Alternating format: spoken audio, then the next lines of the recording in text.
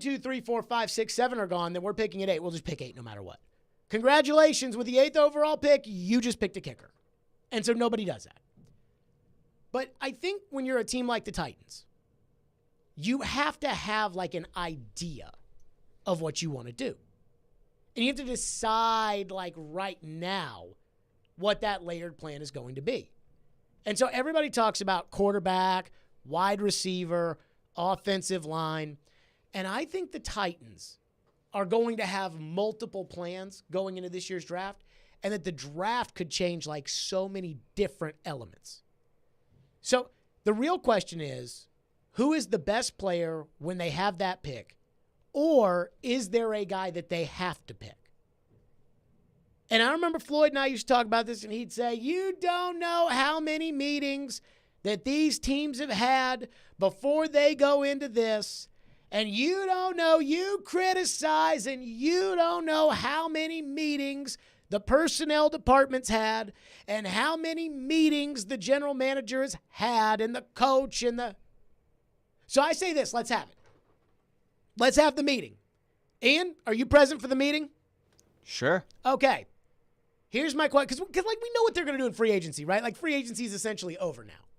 Like there's not a starting tackle that is available for them, right? Not that I know of. Doubtful. I mean, unless it's like a hurt guy who you sign him and it's like, well, I know he Or played. somebody gets cut. Right. Yeah. So let's just go from there. How do you think they should build the football team?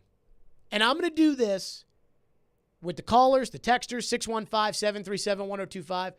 I'm going to do this the way that I think, the way that it's kind of been explained to me that I feel like it's done in the NFL, which is they lay it all out, and then the general manager decides and like makes, has the layered plans.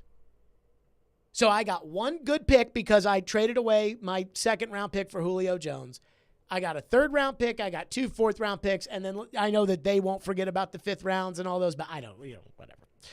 So what's the plan? What do you think the number one plan should be for the Titans? And remember, we have to factor in quarterback. We have to factor in the health of the running back. We have to factor in, the tackle situation. We have to factor in wide receivers. We have to factor in the fact that Robert Woods is hurt. We have to factor in the fact that, we're not just trying to be good in 2022, but we're trying to be good in 2023. We're trying to be good in 2024. We're trying to be good down the road. What's the plan? Do you have a plan?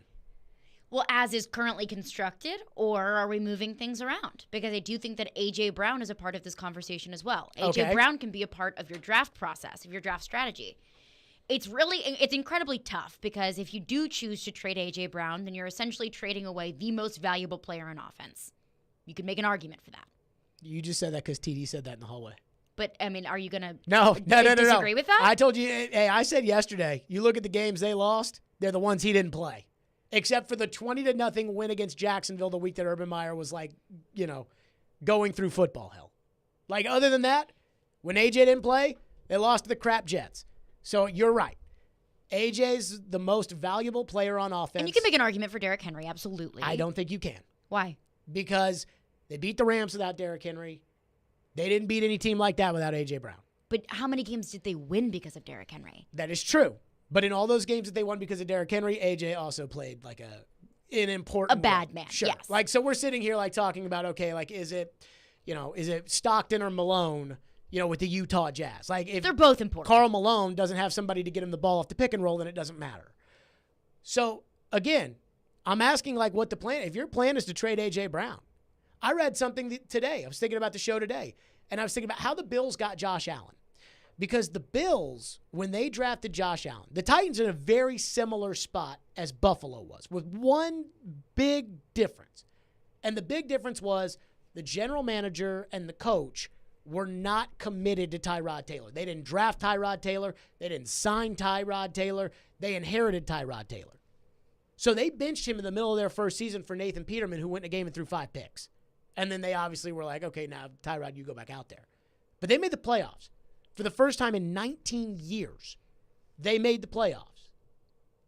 And they still traded their left tackle because they had 2 first-round picks.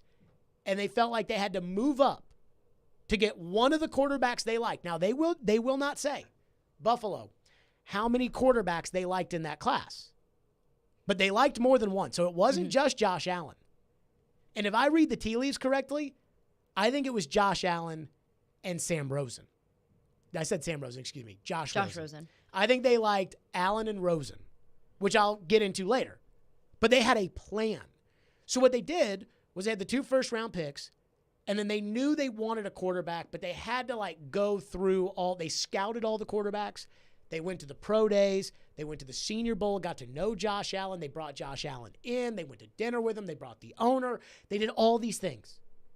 Then they traded their left tackle, Cordy Glenn, who was a Pro Bowl left tackle, though he had some injuries. They traded him to move up to 12 because they felt like they had to get to 12 in order to make another trade to get up to get to where they wanted to get the quarterback, and then they pulled the trigger at 7 and got Josh Allen. And I'm like, you have to have a plan to be able to do that. Mm-hmm. Sometimes, and I hate to say this about the Titans, but sometimes I think the Titans just walk into the draft and it's like, we need a wide receiver. All right, who's the receiver? Draft him. And maybe it was because I felt like we talked about the draft all the time in 2017. When they had the 5th pick and when they had the 17th pick, I believe, and everybody would call in, and Ian, you remember these calls, but it was like, Jared, we need a wide receiver and we need a corner. And they did need a wide receiver and they did need a corner, and I wasn't doubting that, but, Floyd kept harping on the fact that you have to take the best guy available, and if not, you have to trade down and you have to move out, and I'm like, if the Titans' plan for this draft is we need a right tackle, let's draft a right tackle, I get very nervous about that. If their plan is layered, which is what the smart teams do, which was like Buffalo's plan, which is we're going to get up and we'll get a good player at 12. So we're going to trade our left tackle, but we're going to get up and we're going to get a good player. And then if we're in striking distance for one of the quarterbacks, then we're going to go get the quarterback. Then we're going to build the team around the quarterback. Then we're going to lose a little bit, which they were willing to do. They made the playoffs for the first time in 19 years. And then they drafted a rookie quarterback, and they weren't very good. And they were willing to do that. And the whole plan is coalesced around this great team that the Buffalo Bills had. You know who their first-round draft pick was in 2020? No. Ian, do you remember who their first-round draft pick was in 2020? Not off the top of my head. Stephon Diggs. Because, is that 2020? No. Oh, the trade? They traded for Stephon Diggs. The trade. So they got to the moment where they realized Josh Allen was the guy and he needed a wide receiver, so they went and they made the trade to get him a ready-made number 1 wide receiver. I believe that pick was actually used on Justin Jefferson. So the Vikings replaced Diggs with Jefferson. But again, this all goes back to plan. And this is where I look at the Titans and I'm like, what's the plan? Like, this is the question that I would love to ask John Robinson. And they would never tell you, even if they knew what you meant. But this is where football people kind of get like, oh, well, there's so much that goes into it, or you don't, like the whole, like, you don't understand because you're not in our seat kind of thing. Yes. Like, that's how I feel like the reaction would be. But that's probably where my anxiety comes from right now, thinking about the Titans in the draft and building their team. Because while I do look at the rest of the AFC, and I do see a solid AFC, and while I do have to give credit to the Colts because the Colts are a better team with Matt Ryan than they are without Matt Ryan, I'm like, what's the plan? Is the plan, hey, go get a wide receiver and see if you can do this around Tannehill? Is the plan, go get a right tackle, then that way you've got a starter at every position on offense, run it back the same way? Is the plan to draft Tannehill's replacement? That is your number 1 choice on draft night.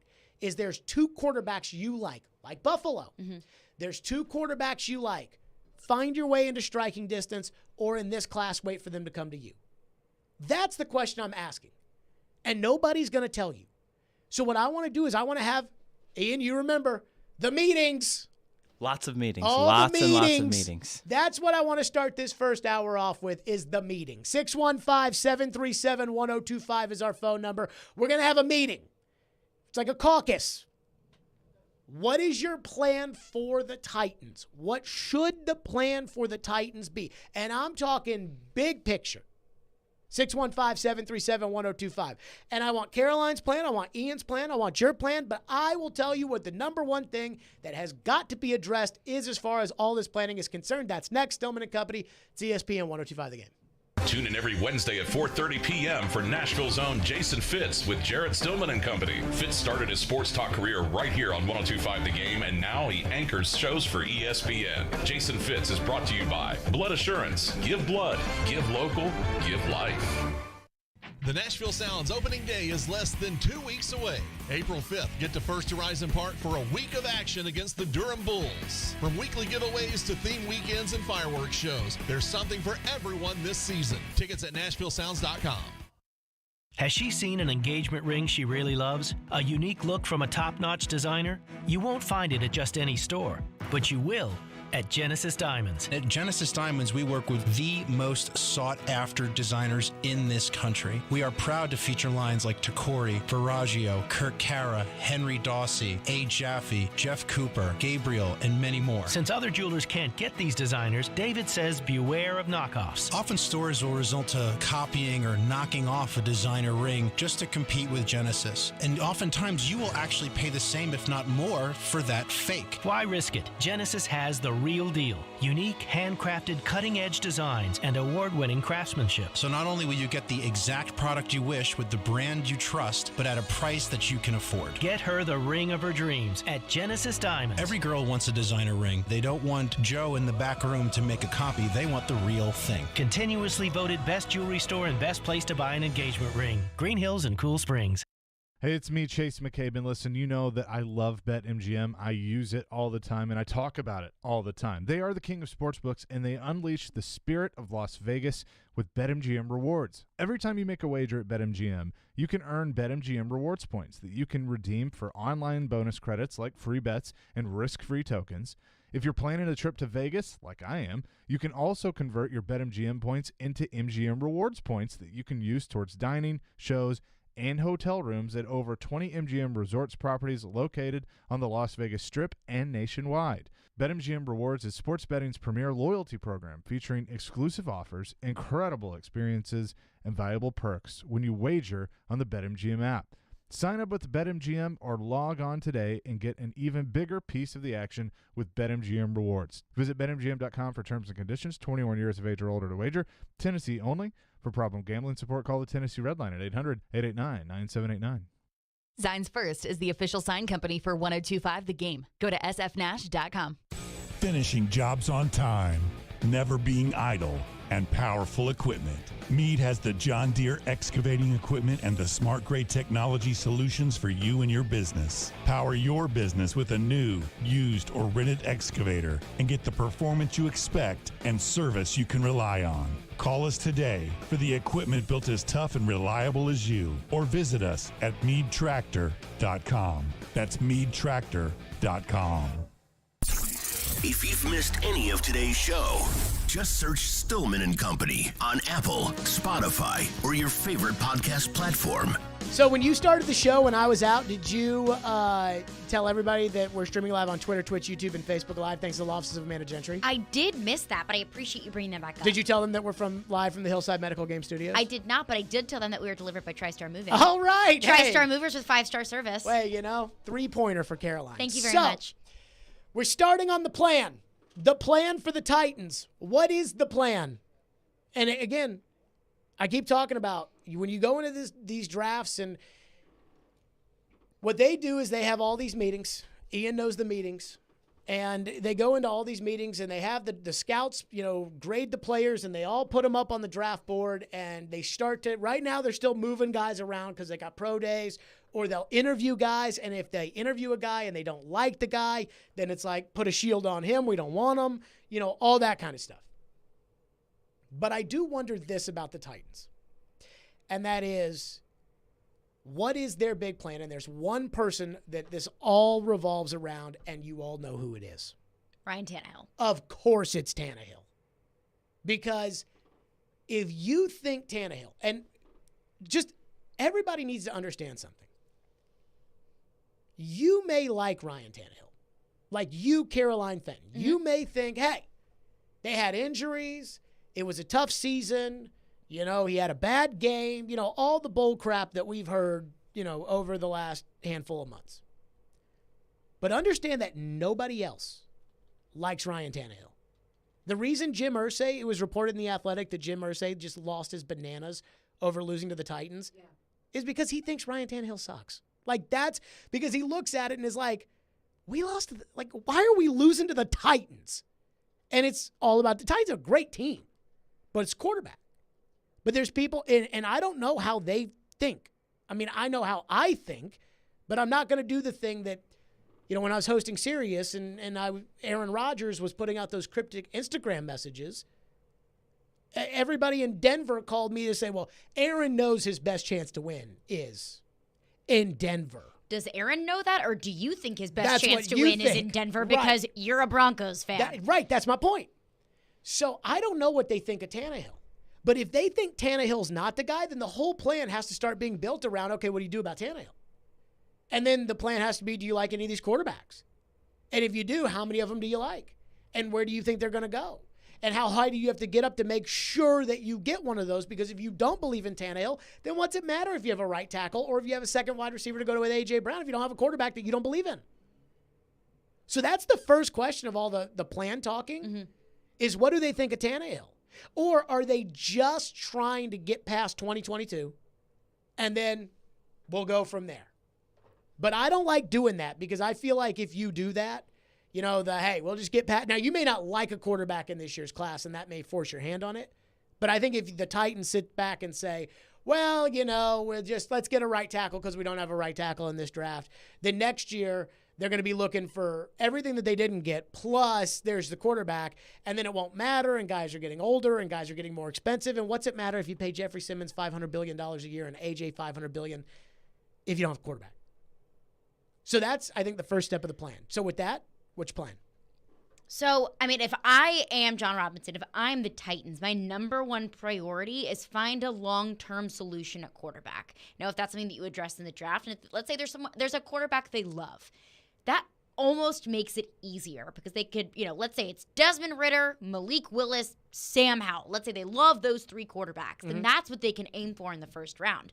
But I think my biggest concern or question is, what if the Titans don't love a quarterback in this year's draft? Yep. And in this year's draft, that's not the craziest, thought to have if they don't love one of these quarterbacks. But then that changes the plan. That changes the plan to filling the other needs. And that's, you could look at wide receiver. You could look at right tackle. You could look at, grooming Derrick Henry's backup in the future. You're not going to do that in the first round. But those are all things that are on the table. And you say, well, why does it matter if you, to get a right tackle or, a second wide receiver to go with A.J. Brown if you don't have a quarterback? Because eventually you're going to find that quarterback. Because you're not just going to ignore the need for right tackle until you get a quarterback. So let's operate under the conditions that the Titans don't love one of these quarterbacks in this year's draft. I don't know that for sure, but let's operate under those circumstances. I think that the Titans have to look at all of the positional needs that they have right now. Look at defensive line, look at linebacker, look at right tackle first and foremost, and have a list of those guys that they like, because I honestly don't love the idea of trading up in this year's draft. Unless there's a quarterback that they absolutely love, I don't think that the Titans have enough picks to be able to delve them out to move up in this year's draft. So your plan is to get better for 2022? Yes, if there's not a quarterback that they love. If there is, get that quarterback. And then outside of that, it would be either fill the holes or get the best player. Yes. Okay. Ian, what's your plan? I think my initial plan would be to try to maybe trade back a little bit. Hopefully one of those quarterbacks falls back and maybe somebody wants to hop up and grab somebody. Pick up an extra top 100 pick or a top 90 pick, somewhere in there. That would be probably my initial thought.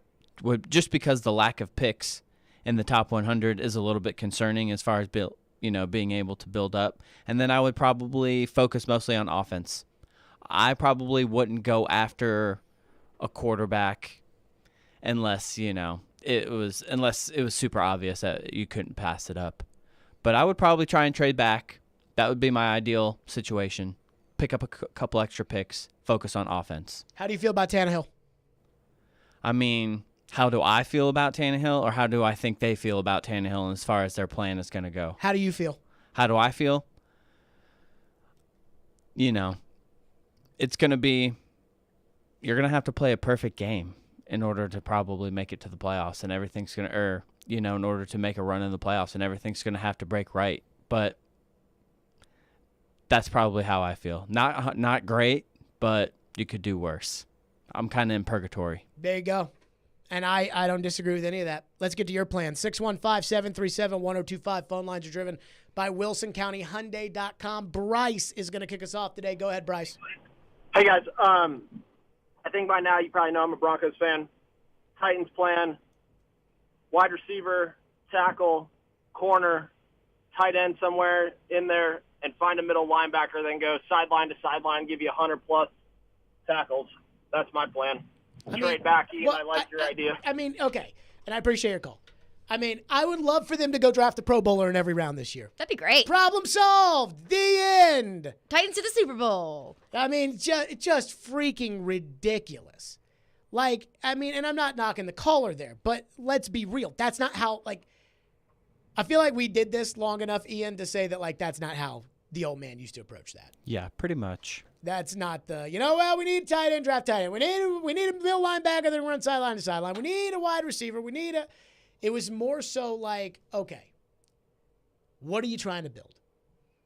And I think my bigger thing about the plan is, what do you foresee the Titans being next year? What do you want the Titans to be in 2 years? And what do you want the Titans to be in 3 years? And it's okay, well, know that if you look tackle in this year's draft and you swing and miss on a tackle in this year's draft, which I'm not holding the past 2 tackles against them, though it will get brought up a lot if they go tackle in the first round this year. But is that tackle that you draft this year the tackle that you like? And this is why you say that you wouldn't move up. John Robinson was at Trevor Penning's Pro Day at Northern Iowa. And let me say this for the record. I have no idea if these guys are any good or not. I have no idea. But John Robinson was at Trevor Penning's Pro Day. And at Trevor Penning's Pro Day, in Mel Kiper's latest mock draft, Trevor Penning is 19th overall. Well, if Trevor Penning's a left tackle, let's say he's the next Rashawn Slater, wouldn't you move up to go get that guy if you can swing him to left tackle next year if you lose Taylor Lewan? But you just don't have the picks. But he can play right tackle, and then you swing him to left tackle. It would be great to have a utility player like that. But he's starting at right tackle next year. And then if you think he's good enough, which is why you move up to get him, you swing him over to left tackle when Taylor Lewan leaves. So that's where I look at all this, and I'm are the Titans a right tackle? The Titans do not have a starting right tackle right now, but are the Titans a right tackle away from the Super Bowl? No, but don't you need a right tackle for now and for the future? They needed a wide receiver. They drafted Corey Davis. When they drafted Corey Davis, they didn't draft Patrick Mahomes. They didn't draft Deshaun Watson. They didn't draft, there's so many good players that came out of that draft that went after. They didn't draft any of those guys. They didn't draft TJ Watt. And you can sit there and think, well, why didn't they draft TJ Watt? And if I tell you that they didn't draft TJ Watt because they had Brian Arakpo and Derek Morgan, how's that going to make you feel today? Ian, how does that make you feel if you were to say, hey, JR, you had 2 first-round draft picks in 2017. Why did you not draft TJ Watt? And he says, well, Ian, we had Brian Arakpo and Derek Morgan. How's that make you feel today? Well, not so great. There you go. And that's how I feel about the draft in general, which is why there's so much that goes into this. And when we keep doing this about going over John Robinson's needs and how every time he's drafted for need, it's been Rashaan Evans. Rashaan Evans just went and visited the Jags and didn't get offered a contract. Oh, boy. That's where you are. So I'm just thinking hey, what's your plan? And that's why I think to myself, hey, if it's go out there and just draft the best available player, I'm fine with that too.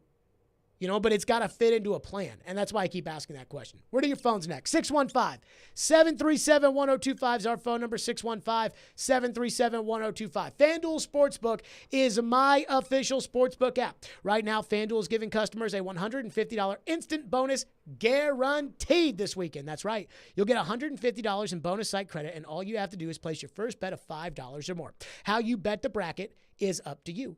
You can choose from the money line, totals, prop bets, and so much more. And you can do whatever you want with these bets this weekend. And I got to tell you, everybody seems to be picking Duke. I think North Carolina 1 through 5 is as good as Duke. I do think Villanova's going to win. But you all know me. So if I were you, I'd pick Kansas. Because I think Villanova's going to win, and I can't explain why after the injury that they suffered, but that's what I'm saying.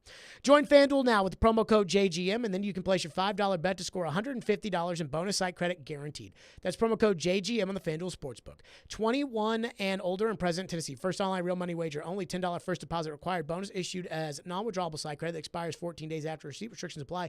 See full terms at sportsbook.fanduel.com. Gambling problem? Call the Tennessee Red Line 1-800-889-9789. Every Wednesday at 6, we go behind the glass with current and former Predators players, along with coaches and broadcasters for Nashville Live. Yost, Hal, and I were just talking about last night's game. It was a big game for us. Presented by New Amsterdam Vodka, Spring Hill Heating and Cooling, and Red Spirits and Wine on Nashville's best sports talk. ESPN 102.5 The Game and the Game Nashville app. Hey guys, it's the new year. Are you still struggling with erectile dysfunction? I've yet to meet anyone that enjoys timing those intimate moments around a pill. Well, now you don't have to. The advanced wave technology at Hillside Medical has been shown by Cambridge University and the Cleveland Clinic to restore and even regrow blood vessels. It can improve circulation and eliminate erectile dysfunction. No pills and no side effects. If you're ready to put a stop to your ED, call us in the next 2 minutes and you'll receive a consultation, assessment, and blood flow ultrasound free. Plus, a special gift that produces immediate results in the bedroom. You're going to love that. Trust me. This is a $600 value, free to callers now. 615-576-5000. That's 615-576-5000. Guys, get rid of your ED and get that spark back. Call Hillside Medical now to qualify. 615-576-5000. Hey, it's Mike from Newton Ford. It's March, and you gotta ask yourself one question. Do you feel lucky? Well, do you? We hope you feel lucky, because we're handing out luck all month long in Newton. We have great deals in both our sales and service departments. We have deals on the cars, trucks, and SUVs you've been looking for. That's not all. We're going to give you top dollar for your trade, and we're going to give you a great deal on your next car. Essentially, save you money and make you money at the same time. Thomas Jefferson once said, "I'm a great believer in luck, and I find the harder I work, the more of it I have." Well, at Newton, we're here ready to work hard for you to see if we're lucky enough to earn your business. Your luck can begin at home by starting your deal with Newton FastPass. Don't wait. Find your luck at NewtonFordSouth.com. See website for details. No shame for the lame disclaim.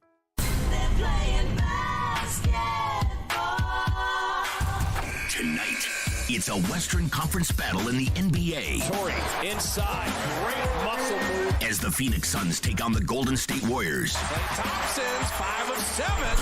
Coverage begins at 8:30 on ESPN 102.5 The Game and the Game Nashville app. Hey Nashville, this is David Poyle. You're listening to Nashville's best sports talk, ESPN 102.5 The Game. You know, Ryan Tannehill's been doing a really good job for you guys, resurrected his career in Tennessee. I mean, just talk about maybe the job he has done being the leader of that football team. Yeah, he has. I mean, he's, once we kind of handed the reins over to him, I think it was in 2019, his leadership has shown on the field with his communication with the receivers. He's well respected in the locker room. He's a leader in the locker room, and he's made a bunch of really good football plays for us. Yeah. Unfortunately, last year there came down a couple plays we didn't make at the end, and that's football. You Right. go around the league in the playoffs, and there are a lot of teams that weren't playing in that final game with good players that just didn't make enough plays in their games to propel their team, and we were one of those teams. And I know he's diligent. He's compassionate about the football team, and he's working hard to get us back to where we want to be. There you go, John Robinson. And again, if you were to ask John Robinson, what's your plan at quarterback? What's your long-term plan? What's your short-term plan? What's your thoughts on the quarterback? He won't tell you. No. That is the one thing that gets me, too, about all this stuff is people be like, well, the coach said. And I'm like, yeah, they're not telling you anything. Unless they're telling you something because they want you to know something, i.e. Robert Kraft sitting there saying that, we haven't won a playoff game in 3 years. That's like, hey, Bill, we don't pay you $20 million a year. And I think that is reportedly how much Belichick makes. That is ridiculous. So only 3 people have seen the Bill Belichick contract. Now, I think that that's like kind of an over-exaggeration because like lawyers have to look at it. But supposedly the way, and I was told this by a pretty good insider Patriot source, apparently the way Belichick's contract works is he signs it, gives it to Kraft. Kraft hand delivers it to the commissioner because the commissioner has to have a copy of all the things. And those are the only people that see it. But supposedly it's like in the 20 million range or whatever. And so like if they say something, there's always a message that is behind it. They will not tell you what their plan is at quarterback. And every team that's got a starting quarterback right now, even if they don't have a starting quarterback, they will tell you, we like so-and-so. And, well, Drew Lock, we like him in Seattle, so-and-so. We have a lot of faith in Drew. That's why we traded for Drew. I mean, we really feel good about Drew. But do you think that their plan is Drew Lock? No. And that's how a lot of this works. Let's go to your phones, as promised. 615-737-1025. What do we have in the text line? Josh texts in and says, I think the best thing right now is to take the best available. Maybe the Titans could have enough capital to get one of the top quarterbacks next year, but we shall see. So if you do that, there's 2 things at play here that I don't know the answer to. So you can tell me what, you think or make assumptions that you don't know, but how do you feel about next year's quarterback class? The thing I feel pretty confident about is there's no chance the Titans have a top 16 pick in next year's draft. Hopefully not. Like, they're not going to be one of the worst teams in the league. So, and that's with Tannehill as the quarterback. And you know how I feel about Tannehill. Mm-hmm. But I know that you're not going to be at the bottom of the league with Ryan Tannehill as your quarterback and Mike Vrabel as your coach. So then the next step of the equation for me would be, okay, what goes on after that of what do you think of the quarterbacks in next year's class? Because I don't know if those quarterbacks are any good. Now and also, a lot can change from now until next year's draft. Sure. Joe Burrow was a 6th-round pick, played himself into the number 1 pick in the draft. And that's how college works. So if you want to say, hey, just wait, that's fine, but you run the risk becoming of what Denver didn't want to be anymore. They lost Peyton Manning. He retired, and they drafted a quarterback, and then they, just waited on another quarterback, and then they traded for Joe Flacco, and then they traded for Teddy Bridgewater, and they drafted Drew Lock, and finally they were like, screw it. Get rid of all the picks and go get them in here. And that was what they did. What's next? Ben from Nashville texts in and says, I think the plan now has to be for the future and finding QB1. Trading Tannehill for a late pick to a team without a quarterback to dump his salary. I do think trading AJ should be on the table because of his injury history already, and now is the time he's worth the most. Draft a young QB in the next 2 years to develop, spend draft capital on O-line and wide receiver, and keep that nasty defensive front paid. What do you think of that? I mean, it's saying like the plan should be to find QB1. It sounds very ideal. I agree with that. That should be the plan. But is this year's draft currently constructed for the Titans to find their QB1 for the future? And that's what I don't know. What do you think? I mean, I just don't know how the Titans feel about the quarterbacks in this year's draft. How do you feel? How do I feel about this? Sure. I don't know what Desmond Ridder can do. I haven't watched absorbent amount of Cincinnati football, but it seems like, with the relationship between Luke Fickell and the relationship with Mike Vrabel, would that work? I don't know. I mean, ideally for me, if I'm the Titans and there's a quarterback that I like in this draft, you take that quarterback. You give him a year to develop, and you fill the needs from there. Interesting. What's next? Andrew texts in and says, trade AJ and Henry. We aren't Super Bowl competitors this year, so get picks and suffer through a tough year. Great young defense. If the Titans tore it down, which they're not going to do, but if the Titans tore it down, they'd have so many picks next year. They'd have so many picks. And yet the Dolphins tore it down, and the Dolphins had so many picks, and I don't know if any of these guys are any good. Like, think about all the guys they drafted. Waddle. But he wasn't part of the tanking. Like, when they tore it down, and they got the Laramie Tunsil picks, and they got the... I guess maybe technically he was because they got all those picks from San Francisco by trading out the number 3 pick, which technically belonged to the Texans in the Tunsil trade. But they traded Minkah Fitzpatrick, they traded Tannehill, they traded the running back, they traded everybody. And they got Tua, and they got a left tackle out of it, but he was no good because they just signed Teron Armstead. So that guy wasn't any good. And they got the corner, Noah Igbenogany, out of Auburn, and I'm not even sure how much he plays. Maybe he's great. I don't know. I don't watch the Dolphins. But, like, the Dolphins tanked in order to be good, and they're really not good. Like, they're okay, that they got all those picks, but they missed on the quarterback. They picked the wrong quarterback. And so because of that, like, how's that helping you? So, sure, I guess in theory it sounds good to go out there and trade Derrick Henry and trade AJ and trade Tannehill and trade all these guys and just get as many picks as you can and load up on third-round picks, first-round picks, second-round picks, and go out there and just light it up. But there are teams that have done that that haven't been very good. The Cleveland Browns did that. Like, everybody wants to look at the examples that worked or that didn't work whenever the argument is in their favor. It's like, what side of the table are you on? Because I can go with the Herschel Walker trade if I want to tell you about a trade where getting all those picks can launch you on a Super Bowl run. And I can give you the Cleveland Browns trading with Atlanta over Julio Jones in the, 2011, 2012 draft, and how not one good player came to Cleveland because of that. And we can talk about this a lot because, ideally trading AJ and Derrick, you're trading your two most valuable players on offense, and you might be bad for a while, and ideally you'd like to build the team up that way. But I feel like having that conversation doesn't even matter because I don't think that's ever something the Titans would do. No. What's next?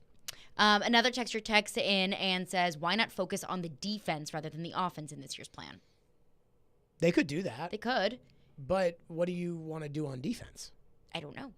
So, do you want to add depth pieces? Do you want to add... again, they drafted Jeffrey Simmons. They had Jarrell Casey. They had Daquan Jones. They had Austin Johnson. It wasn't like defensive tackle was a need. Mm-hmm. It was a value pick. They thought that Simmons was the, fourth or fifth best player in the draft. They were picking at 19. They took Simmons. It worked out. And there will be guys like Zach Cunningham won't be around for forever. And they could obviously always use another corner. And Byard won't be around for forever. And Simmons and Dupree won't be around for forever. So they could go defense. I'm not against that. If it's the best guy on the board, if you think there's a guy out there who's really, really good and they play defense, I'm not against it. If you're like, well, this right tackle we have ranked, 32nd on our board, but this pass rusher we have ranked 13th and you're picking at 26th, take the 13th best player. I'm not against it. But again, when I say what's the plan, everybody just immediately says draft a position. And that's not what I mean. The plan is, how good do you want to be next year, and how good do you going to try to make your team long term? And you want to make all those things hit at the same time, but sometimes it's difficult. Sometimes you have to, take it on the chin for the immediate future to go around and turn something into something better down the road. What else we got? B-Man from Nashville texts in and says, my plan is fix the holes, re-sign David Quessenberry on the cheap, draft a wideout at 26, and get a quarterback in next year's draft way more loaded at QB in 2023. Okay, but if you're picking 28th, will you be able to get that guy? Well, I guess in 2023's draft, you would have more picks, and you're able to use more of that leverage to move up if you'd like to. But then again, that's banking on a quarterback that you love in 2023, and you're also missing out on a year of that development. So you're going to hold on to Ryan Tannehill for another year for him to be the starter so that 2023 quarterback can sit on the bench and develop? Or is that a guy that you're bringing in to start right away? I think it's a fair question. 615-737-1025. Chris Sanders will join us next. We'll get his thoughts on it. Stillman and Company right here. It's ESPN 1025 The Game. From Fox 17 News, this is a Code Red weather alert. I'm Fox 17 News Code Red meteorologist Dan Guthrie. Cloudy, windy, and warm this afternoon with strong to severe storms moving in this afternoon and during the evening hours. This weather report brought to you by Hiller Plumbing, Heating, Cooling, and Electrical. Call the Happy Face Truck today. Calling a criminal defense lawyer or a divorce lawyer, you may think it's the worst day of your life. It doesn't have to be. If you have quality, competent representation who can guide you through a complex system, we can do that for you. Despite if you've been arrested for a DUI or a robbery charge, whether or not you're going through a divorce or a post-divorce, or demanding your fundamental constitutional right to parent your children. 615-604-6263. AmandaJGentry.com. Most shoppers today fall into one of two categories. You could be like Dave, who settles for nothing but the finest. I drive only European luxury sedans, wear the finest Italian leather shoes, my shirts are custom made, and I expect white glove service from those I do business with. I appreciate world-class brands, and at this point in my life, I just don't want to compromise on quality, no matter what I buy. Or you might be like Steve, whose goal is to always get the best deal. I'm frugal. I'm all about finding value. I want the best price, and I don't mind going out of my way to get it. I work hard for my money. I just want to make sure when I buy something, I can have confidence in knowing I'm not overpaying for it. Stop being cheap. It's being smart. You never see these two guys in the same store. Except for one. That's why I shop at Genesis Diamonds. Genesis Diamonds is that rare shopping experience where you can have it all. Uncompromising luxury and unbeatable value. Exceptional service and the guaranteed best price in America. A premium experience and a smart purchase. This is where the best of all worlds come together. Genesis Diamonds, voted best jewelry store year after year. Green Hills and Cool Springs. At Copper Branch, they live life to the fullest. Food is your energy and your life. Located in the heart of downtown Nashville, their goal is to serve you, your friends, and family quality, great-tasting, plant-based power foods. Visit Copper Branch at 601 Church Street for breakfast, lunch, and dinner with convenient and validated parking during library hours, and download their app for curbside pickup. Or come out for songwriter and live music nights several times throughout the week to empower, energize, and feel your best. Visit Copper Branch today. At Lowe's, every pro is an MVP to us, no matter how big or small your business is. Earn back when you spend, get exclusive offers, and paint rewards. It all adds up to help level up your business. Join Lowe's MVP's Pro Rewards and Partnership Program today. Minimum purchase required. Earnings and paint rewards awarded as Lowe's e-gift cards. Exclusions, restrictions, and more terms apply. Valid through 12/31/22. See Lowes.com/L/Pro Loyalty Terms. Subject to change. U.S. only. Hey, it's Elijah Campbell from Darren, Donick, and Chase, and I got my radio start right here as an intern at ESPN 1025 The Game. It was an excellent experience, and we're now looking for new interns. If you think that's you, go ahead and send your resume over to together@cromwellmedia.com to apply. Inside knowledge on the Titans. Todd Downing's got his notepad out right now, just writing things out. Inside knowledge on the Predators. They can go right into the forecheck, and boom, you get a beautiful goal from Colton Sissons. And then there's a team in Knoxville. How excited should Tennessee fans be by what they've seen from Josh Heupel in year one? Wake up and hang out with Robbie and Rexroad. Weekday mornings from 6 to 10. Brought to you by Little Guys Movers on Nashville's best sports talk. ESPN 1025 The Game and the Game Nashville app. Watch live on Twitter, Twitch, and YouTube.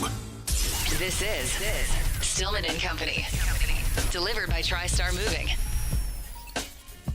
Stillman and Company, free agency, the owners' meetings. By the way, do you ever remember the owners' meetings being so drama-filled and juicy? I really don't, and I didn't know if I was just paying more attention to it this year, but they are juicy. There's some tea. So Chris Sanders joins us now, former Titans receiver. Chris, we know what What's the up? Titans have done in free agency. Now everybody, like the draft, I just don't have any interest in the draft. Why? Because these players, none of them are special. Like, I mean, look, there's probably some great players in this draft, no doubt. Two Ohio State guys. Come on, man. Well, yeah, I mean, but then again, my college sucks, so at least you have that going for you. So I've asked everybody today kind of like what's their plan, right? Like, so what's their plan? Mm-hmm. What is the plan for the Titans? Not what players, not what position, but if you were trying to build this thing out, not just for this year where there's a couple of holes still out there, right?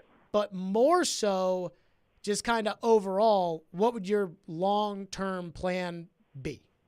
I mean, not even long-term. I think the plan is now. I mean, you got all the pieces on defense, to win the championship. I just think that you in the draft or other situations to make sure you get guys in to come in and play right away. I think, the last couple of years, we've fallen short with, Isaiah Wilson and, Caleb Farley. We still up in the air. But I think that the plan now is to make sure that the guys that you pick in free agent more or also in the draft, that they come in and be impact players.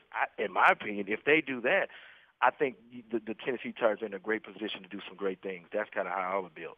Okay, so what is your long-term kind of assessment of the quarterback position, and how would you approach that?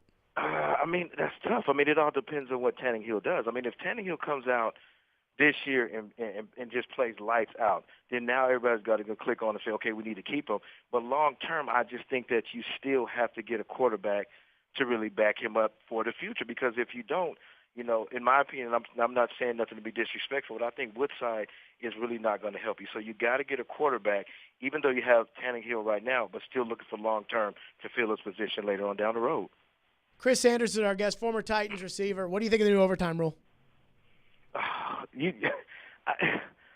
It's kind of tough because I think that people get upset if it doesn't benefit them, and the reason why I say it doesn't benefit them is look at last year when Andy Reid was crying. It's like, oh, they need to change the rule and this and that, and both teams need to get the ball, but then all of a sudden you play the Buffalo Bills and you get the ball first and you win, then now you don't say anything. I just think they just need to leave the rule alone because here's the deal. Everybody has a chance to get the ball. And the reason why I say anybody has any chance to get the ball because the coin toss is going to dictate who gets the ball. So everybody has an equal amount of chance to get the ball. So whoever gets it, your defense should stop them. You get the ball, you can win. So when you start changing it and, both teams get the ball and all this crazy stuff, it takes the drama out of it. And everybody wants drama. And with this rule change, I really, really don't like it. Really? I really don't like it. I really don't. So as like an offensive player, you're not sitting there saying like, oh, gosh, we wanted the ball and we didn't get a chance to get the ball.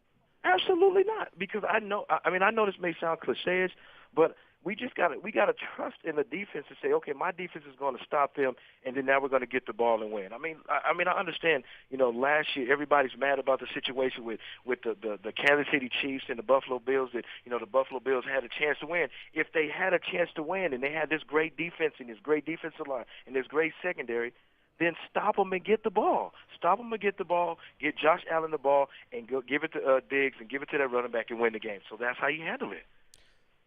Chris Sanders is our guest. What do you think about the fact that the Titans don't have a right tackle? It's dangerous because the thing about it is you may have Henry, you may have A.J. Brown, but if you're continuously getting up sacks and you're continuously getting the quarterback hit, it ain't going to make a difference. If you look at the top teams in the league, some of the top teams in the league, they have a great offense. And I know you hate this team, the Indianapolis Colts. They have a pretty good offensive line. I think Colts are going to be pretty good this year. I think they're as good as the Titans right now. It is, but what's the core of their team? It's the offensive line. You got Quentin Nelson, who's a beast. You got some other guys that are nasty up front. So when you're talking about that you don't have a right offensive tackle, that's a recipe for disaster. I know last year they had Quisenberry and all those guys that played those positions. But if you keep searching for an offensive tackle and you keep doing those things, you don't get nobody in that's not an impact player, then you're going to get your quarterback hurt. Chris Sanders is our guest. What do you think they're going to do with the quarterback position with Tannehill and the draft and everything else? This is just my opinion. I think they may draft a quarterback from Cincinnati, Ritter, if he's there available at 26, just like you said a minute ago, to prepare for the future because, everybody wants to run Tannehill out of there. But at the end of the day, you better have a backup plan to have somebody go in there and make some plays. So I think that with Tannehill and everybody want to get him out the way, they're going to draft Ritter. And one mistake that Tannehill does, they're going to put Ritter in and everybody's going to be happy. Do you believe that, like, Ryan Tannehill is on the quarterback hot seat right now? Yeah, I think he is on a hot seat. And the reason why I say this is because the fans are upset. You're upset. Carolina's upset. So, he's going to feel the pressure. But I think with him, I think he's going to look at this situation and say, you know what, I understand that I'm on a hot seat, but I'm going to go out there and make plays to make you play me. So, it's a tough situation, but at the end of the day, Tannehill's on a hot seat. Chris Sanders is our guest here on the program. What do you make of Bill Belichick? They haven't won a playoff game in 3 years, which I hadn't even thought about. I think they got a young quarterback, and they – won some games this year, and, that's what happens with young quarterbacks. And Robert Kraft, the owner of the Patriots, comes out and says, we haven't won a game in 3 years in the playoffs, and he's disappointed about that, and he's disappointed about the drafts. And it's like, can you believe what he's saying? Goodness gracious. Come on, man, you don't do that. I understand you're the owner of the team. I understand you want to win some games. But when you start doing that and you start saying things like that, when your coaches hear that and your fans hear that, then now it creates division. It creates an atmosphere of people mad at each other. When you start having situations like that, I'm telling you, you got a recipe for a disaster. You just got to go behind closed doors, and you discuss that with your offensive coordinator. You discuss that with your head coach. You discuss those things behind closed doors. But when you start doing that publicly and saying things like that, and we had bad draft picks, and we haven't won a game, we haven't won a playoff game in 3 years, you don't think a coach is hearing that and going to get upset? So I think that, in my opinion, if I'm the owner of the Patriots, I would handle that in a better situation. I would go to him personally and say, okay, what are we doing? What do we need to do better? Who do we need to draft better? What coaches we need to get rid of? What coaches we need to bring in? Do it that way as opposed to making it public. Chris Sanders is our guest. Chris, what do you think about Derrick Henry long-term? Do you think the Titans might be looking in the draft? I mean, they didn't re-sign Foreman. They did re-sign Hilliard. Do you think they could look in the draft at a long-term replacement of Henry? Are you convinced at his age that Henry will come back from the foot and be the same Derrick Henry? How do you feel about that? I think he's going to come back strong. I think he's going to be okay. But at the end of the day, you need to have an insurance plan because, you don't want to get in the first game and you haven't drafted a running back. You haven't brought any running backs in to fill the void of what Derrick can do. I mean, you're going to end up tough because just say he comes in and he gets hurt the first game. I mean, what's your backup plan? I mean, nobody knows the future. But at the end of the day, just like what you said, the Tennessee Titans are going to have to figure out a way to find a diamond in the rough to come in and replace Henry because nobody knows the status and the wear and tear that he can handle by what he went through last year. So I kind of agree with you, Jared, that they need to find a replacement. Not a replacement, but have a backup plan that if Henry gets hurt or for the long term. Chris Sanders is our guest. What's the biggest pressing need for you facing the Titans? I mean, offensive line. I mean, we got to find an offensive tackle. And when we talk about this, every day, it's not every day, but it's like we talk about it every year. We got to find an offensive tackle. We got to find we always say that, and it's like a broken record. We keep hitting over and over and over again. We got to figure out to get a guy to fit that position for long term as opposed to drafting guys each and every year. Chris Sanders, as always. Chris, appreciate it. We'll talk to you soon. Man, appreciate you, boss. Yep. What'd you think? Appreciate you, Chris. What'd you think of Chris's plan? I think it's dangerous to go into it saying, we need an offensive tackle because to Chris's point, you always say offensive tackle is a need for the Titans. And yes, and it's not because it's a need that the Titans haven't tried to fill. It's a need that they have tried to fill and they just haven't drafted and developed the offensive tackles in the right way for them to be able to contribute and for it to eliminate that need. So yes, while offensive line absolutely is a need of the Titans, I think going into it and saying this is my number one priority is a little bit dangerous. If there's a right tackle in the draft that the Titans just absolutely love and they think he's one of the best players in the draft and he falls to the Titans at 26, then yeah, you kill two birds with one stone. You're able to draft a really, really good player and also to fill a need. But to say that that's my primary need or that's my primary priority going into this year's draft, I think is a little bit dangerous. Yeah. I think there's a lot, that the Titans could go out and do. But I'm not sure, I don't know. Like, it just feels like it's all just bull crap, right? Like, it just feels like we're just sitting here talking about it, and it's like, what do we think the Titans are going to do? And it's like, they're not going to do any of it. And that's exactly my point about trading Derrick Henry and A.J. Brown. While it may seem like a legitimate possibility because you would get draft picks and you may say, okay, the Titans are out of their Super Bowl window. They're not going to win the Super Bowl this year. So just go ahead and get rid of all your assets and bring in new guys. And it's a totally new rebuild. And sure, that sounds great and all. And we can talk about that. That's not something the Titans are going to do. That's not something the Titans, in my opinion, I don't think they're interested in that because I think that's a move that the Titans fans would throw up their hands and say, what? What in the world are you doing? And I don't think the Titans are the type of organization to make as bold of moves like that. That would undoubtedly anger the fan base. Yeah, I'm not sure they care what the fans think, though.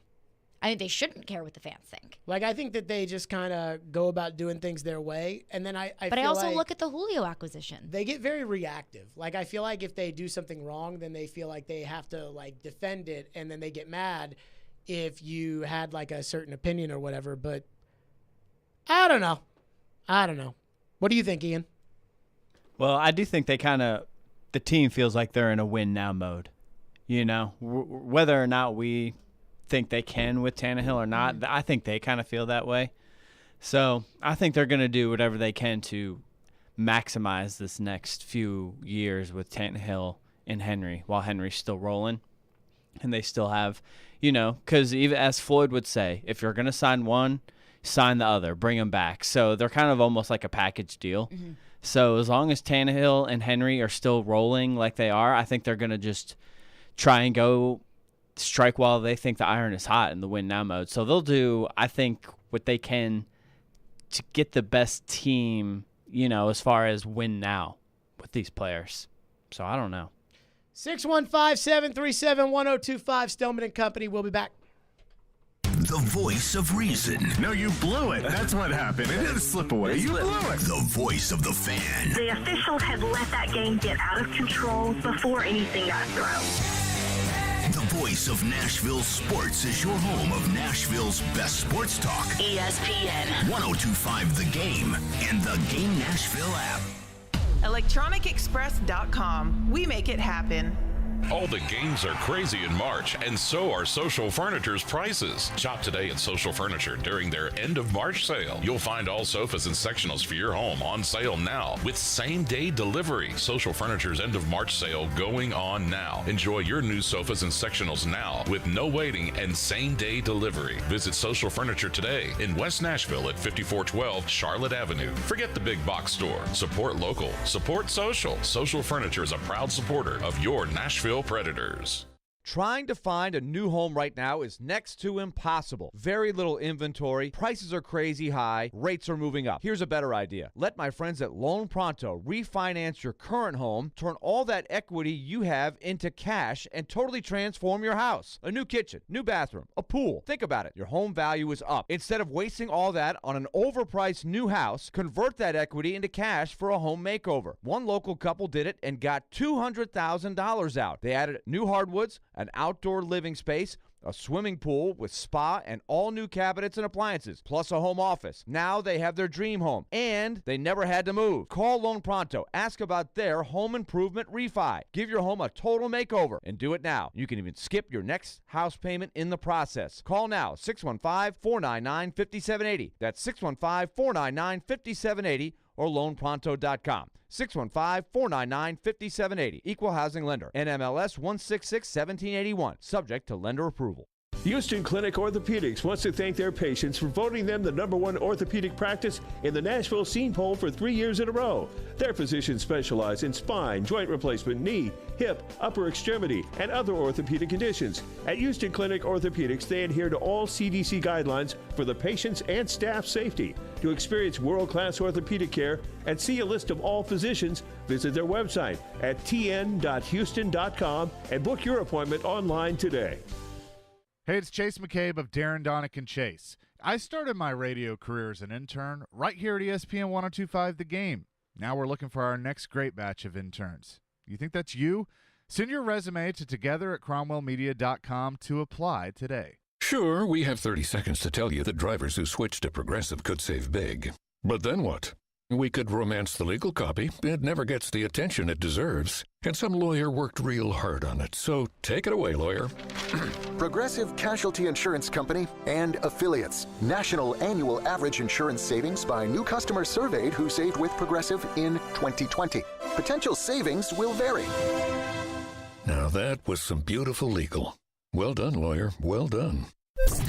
From the Hillside Medical Game Studios, WPRT-FM Pegram, WPUC HD2 Laverne, with Darren, Donick, and Chase middays from 10 to 2. Talk amongst themselves. It's not a star-studded group. They're not all there. ESPN 1025 The Game and the Game Nashville app. A Cromwell Media Station. Live from the Game Nashville studios, it's Stillman and Company. Delivered by TriStar Moving. TriStar Movers with 5-star service. With Jared Stillman on Nashville's best sports talk. ESPN 1025 The Game and the Game Nashville app. Stillman & Company is delivered by TriStar Moving, TriStar Movers with 5-star service. You can find us streaming on Twitter, Twitch, YouTube, and Facebook Live, presented by the law offices of Amanda Gentry. We are live from the Hillside Medical Game Studios, breaking down what should the Titans' plan be in the draft. I mean, there are so many avenues that you can go, and I think there are two schools of thought when going into the draft. You can look at draft for need. You can look at draft best player available. Are you preparing for the future? Are you in win now mode? And, you know, the Titans, I think it could really go either way. You could look at the Titans and say, you know, they don't believe in Ryan Tannehill, hypothetically speaking, and they're going to build for the future. They're going to find the quarterback for the future, and they're going to find pieces around him. Or you could look at the Titans and say, you scrap it all, start over, and build for the future. But I think the Colts, on the other hand, are kind of fed up with not being necessarily in win-now mode. And I think Jim Irsay, owner of the Indianapolis Colts, made that very clear in his statements that he made following the Colts' loss. Now, this is an article put out by Zach Kiefer of The Athletic, where Jim Irsay just absolutely explodes on the coaching staff in terms of their dominance in the AFC South, and almost like the thorn in their side that seems to be the Tennessee Titans. Jim Irsay told the coaching room, you guys are getting your ass kicked. Who's going to do something about it? We'll get them next time, not good enough. Who's going to stop it? Who's going to stand up and stop it? Talking about their loss to the Tennessee Titans. Now, I do think that the Indianapolis Colts are absolutely fed up with not being that dominant team in the AFC South. I think the Indianapolis Colts want to get back to that, the days of glory with Andrew Luck and Peyton Manning. And I think we saw exactly that. And they're willing to trade away Carson Wentz, even though they were willing to deal a first and a third for him.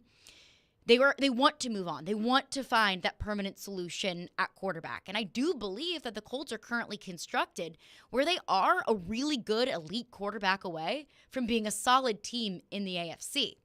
But I do wonder, I look at Irsay's comments, and what is the motivating factor behind them? Is it the Tennessee Titans, or is it about the Indianapolis Colts? Now, you can look at those comments and say, Jim Irsay said that because he looks at the Tennessee Titans and he doesn't believe in Ryan Tannehill. And he gets frustrated that this team has lost to Ryan Tannehill so many times. You may look at Ryan Tannehill and say he throws games away. It's so weird because for years it was the Colts that were just dominating the division. The Titans, the Titans really were nowhere. The AFC even. That's true, but the Titans were nowhere near, trying to fight with the Colts. Jacksonville, Houston, I guess, had a little stretch there where they were pretty good. Yeah. But, I mean, it's weird how it's been flopped like that. And all of a sudden, Irsay is so upset when really it hasn't been that long, compared to a lot of the other teams in the division. But I'm on Irsay's side. Of what? Of what he said to the Colts? That's what you're talking about, right? Yes. Okay. I'm on Irsay's side. Are you on Irsay's side? Do you think that the owner shouldn't say that? Do you think that he shouldn't be mad? How do you guys feel? No, absolutely the owner should be mad. I mean, he has a right to feel that way. Do you think the owner has the right to go to the press and basically be like, you know what, screw our coaches, the way that they coached, Carson, everything? See, I think there's a difference. He owns the team, so.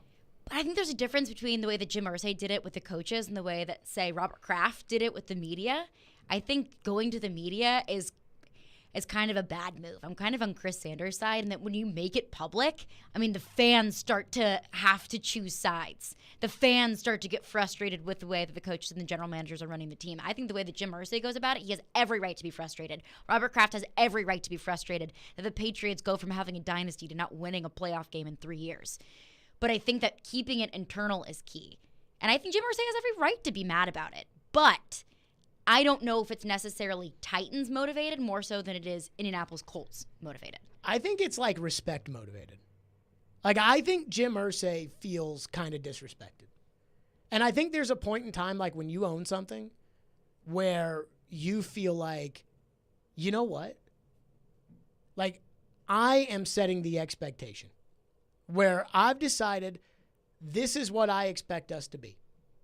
And I think Jim Irsay, and you got to remember, Jim Irsay, and I don't think Jim Irsay is a good owner. I don't. I think that, Steve Bisciotti of the Ravens, I think is a good owner. Mm-hmm. The Steelers, the Rooney family, I think they're good owners. Kraft, for the most part, I think is a good owner, but I think, him dabbling in there on the Brady Garoppolo thing was probably off-brand, and again, I think Jimmy sucks, so maybe they ended up making the right call, but that, was kind of eye-opening, but I think Kraft's a good owner. I do not think Irsay's a good owner. I think Irsay has lucked into being bad at the right time. You got Peyton Manning. And then later, obviously, got Andrew Luck. But I think there's a level here where it's I'm the one writing the check. And so you guys can come to me and say, gee, shucks, we tried. We tried to beat the Titans, but we didn't beat the Titans. And there's a level of putting everybody on notice to be like, no. Like, the level of respect that you should have for the Indianapolis Colts is that you're going to go out there and do a better job. And if you don't do a better job, I believe in you, but. And I kind of appreciate Irsay doing that. Remember when we played those clips of, what was the running back from the Rams? Dickerson. Oh, yeah. And he was like, we don't want to almost win. We want to win. We want to win. And I think that what he felt with this organization, because football, there's a scoreboard. And the scoreboard will say who's the best. And unlike other things in life, a lot of people go by the scoreboard of football. But what happens is kind of the narrative changing, right? Like the idea of, okay, we lost, but here's why we lost. And sometimes that's true, right? Like quarterback gets his hand chopped off and can't throw the football. We can't say, you know what, you should have beaten the Chiefs that day. But with Irsay, I think he was getting a lot of those excuses. And it was like, well, we've drafted really well and we have this really good team, but, you know, we didn't beat the Titans because we just, you know, Carson just didn't make the right play at the right time. And Irsay, as the owner, is like, what are you going to do about it? Well, you know, we hope Carson will come out. No. Remember what I told you? If I owned the Titans, after the Cincinnati game, I'd have gone to John Robinson and I'd have said, we need a better quarterback. And I got to give Irsay credit because that's what Irsay did. And I think Irsay flexed the muscle of, hey, I own the team. Here's the expectations. You need to respect the expectations. And I think Reich and Ballard are not in a position to sit there and challenge that. Mm-hmm. And I don't think there's anybody on that team that's good enough to challenge that.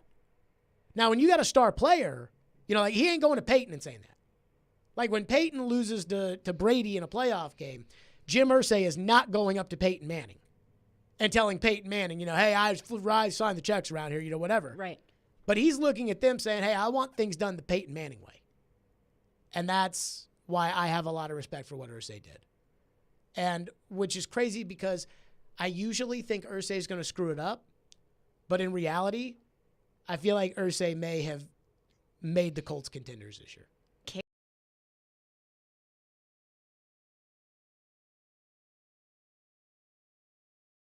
But I do think, like, broken clocks are right twice a day. Mm-hmm. And I think Irsay took the Colts out of the everybody tells us we're good, so we must be good, and kind of put it on notice of we want to be good on the scoreboard. But also to that point, and I agree with you, but to that point, like, do Reich and Ballard not also have that thought process? Do they need the team owner to say, our expectations are better than this? Of course they do. Then why do they need the owner to kick them in the ass to do that? They need the owner to do that. Then they shouldn't have jobs.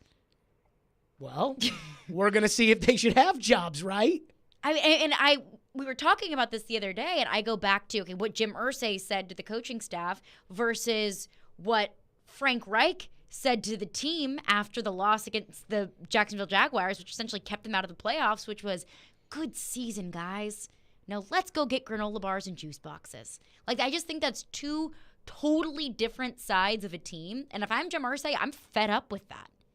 And obviously he is.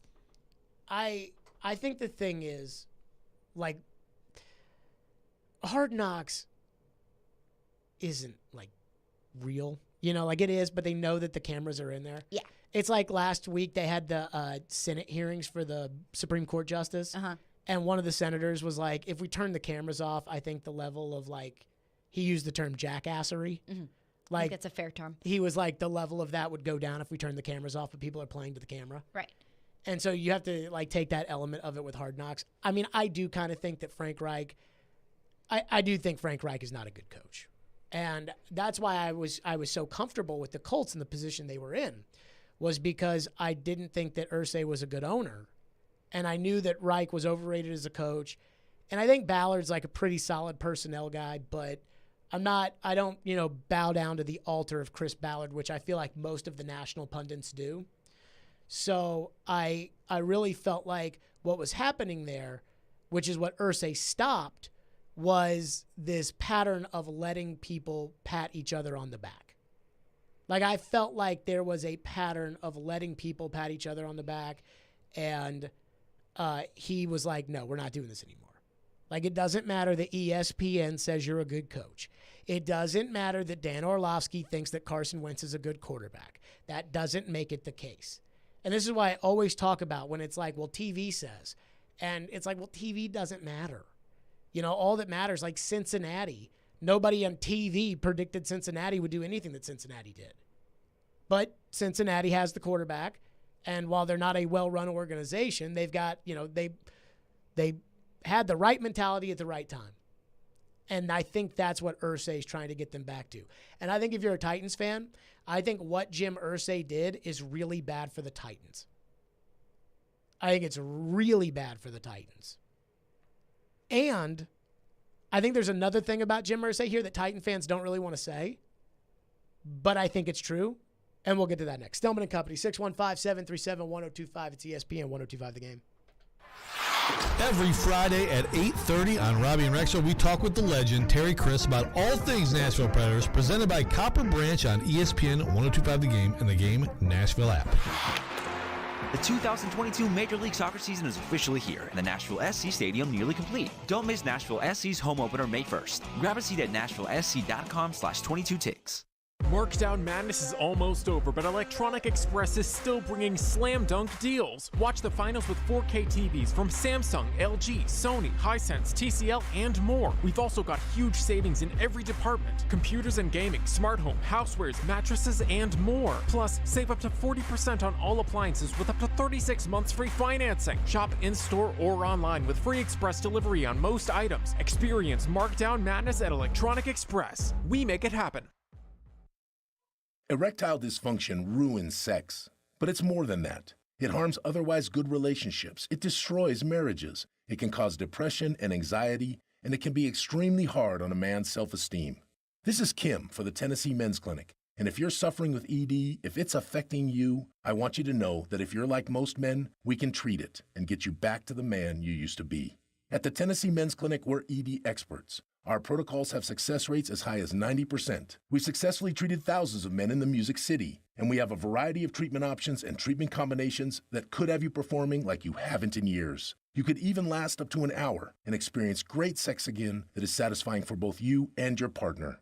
In treating your health, expertise matters, so make an appointment today. Your initial appointment is only $99 and includes blood work and a medical consult. Call 615-208-9090 or go to TennesseeMen'sClinic.com. Visit our website to learn more, including side effects. Treatments extra. Results vary.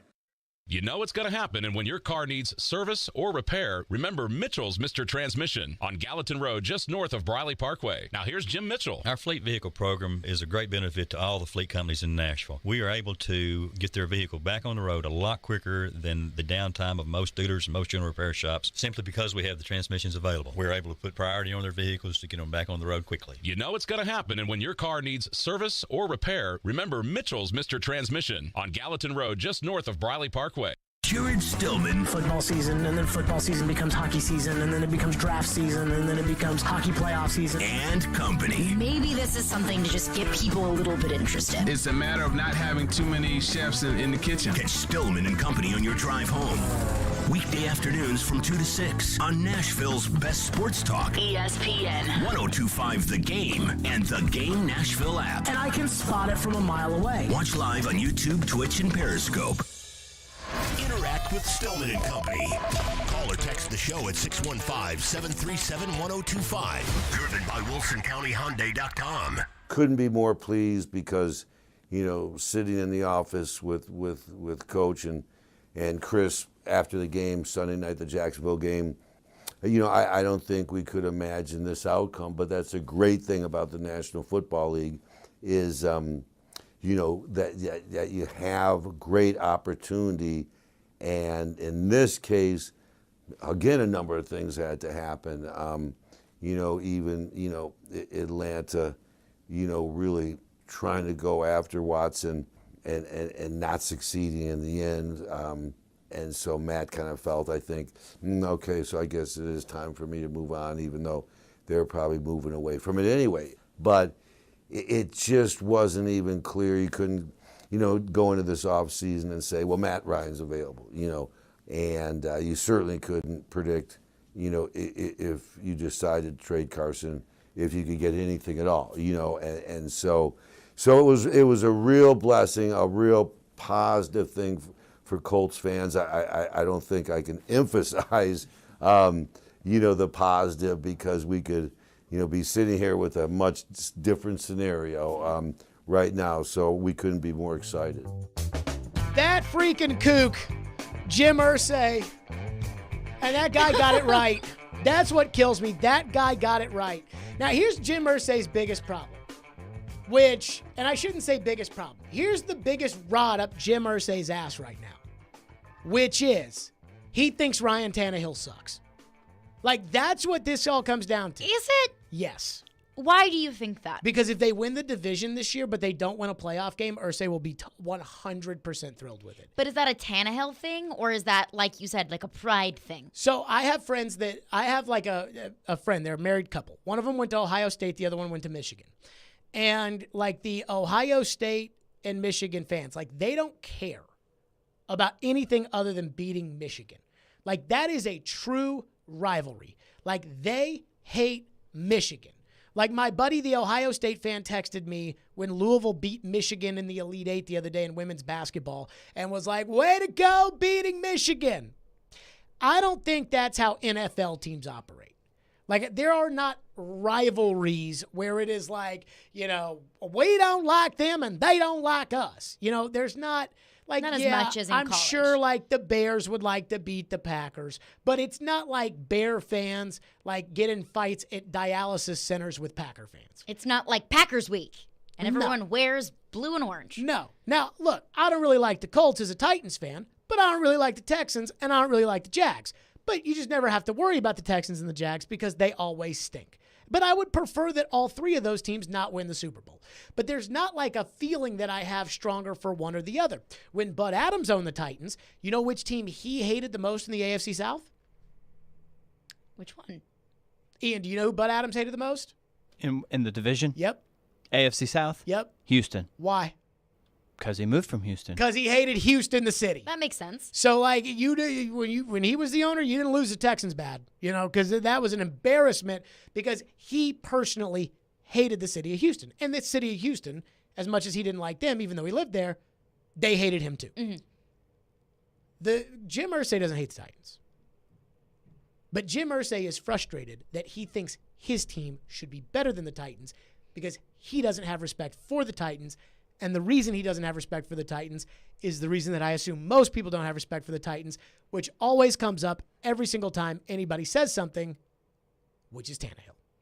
But how can you be so frustrated with your team and have no respect for a team's quarterbacked by Ryan Tannehill when your team was quarterbacked by Carson Wentz? And what did he do? Shipped him off? Like, that if he wasn't the owner, Wentz would still be the quarterback in Indianapolis.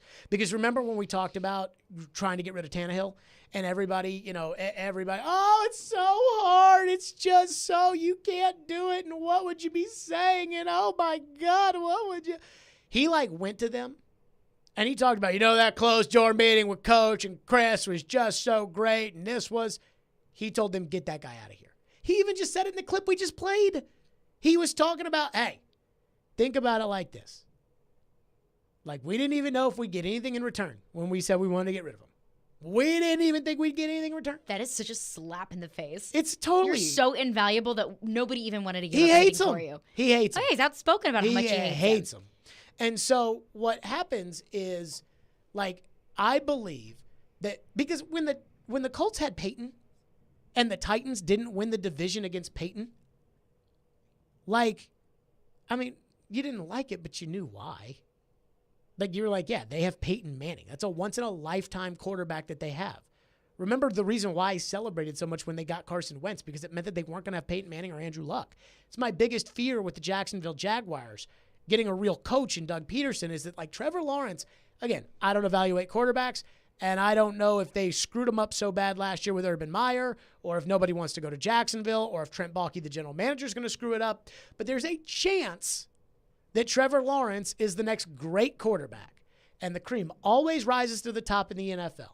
And if Trevor Lawrence is the next great quarterback and Jacksonville rules the division for the next 15 years, like, you won't like it, and you'll root against them, and you'll want the Titans to get a team that's good enough to beat them, but you'll understand. Mark Davis understands why the Raiders don't beat Kansas City right now. Irsay is looking at his team, and he's looking at the team that's ahead of him in the Titans. And he's like, why are they beating us? Like, why is that team beating? Why is that? They have no receivers. Why are they beating us? And it's in the Zach Kiefer article that he had a closed-door meeting and reamed out the scouts and the coaches after they lost to the Titans and started the season off 0-3. Like, okay, it's one thing for the Rams to beat us. It's one thing for the Seahawks to beat us. But the Titans? And then remember the game they played at Indianapolis. Tannehill threw 2 picks to begin the game. They were down 14-0. The Titans were. And Carson Wentz threw an interception in the end zone, like at the end of the game, and then he threw the interception right into the arms of Kevin Byard that set up the game-winning field goal. And Irsay's like, we're losing to the Titans? Like, this team? This is who we can't beat this team in the division. But that was still a team quarterbacked by Carson Wentz. And I understand Irsay didn't like him, and I understand Irsay shipped him out, but that was still a team quarterbacked by Carson Wentz. And that's why he's pissed. That's why he's mad. But how high can your expectations be when Carson Wentz is your quarterback? I don't know. The coach told me that he's good enough to give up a first-round pick and a third-round pick for. My guess is his expectations were pretty high. Well, I think those were false expectations. Well, who sold them to me? Coach. And? The GM. And who should I be pissed at? Coach and the GM. And who's he pissed at? Coach and the GM. Okay. And, like, if the Titans, and again, the Zach Kiefer article was, and I think he used the word with the media yesterday, Irsay did, that he wants to dominate the Titans. Oh, whoa. That's a total lack of disrespect. You would never. Do you imagine Floyd coming out and saying, we want to dominate Peyton Manning and the Colts? Now, again, Floyd was a general manager and was a football guy and didn't own the team, and Irsay's a kook. But, like, could you imagine, like, coming out and saying that? Like, our goal is to dominate. Could you imagine if the Predators came out and were like, our goal is to dominate the St. Louis Blues? Because all you're setting yourself up for is motivating the Blues, and then as the Blues beat you, it's like, and then they got egg all over your face. Yes. And that's what Irsay's setting himself up for. But he feels this strongly about it because he doesn't think Tannehill's any good.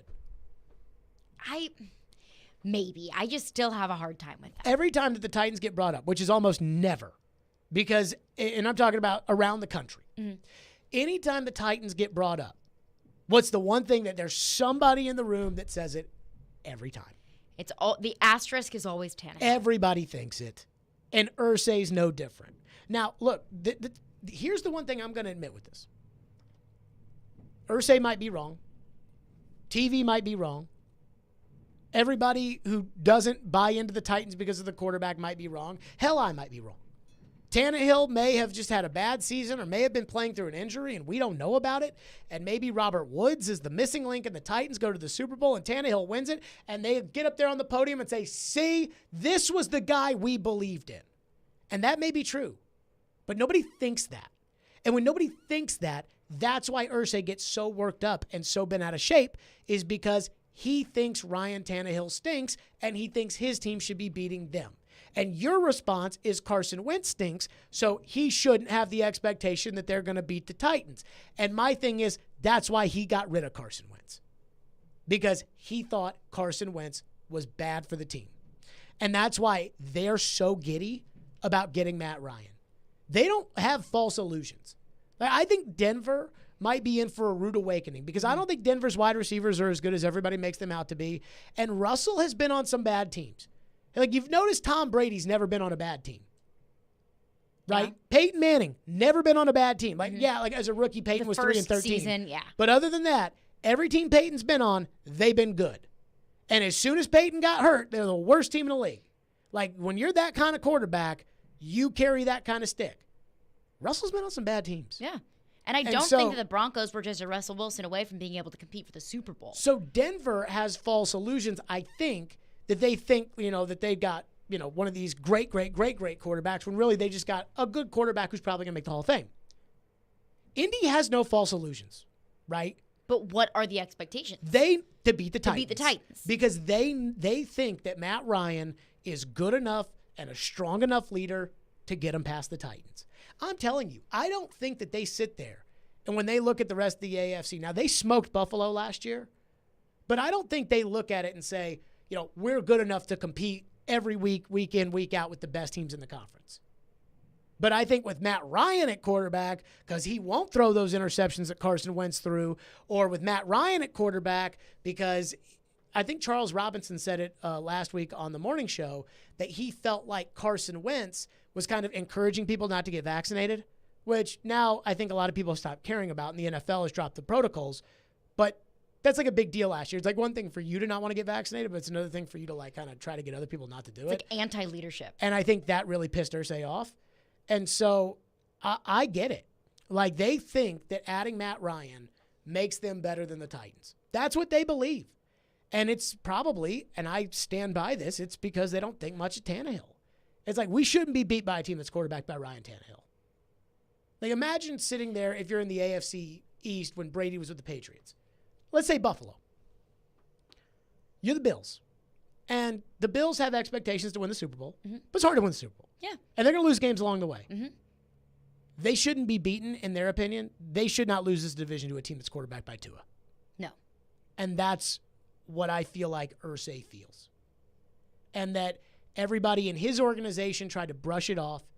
Have you ever worked for like a poor organization? Mm-hmm. And inside the poor organization, it's all like, well, shucks, whatever. Yeah. Can't, we'll get him next time. And that's what I think Irsay is done with.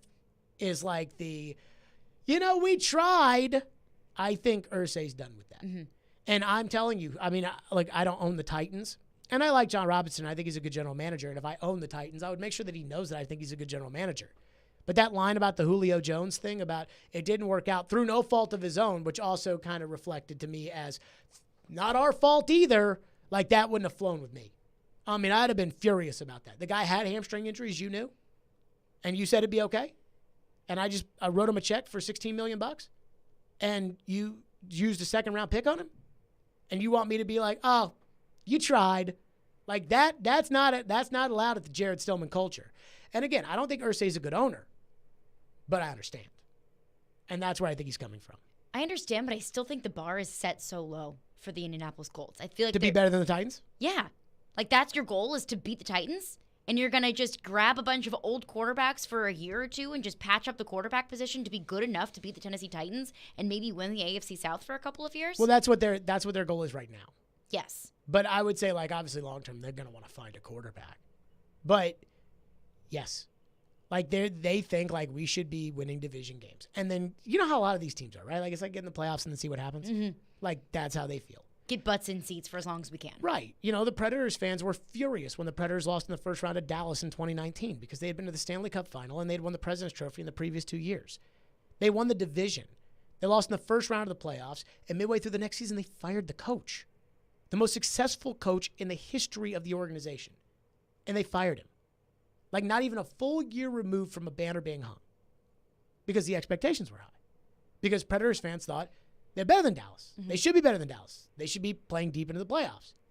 Last year they lost to Carolina, and everybody was like, they had a good season. They turned it around there at the end, but nobody has the expectation that they're better than Carolina. And I think that's what Jim Irsay's expectation is to be better than a team that's quarterbacked by Ryan Tannehill. 615-737-1025 is our phone number. We'll get to your phones on this if we've got them. 615-737-1025. Caroline wants to talk about Caesars Sportsbook. Yes, I do. It is time for the Caesars Sportsbook report, and the plot is thickening in the NCAA tournament. We've got the Final Four coming up on Saturday, so put some money on those games and do it with the Caesars Sportsbook app. Caesars Sportsbook has released a brand new offer for new users. Download the Caesars Sportsbook app, get started with up to $1,100 in first bet insurance, and sign up with the promo code RADIOCZR. That's one word, RADIOCZR, and then place your first bet on the NCAA tournament, on hockey, on NBA, on NFL futures, you name it. Just do it with the Caesars Sportsbook app. And if you need something to put the money on, we've got Duke and North Carolina, two certified blue bloods taking on each other in the Final Four on Saturday. Now, the line opened favoring Duke -4.5, and that line has slightly shrunk to Duke -4. I really do think that North Carolina could surprise people. So I would look into putting some money on North Carolina plus 4 to at least cover the spread. But it looks like most people are liking Duke. There was a bettor in Arizona that recently put down $200,000 on Duke to win the overall title at plus 210. So that's pretty bold. If you feel that bold, do it. And do it with the Caesars Sportsbook app. Must be 21 and physically present in Tennessee. New users only. Bet amount of qualifying wager returned only if wager is settled as a loss. Paid as a single bet credit. Must be used within 14 days. See Caesars.com/promos for full terms. Gambling problem? Call or text the Tennessee Redline at 1-800-889-9789. Caesars Sportsbook. Download it, people. Hey, this is Roman Yossi, and this is Smashville. Going to the front of the net, he scores. What a gorgeous move. Roman Yossi.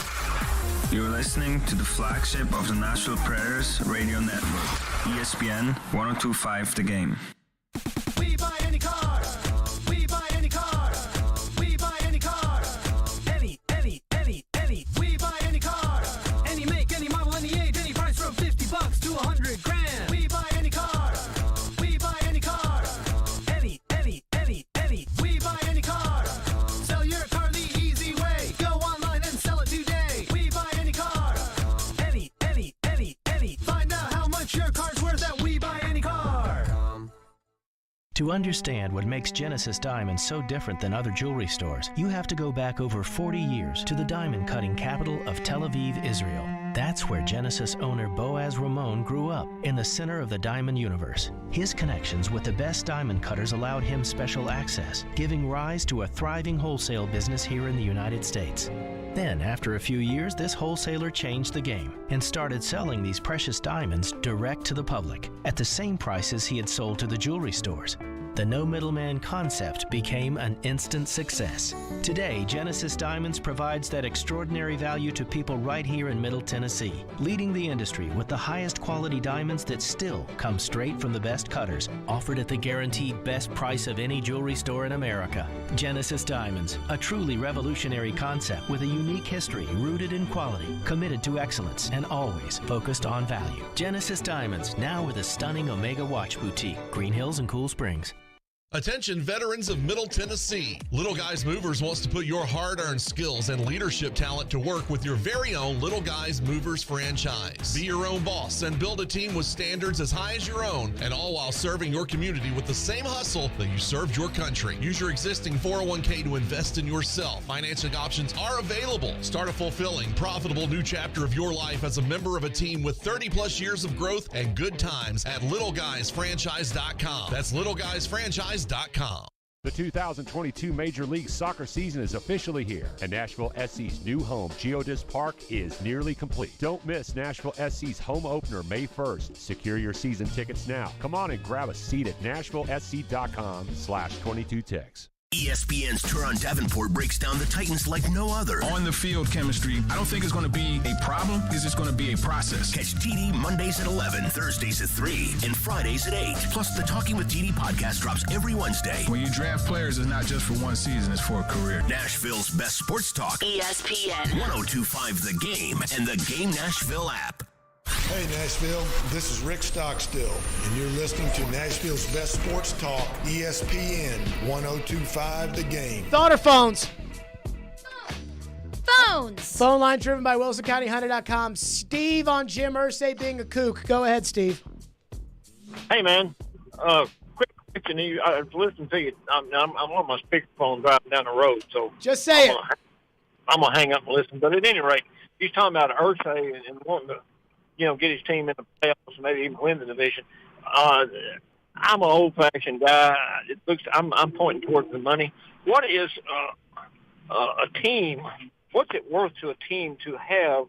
Say you did not win your division, but you've earned the right to play in a playoff game. What is the team monetarily speaking? Do you know what they get for being able to play that extra game, being in the playoffs, and also in the Titans' case? Since they won the division and got a bye, I'm sure there's something for that also. So can I hang up and just listen off air? Yep. Thank you for your call, Steve. I don't know. I mean, so I didn't know until a couple years ago that the NFL, so every blue seat that you sit in at Nissan Stadium, and this was when Floyd was general manager. I don't know if this is still the rule, the bylaws of the league. but every blue seat that you sit in at Nissan Stadium for a regular season game is split amongst 32 teams. Every red seat and suite you sit in, the Titans keep. So that was why Bud Adams wanted out of the Astrodome so bad, was because they didn't have enough premium seating and they didn't have enough suites. Mm-hmm. And he wanted suites and he wants the money. Premium seats because, yeah, he wanted the money. Yeah. And so to answer your question about the playoffs, I don't know. I don't know if the individual teams keep it. I don't know if they split the gate. Honestly, I'm not even really sure that I care that much. But it is a point well taken that you want to be in the playoffs because you want to make some more money. But I don't think that's it with Irsay here. Like, I don't think that Jim Irsay – I'm sure Irsay wants to be in the playoffs. I'm sure Irsay wants to make money. All these owners want to make money. There's no doubt about it. And that's why they do what they do. But I don't think that, like, his contention over wanting to get rid of Carson Wentz or wanting to bring in Matt Ryan, or I don't think it's like, you know, we want to get into the playoffs and get our money. Like, this isn't minor league baseball, where minor league baseball, the teams don't have any ownership of the players or anything like that. Mm-hmm. And I was told that in minor league baseball, and I have no idea if the Sounds feel this way, but I feel like this is how most minor league baseball teams feel. Minor league baseball is a cash cow. Like, if you own the stadium, minor league baseball is a cash cow, because every game you're getting ticket prices, you're getting food charges, you know, those $6 beers, even if it's minor league baseball, like, you're making all that money and you don't pay the players. So it's just the basic expenses, and that's it. Mm-hmm. And so what minor league teams want is they want the team to have a good season, and then they want them to not make the minor league playoffs, because when you make the minor league playoffs, then you have to try to fill up the building for those dates, and you might lose money on that because people might have other plans. And it's wild that that's not what Irsay's doing. No. Irsay's got money. He wants to win. And I think he wants to not be embarrassed. I feel like he was embarrassed by Wentz. I think it's all due to respect of the brand. Respect for the team. And sometimes you think people have respect and then they don't have respect. And sometimes you have to, like, tell, like, hey, like, you feel disrespected, and you got to say how you feel disrespected. What's next? Another texter checks in and says, if the Titans had to do a rebuild position for the 2023 season, would you prefer to rebuild at wide receiver or running back? I mean, what do you mean? Like, if they decided to rebuild and get rid of Derek or AJ? Uh-huh. They're not going to do that. They're not going to do that. I don't. So I just, that's like. I mean, the wide receiver position is more valuable than the running back position right now in the league. So I guess I would say wide receiver, but I don't think they're in the market to trade AJ Brown or Derrick Henry. They're not doing that. Like, there's, if you told me that they go out and draft another wide receiver in the first round, I wouldn't be surprised. If you said they drafted a running back in the first round, I'd be freaking stunned. So there is that, but. No, they're not doing that. What's next? Another texter checks in and says, is Jim Irsay more mad about Frank Reich and Chris Ballard advocating for Carson Wentz more so than the losses? I think there's some truth to that. Like, I think there's a level of truth that they felt like, you sold me on this guy. Like, let's use performance as an example. Okay. I'm trying to think of, like, a good analogy to this. Let's say that I set you up with somebody, right? Yeah. And I was like, yeah, Caroline, I know this guy really well. He's a really great guy or girl. He's really great, just perfect, just everything. He's just an awesome guy. You go out with him, right? Mm-hmm. And you just don't click. Like, you just, this guy's kind of weird. Or, like, whatever. Yeah. Right, fine. You go out with him, and the guy's like an awful person. Yeah. Wouldn't you be more disappointed in me because it's like, dude, you should know this guy. Yeah. If you were the one who was you advocating. Vouched and you whatever. And that's how I feel about this, is that, when you're inside the room, every coach says everything good about everybody when it's public. But when you're inside the room, it's like, is he a good guy? And if you don't know, you have to say you don't know. Like, is he workable? Is he a leader? Is he And, like, Reich was the offensive coordinator in Philadelphia. So he had extensive work with Wentz. Mm-hmm. And there was a lot of concern about Wentz because he got benched, and there have been stories about how they preferred Foles to Wentz. And then there was, the story TD told about how Miles Sanders came out and was like, this is the leader we need. And then he, kind of cried his way. Yeah, he cried his way out of Philadelphia. and all that stuff. And that happened. And then when that happened, like, there was a lot of smoke there. So it's like, but you know him. And so because they knew him, it was like, no, we know he's good. And then when he isn't, and clearly Irsay hates him. Zach Kiefer reported that after the season, Wentz wanted to set up a meeting with Irsay to try to hash things out, and Irsay said no. So, Irsay hated the guy. And so when that happens, you get really mad because, you should have known better. You sold me on this guy, and you had been with him. You drafted him. You had known him for years, and he comes in here and he acts like this. And I think Which is different than it just not working out. I think that's why he's more mad than, we thought it was going to work out. Whatever, but yeah, that's the reality of it. 615-737-1025 is our phone number, 615-737-1025. Preds got a win last night. I got to tell you, there's something about this Predator season that I got a Preds thought, and then we're back to your phone. 615-737-1025, Stillman and Company. It's ESPN 1025 The Game. From Fox 17 News, this is a Code Red weather alert. I'm Fox 17 News Code Red meteorologist Dan Guthrie. Cloudy, windy, and warm this afternoon with strong to severe storms moving in this afternoon and during the evening hours. This weather report brought to you by Hiller Plumbing, Heating, Cooling, and Electrical. Call the Happy Face Truck today. Tired of mosquitoes ruining your summer? Stop the bite. Go to tiredofmosquitoes.com and check out your special offer. Take back your summer. Go to tiredofmosquitoes.com. Victory Award-winning New Amsterdam Vodka knows all about it. But in life, it's not always so clear. So New Amsterdam Vodka believes that in life, you've got to find your own wins. You've got to overcome your fears. Go all in, even when you've got nothing at all. Find your wins. And when you do, raise that glass of New Amsterdam Vodka in victory. You've earned it. New Amsterdam Spirits Company, Modesto, California.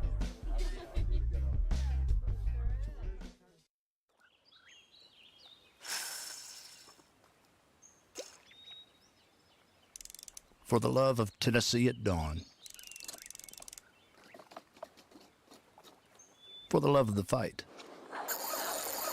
For the love of having nowhere else you'd rather be. For the love of Tennessee. Travel safe. Brought to you by the Tennessee Department of Tourist Development, the Tennessee Association of Broadcasters, and this station.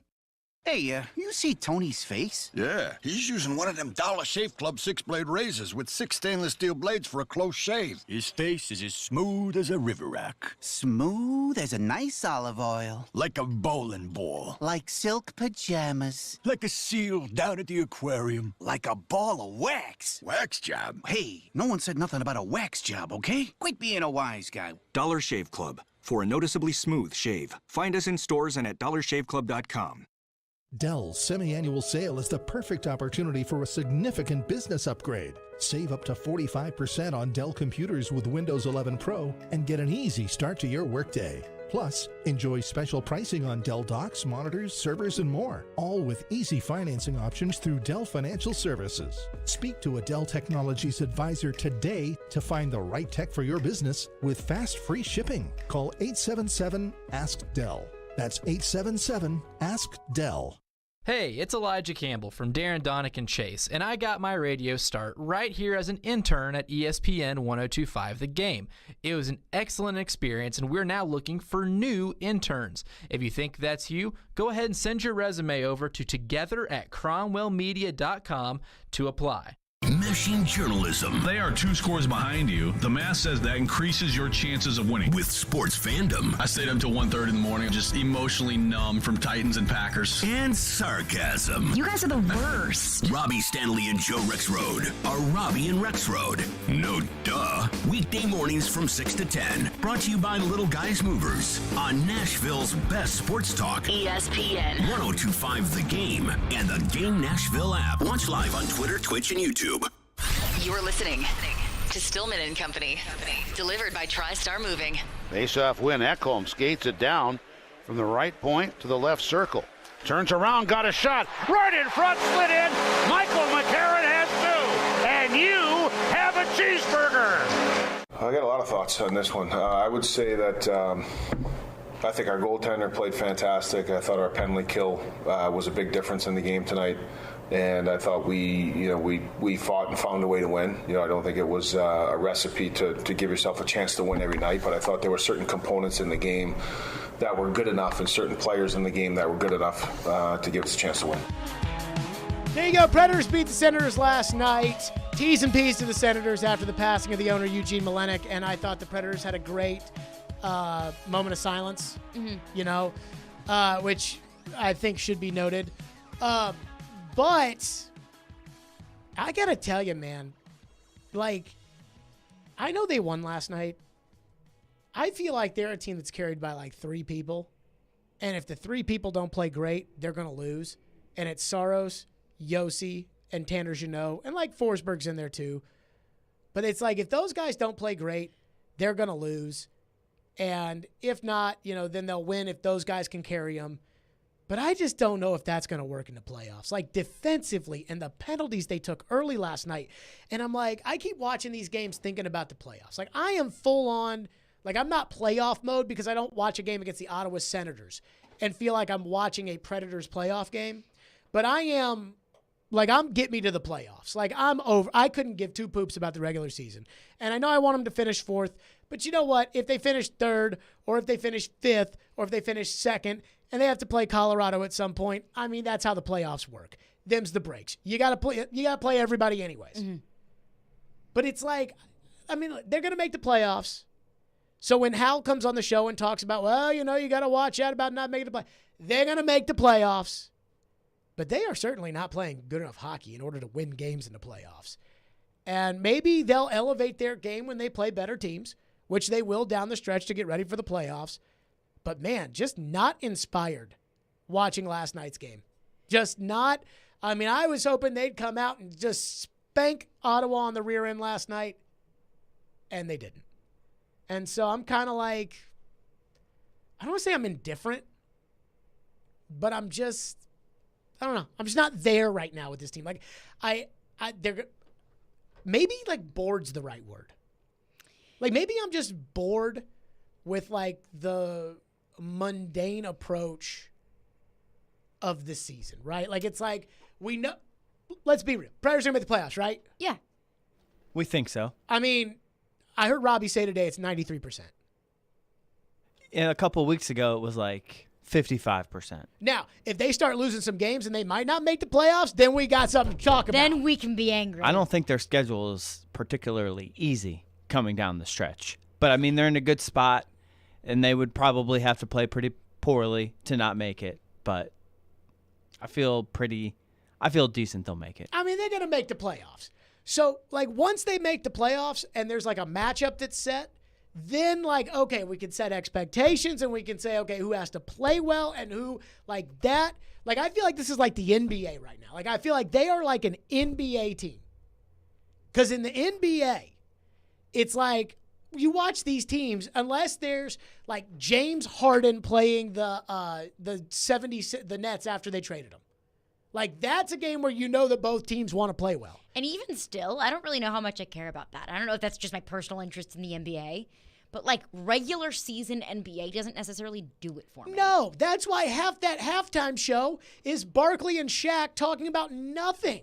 They have a game on that show. And that show, by the way, is phenomenal. I'm not criticizing that show. It's a good one. But they have a game called Who He Play For, where they take a random player and Barkley has to guess what team that guy's on.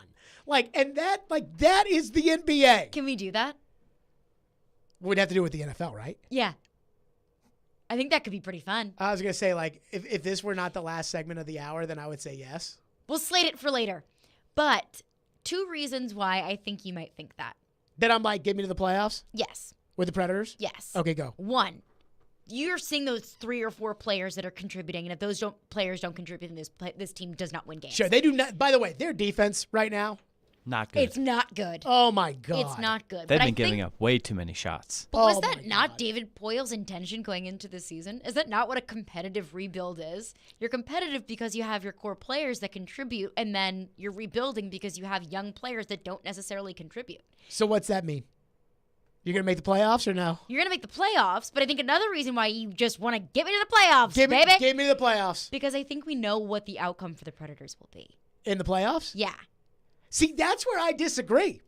I think I know what the outcome is for the season. For the season? Yeah, they're going to make the playoffs. Yeah. I don't know where it is. And like I keep saying, the race for fourth place.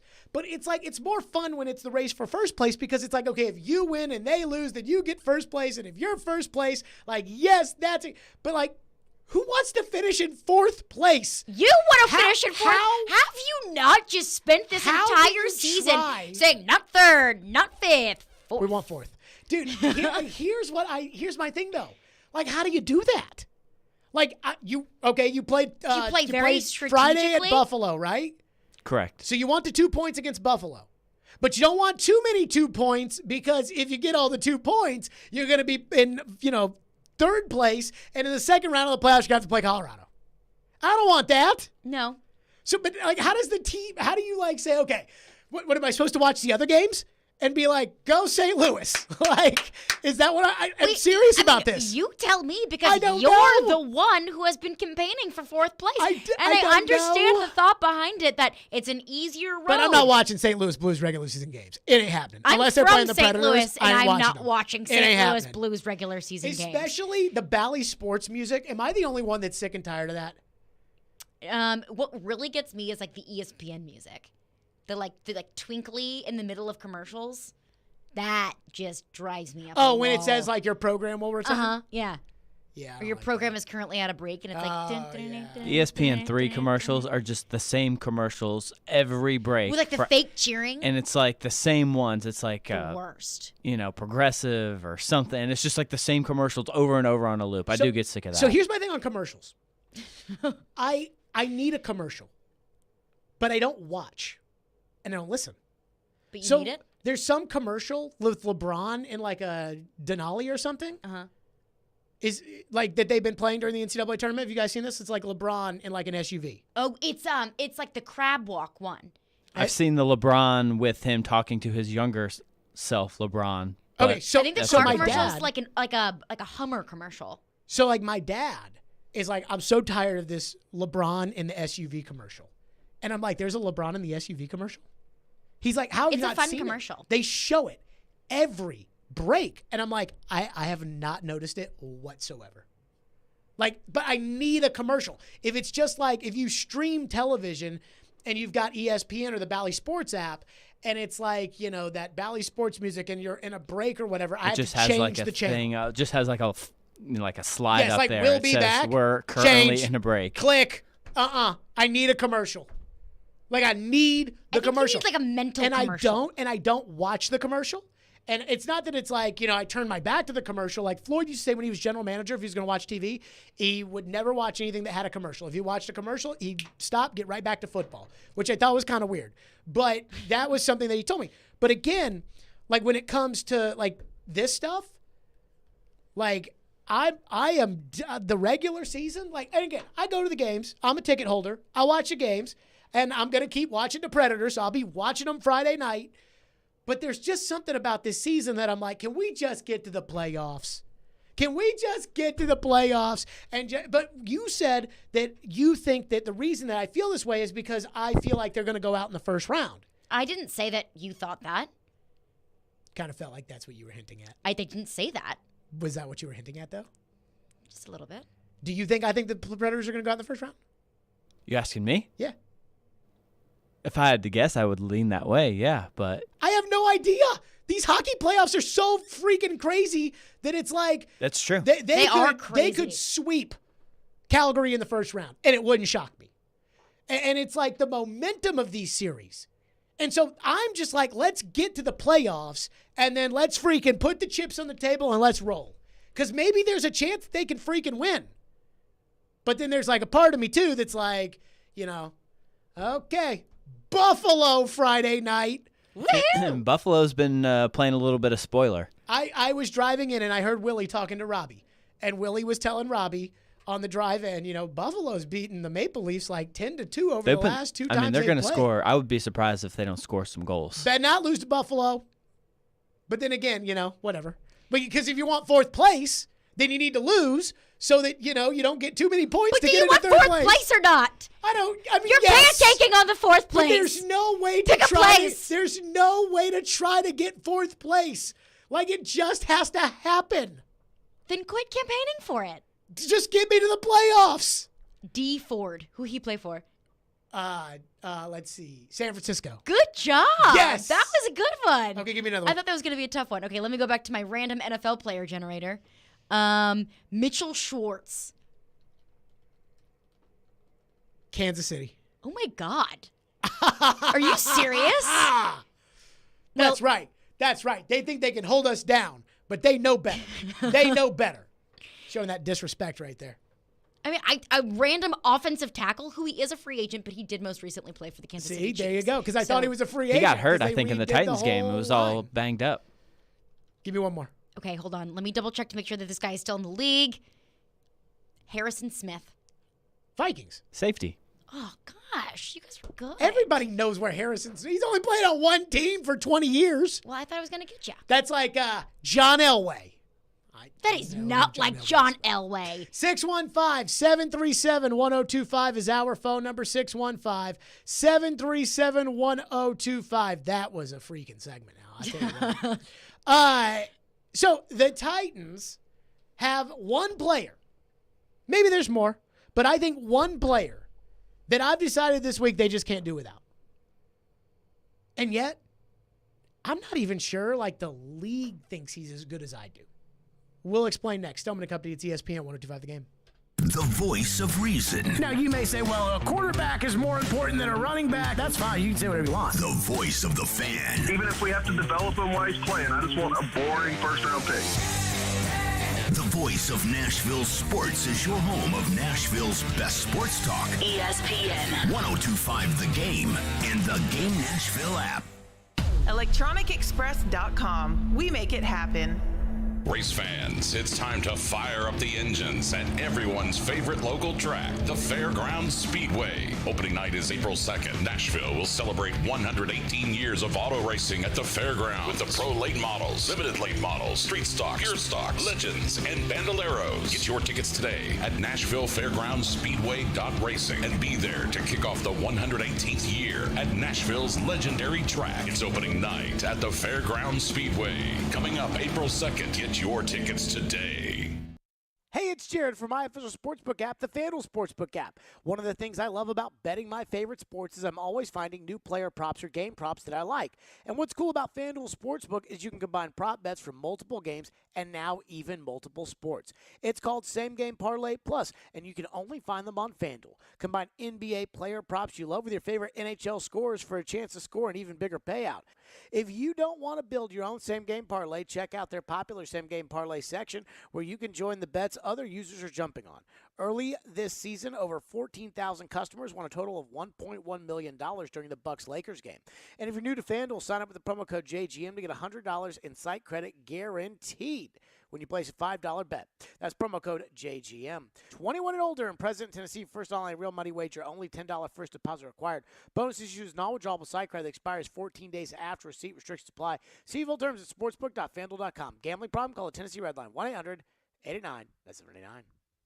If you've experienced a concussion, the injury can result in temporary chemical changes inside the brain that can cause it to function improperly. The signs and symptoms may occur immediately or take several days to appear. The experienced doctors at Houston Clinic Orthopedics can diagnose your concussion and get you feeling back to normal with therapy and rehabilitative exercises. If you experience head injury signs such as headache, dizziness, nausea, sensitivity, ringing in ears, or problems with memory, balance, vision, or concentration, visit tn.houston.com to learn more and to book an appointment. Houston Clinic Orthopedics, when experience matters.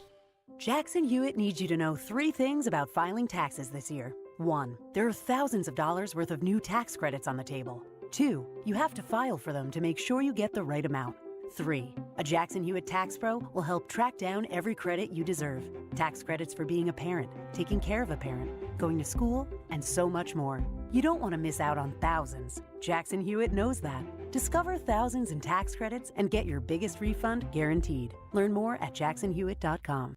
You know it's going to happen, and when your car needs service or repair, remember Mitchell's Mr. Transmission on Gallatin Road, just north of Briley Parkway. Now here's Jim Mitchell. At Mitchell's Mr. Transmission, we also offer free towing with any major repairs. If your vehicle has a breakdown and you should need any type towing, towing is available through Dad's Towing Service. Dad's is a professional towing company in Nashville that provides all types towing and recovery, 24 hours a day. You know it's going to happen, and when your car needs service or repair, remember Mitchell's Mr. Transmission on Gallatin Road, just north of Briley Parkway. From the Hillside Medical Game Studios, WPRT-FM Pegram, WPUC HD2 Laverne, Nashville's exclusive home for the Nashville Predators. ESPN 102.5 The Game and the Game Nashville app. A Cromwell media station. Live from the Game Nashville studios, it's Stillman and Company. Delivered by TriStar Moving. TriStar Movers with 5-star service. With Jared Stillman on Nashville's best sports talk. ESPN 102.5 The Game and the Game Nashville app. Stillman and Company is delivered by TriStar Moving. ESPN 102.5 The Game, streaming online on Twitter, Twitch, YouTube, and Facebook Live. Thanks to the offices of Amanda Gentry. We're live from the Hillside Medical Game Studios. So, yesterday, and I think you and I have talked about this off the air, it kind of feels like we pick up a topic and then we just kind of, run the topic into the ground, and then everybody else starts talking about what we talk about. Like, and I'm not saying, I'm sure somebody's going to roll their eyes to this, but I really do feel like there's a documentary on Mike and the Mad Dog. Mm-hmm. It's a 30 for 30. It's a very popular show in New York. It was for years and years, and now, so I'm on Mad Dog Radio on Sirius XM, and that's Mad Dog from Mike and the Mad Dog. Right. And so it said that at the beginning they would read the newspaper to figure out what to talk about, and then after a year or two, the newspapers would be following what Mike and the Mad Dog were talking about. And I felt like Floyd and I kind of did that at one point, but now I feel like, and maybe because, the market's not as equipped as it used to be. I feel like now there's just a lot of things where we take a big topic and we make it. The storyline of the Titans offseason has been Tannehill. Yeah. And I think that if that's fair. If it wasn't for me losing my bananas after the Cincinnati game and not letting it go, that I feel like the way I know Nashville is it would have just gone back to everybody just not caring. It would have been Tannehill lost him the game, but it's okay. Move on to next season. And because I feel like that's how most people were. And then I just went on and on and on and on and on and on about Tannehill. And the Titans had to be like, I don't know how many times we have to say we're not getting a quarterback. We're not getting a quarterback. And then that was a story in and of itself. And then everybody was reacting to it. And then everybody was talking about it. Remember, the other radio station in town wanted to pretend that Aaron Rodgers report didn't happen. And then they wanted to pretend to report that they reported it.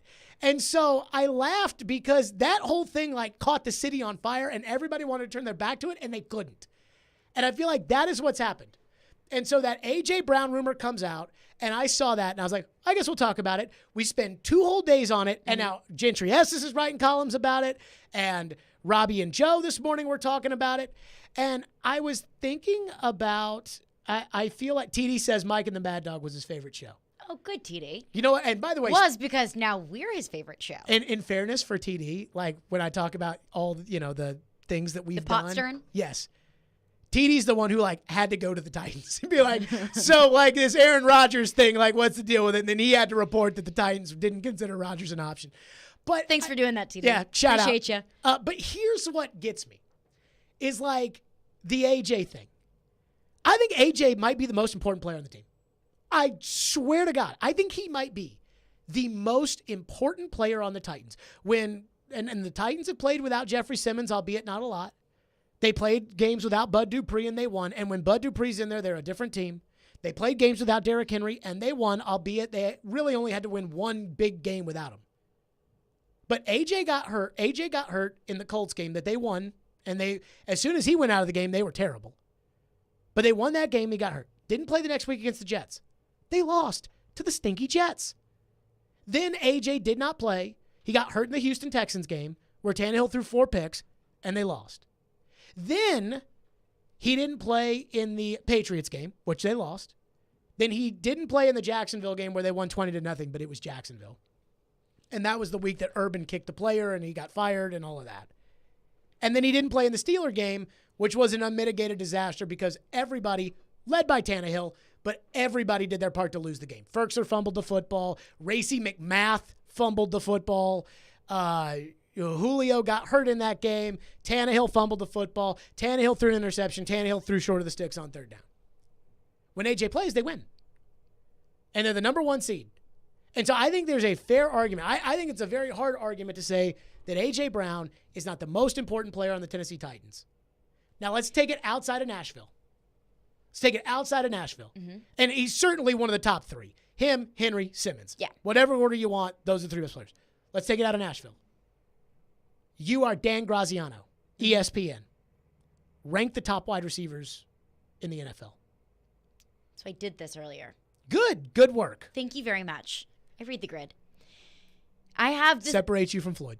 Well, I think that, among other things, separates me from Floyd. There's some truth there. And I have my list of elite wide receivers, and you can kind of rank them in whatever order you want. Just give me the list. list. Cooper Kupp, Devontae Adams, Justin Jefferson, Tyreek Hill, Stephon Diggs, DeAndre Hopkins, DK Metcalf. And you can also put Jamar Chase in that mix as well. So that's how many? That's 1, 2, 3, 4, 5, 6, 7, 8. 8. You got a disagreement with any of those? Nope. I think you can, mix them up however you want. And then I also have Jalen Waddle, CeeDee Lamb, Tyler Lockett, and I think A.J. Brown fits among that group of wide receivers. They're not elite, but they make their teams better, and they elevate their teams. Do you think, like Tyler Lockett, and Tyler Lockett's good. I'd love to have Tyler Lockett. Does anybody think, Tyler Lockett, moves the needle that much for the Seahawks? I think that people think that he does only because he's next to DK Metcalf. And only because Russell Wilson was throwing them footballs. But they had those guys, and they didn't win a lot of games this year. Well, they also didn't have Russell Wilson for a good part of the season. And I will tell you this. If Michael Thomas ever decides to show back up to work, people are going to put him on that list ahead of AJ, for too. Sure, yeah. Is that not crazy? That this team was the number 1 team in the AFC last year. Mm-hmm. And they would have had a record as good as the Packers. The Packers lost, 3 games last year? They lost the first game. They got spanked by the Saints. They lost the game where Aaron had COVID. And then they lost the last game against the Lions where they took everybody out. Yeah. So they lost 3 games last year. If AJ's healthy, they 100% beat the Steelers. And they probably beat the Jets. Yeah. And they probably win another one of those games that they lost, like the Texans or something like that. Mm-hmm. So, they would have been the best team in football if, and it's a big if, and the biggest knock on AJ is that AJ is.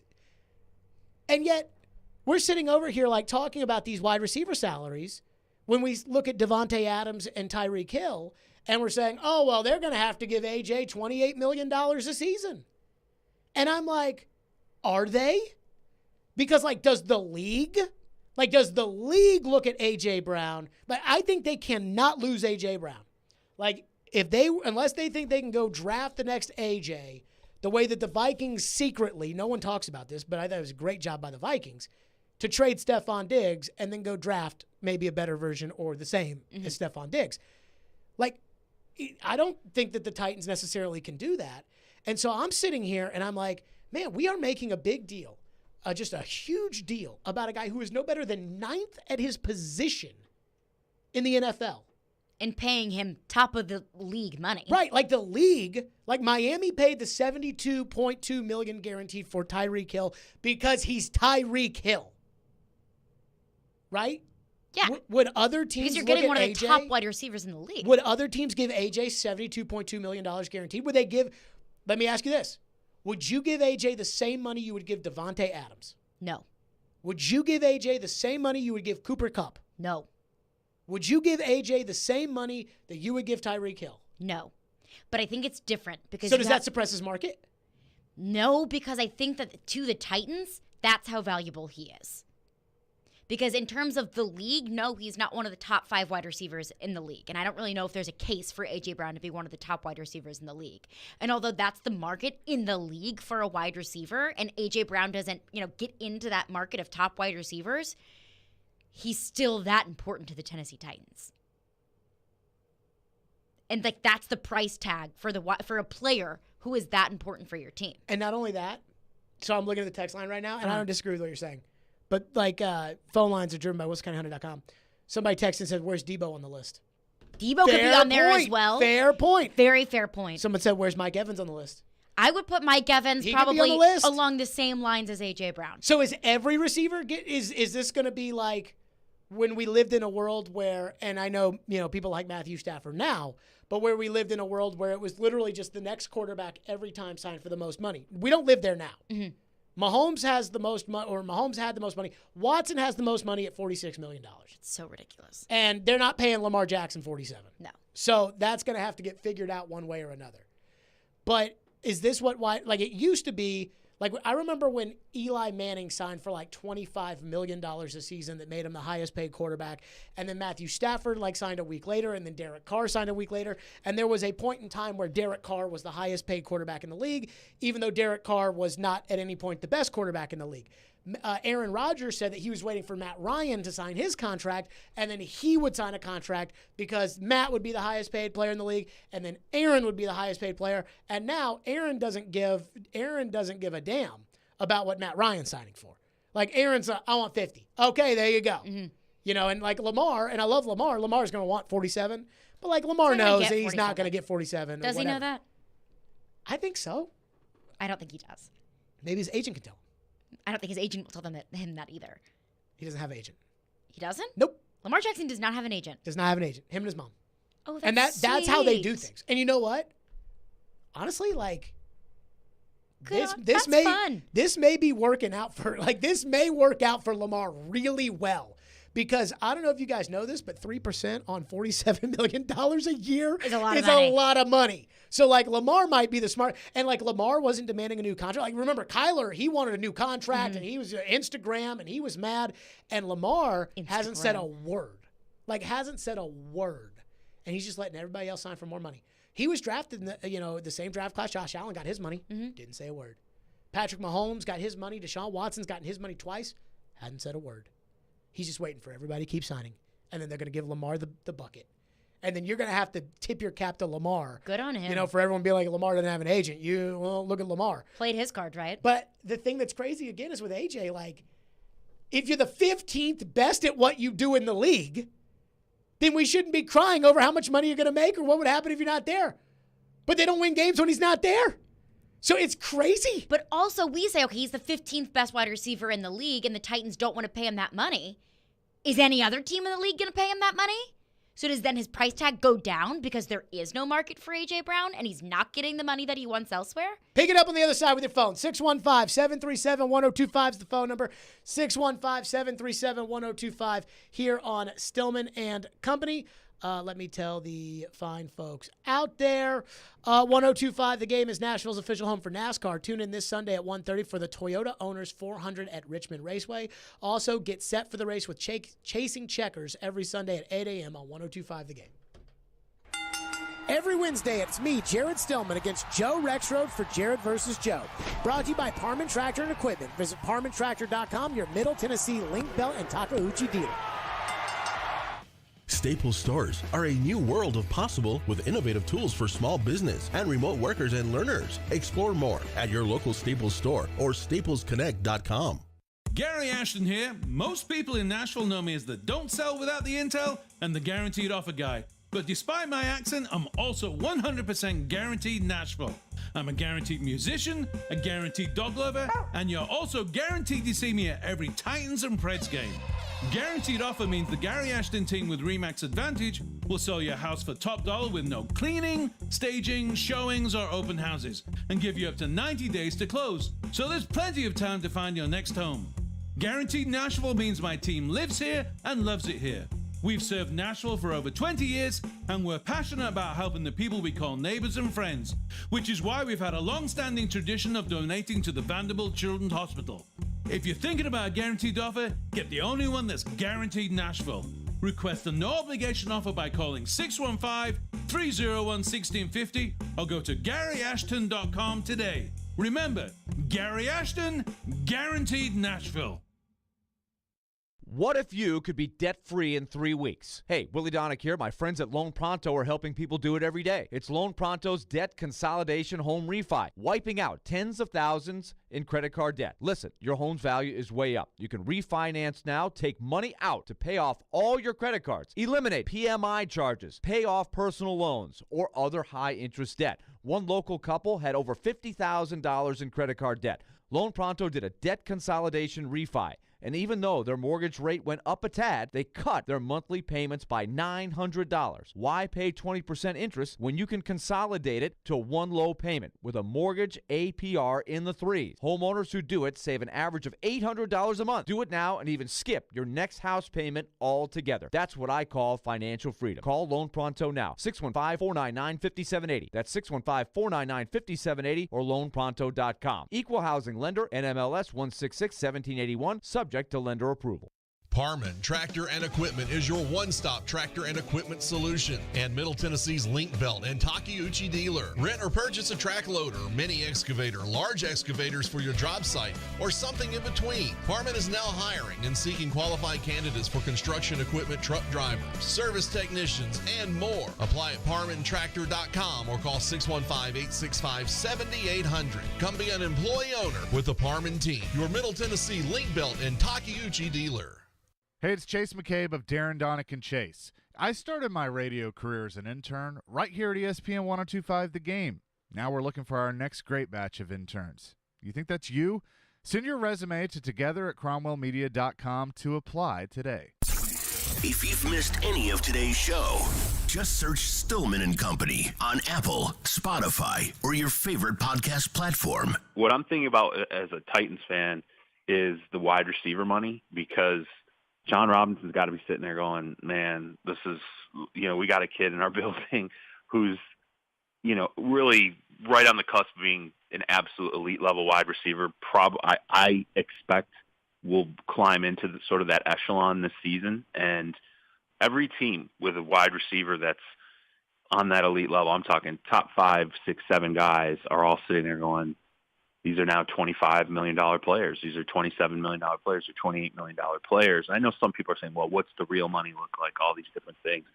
I'm just telling you, it's what has happened with Devontae Adams and then Tyreek Hill behind it. What happened with Christian Kirk and the Jacksonville Jaguars. I mean, it has dramatically altered how wide receivers are going to get paid in this game. So a lot of teams are going to have to make difficult decisions. And I think if you're the Titans and you're John Robinson, you're like, we got to get ahead of this as quickly as we can, or maybe it's already too late.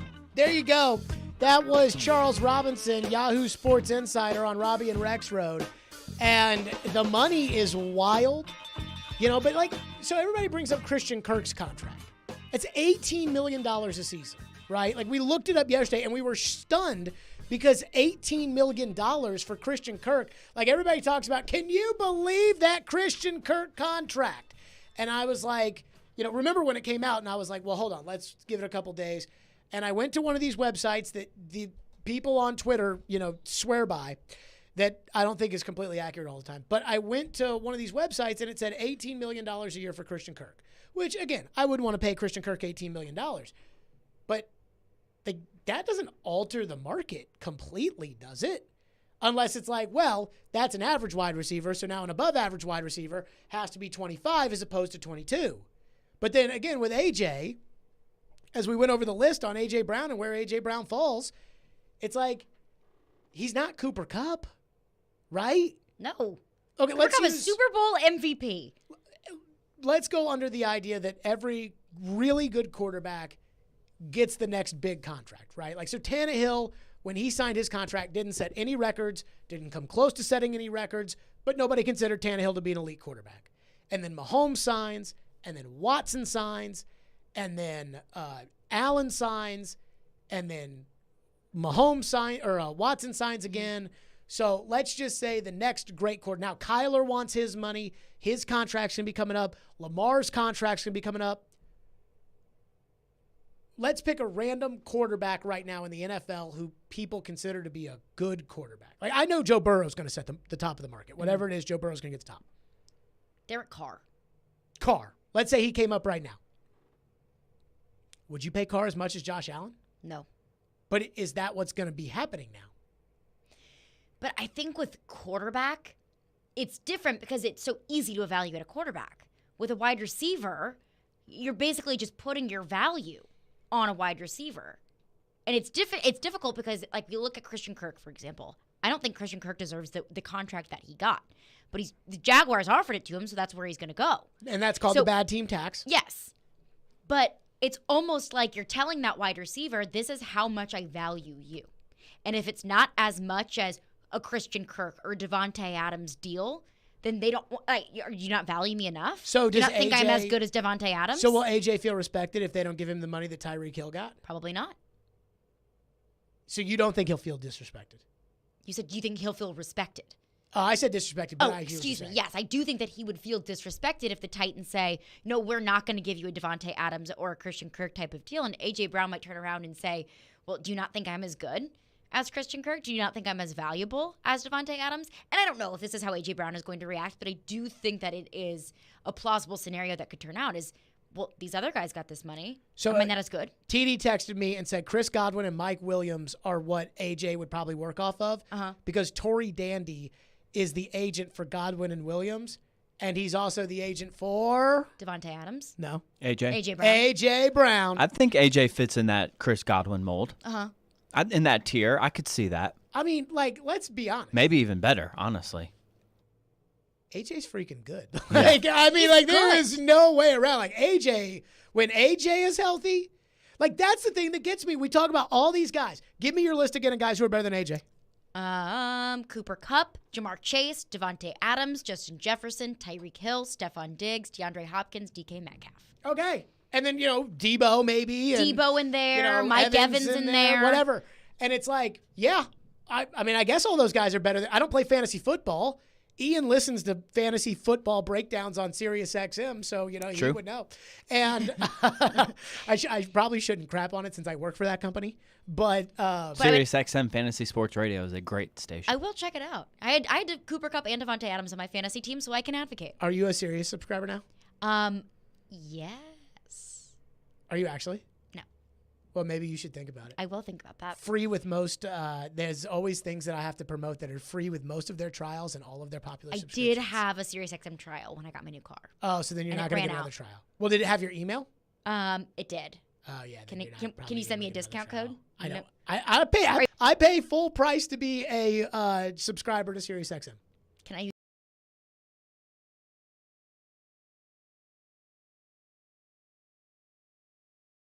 The thing I'm saying is I don't understand how the guy who's the 9th best can literally carry his team. Now, the Titans have a good defense, but can carry his team there like the way that AJ, they are so bad when AJ doesn't play that they can't beat the Jets or the Texans. And they are so good when AJ's there that they're the number one team in the AFC in a conference with Mahomes and Allen. And he freaking killed the Chiefs last year. But I do wonder, like, would the market or the price or the value or even just like the national perception of A.J. Brown increase if Ryan Tannehill was not his quarterback? Because look at the list. Like, Cooper Kupp just won a Super Bowl. Okay. Devontae Adams, his quarterback was Aaron Rodgers. We're going to see on Devontae. This is going to be, people are going to expect Devontae in Green Bay, And, Devontae might not be Devontae in Green Bay, Devontae without the G in Green Bay. And we'll see. That's what I'm saying. But, we're going to see on Devontae. I mean, Stephon Diggs, same Josh with Tyreek. Allen. Like Tyreek? Yeah. Like, are we going to hear from Tyreek? Like, what's going to happen with Tyreek here in the future? I guess we're going to see. Let's go to Ellie. Phone line driven by WilsonCountyHunter.com. 615-737-1025. What's up, Ellie? I know. I look at wide receivers in tiers. There's 4 in the top tier. Hopkins, Kupp, Hill, and Adams. AJ's in the second tier if he's healthy. With Deebo Samuel, they make a difference. And look at the team he's playing on. I mean, he's not going to have the opportunities like the other teams. I mean, if you had Aaron Rodgers as quarterback, he might have had 1,500 yards, 1,700 yards, who knows. But he blocks, he's a good teammate, and he's part of the second tier. I think he'll probably get like $22 million, as he should. And the question I have for you also is, do you think the Titans should trade for James Bradbury and solidify their defense and take their defense maybe to the Super Bowl? No. Thank you for your call, Ellie. No. You know why? Old? No. Why? because I don't know anything about James Bradberry, and all I know is that when we tried to figure out why the Giants have such bad cap problems, Ian pulled up their cap and was like, $28 million for James Bradberry. And I'm like, who the hell is that? That sounds like a Giants problem and not a James Bradberry problem. Like, Ian, you listen to SiriusXM Fantasy. Is James Bradberry a great player? Well, I mean, defensive back, DB. I mean, they talk about that stuff. They talk, matchups. I don't think he's very great. No. I was just kidding about the fact of, that they would talk about that on a fantasy channel. Oh, they talk about the matchups and who's guarding who. Oh, yeah, they do. I bet they get so into that. Oh, they do. Dude, that's one thing that, like, I've been listening a lot to the NFL channel, and it's like screw it. So I've been listening to the NFL channel, and I'm like, how are these people at Sirius, the people who I report to, how did they not hire Floyd? Because we could have done on Sirius, like the NFL channel, we could have done the Jared and the GM show, like in the middle, like the exact same 4 hours every day. Ask the GM every Thursday at 5 o'clock. And it's like, that is so perfect for, like, it would be perfect for their channel, because Floyd was an exceptional radio host when he was set up properly. And, it's an NFL channel. And he would have freaking loved it. Like, to talk about it. It's not like one of these ESPN things where you have to talk about the Cowboys all day. It's like whatever's going on in the NFL, you can talk about in the NFL channel, because everybody who's listening to the NFL channel just cares about the NFL. Mm-hmm. And so they care about the whole NFL. And I'm like, he would have loved that. It's like, what are we talking about today? The Panthers quarterback situation. Should they draft a quarterback 6th overall? We're talking about Jim Irsay's comments. And we're talking about, like, that would have been, like, right up his alley. And, again, think about this. Like, Ask the GM here, I thought was a, like, fun and educational segment for people to call in and ask Floyd questions about football. But could you imagine if the entire country could call in and ask? It would literally, like, you would do that for a whole month. It'd be like, all right, so-and-so is in Saginaw, Michigan. Go ahead. Yeah, Floyd, I want to know what you think about Jared Goff. I want to know if Jared Goff is our future Floyd, or if we should draft one of these quarterbacks in the first round. I'll hang up and listen. You could do that for like an entire century. That was unbelievable. And so I don't know how I got worked up into that, but it's been a long day. It has been a long day, but I'm with you. I mean, I feel like general manager is one of those positions that nobody knows anything about it, and they're not going to tell you anything about it, but it affects so many people. I think that this, like, I'm biased, okay? And so is Ian. But I felt like of all the former general managers they put on TV, I think he's by far the best of doing TV and radio. Not the best general manager. I mean, I'd have to, like, get the pen out and, like, start grading them. But, I mean, like... I don't remember Floyd much on TV. So, to be honest, there's a clip on YouTube. There's a clip on YouTube about this. And it's, like, Trey Wingo's hosting NFL Live, and it's Floyd and 2 other dudes I don't know. Maybe one of them was Mark Schlereth. I can't remember. And the question was, should the Lions draft Calvin Johnson at number 2? And Floyd's whole point was, even if Calvin Johnson is the best player, and he didn't say yes or no, which I think we would say is a pretty, fair assessment of Floyd, that he's not going to say, they should not draft this guy. He's not going to do that. He's going to, like, both sides you, like a Joe Rexrode column. And so he says, like in the clip, he's like, well, he might be the best player in the country. And you want to draft the best player in the country. But if you don't draft the quarterback this year, you're not going to win a lot of games, and you'll be drafting the quarterback next year. And guess what the Lions had to do the next year? Draft a quarterback. They drafted Matthew Stafford number 1 overall because it went 0-16. Like, so, like, and so I thought Floyd was good on TV. I honestly, that was so long ago, but I'm just talking about, like, Tannenbaum, Polian, Casserly. Who else has been GM that they put on TV? Mark Ross. Like, I think he was a more entertaining guy. And again, I'm incredibly biased. Mark Dominic, like, incredibly biased. But I felt like he was better than all of them.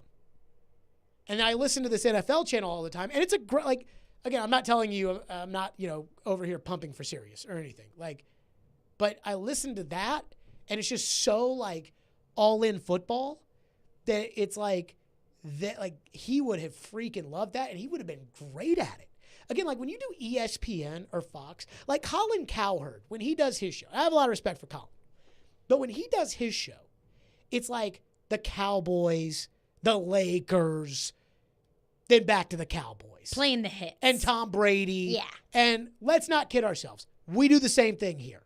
We talk about Tannehill, and we talk about Tannehill some more, and then we talk about the coach, and we talk about the receiver. And we're not doing a lot of segments about, is Harold Landry going to live up to his new contract? Like, we're not doing that. But I do feel like when you're on, like, one of those special channels, like, they get into this stuff because the people that are listening are, like, so into it. Uh-huh. You know, it's like if there was just a channel that was just, it's like Preds Insiders, right? Mm-hmm. If you listen to Preds Insiders, you don't have to, like, you know everything about Mark Borowiecki if you're listening to Preds Insiders. Right. And it's not like, the broad audience of, let's talk about, Pekka. It's not the same. And that's how I would feel about, like, Floyd doing a show like that. But I have digressed into just going on and on and on and on. So we'll just go to your phones next. 615-737-1025. False. We will not go to your phones next, though we will go to your phones. Robert Kraft is firing off some rocket shots at Bill Belichick, and we will discuss that next because I find it very interesting, and I wonder if maybe we should be doing more of that around here. We'll discuss next. Stillman and Company. It's ESPN 102.5 The Game. It's been a busy offseason for the Tennessee Titans. I think this is a one-year prove-it deal for Austin Hooper. Big move for the Titans. Robert Woods. He fits what they want to do. Harold Landry. I think he likes playing here. The Titans keep the cap number small. Landry got exactly what he wanted. Now the focus shifts to the draft. What needs do the two-tone Blues still have? Who can contribute right now? Keep it locked to Nashville's best sports talk. Talking Titans on ESPN 102.5 The Game and the Game Nashville app. All the games are crazy in March, and so are Social Furniture's prices. Shop today at Social Furniture during their end of March sale. You'll find all sofas and sectionals for your home on sale now with same-day delivery. Social Furniture's end of March sale going on now. Enjoy your new sofas and sectionals now with no waiting and same-day delivery. Visit Social Furniture today in West Nashville at 5412 Charlotte Avenue. Forget the big box store. Support local. Support social. Social Furniture is a proud supporter of your Nashville Predators. Realizing Geico's great service and licensed agents are available at your fingertips is like realizing the plastic piece that comes with your pizza isn't a tiny doll table. It's to keep the box from touching the pizza. Hey, the pizza's stuck to the box. Where's that little plastic thing? Dolly needed it for her tea party. It's something that's been right there in front of you all along, like the dedicated Geico claims team available to you in the event of an accident to get you back on the road quickly, or how your smartphone charges faster when you put it on airplane mode. Wow, what if I put it on rocket mode? It's something you can't believe you never realized before, like how Geico's industry-leading app lets you pay your bill, file a claim, manage your policy, or summon help when you need it. Or how those holes in your shower caddy are there so you can store your shampoo bottles upside down. Showers happen fast when you're not waiting on shampoo. Great service. It's just one of the many reasons to switch to Geico. They're all right there in front of you. For years, you've known Genesis as the premier jeweler here, where you can always find the most sought-after brands in fashion and bridal jewelry. Genesis carries the best of the best, brands that others aren't even allowed to carry. But now, Genesis takes it to a whole new level with a spectacular collection of luxury pre-owned Rolexes.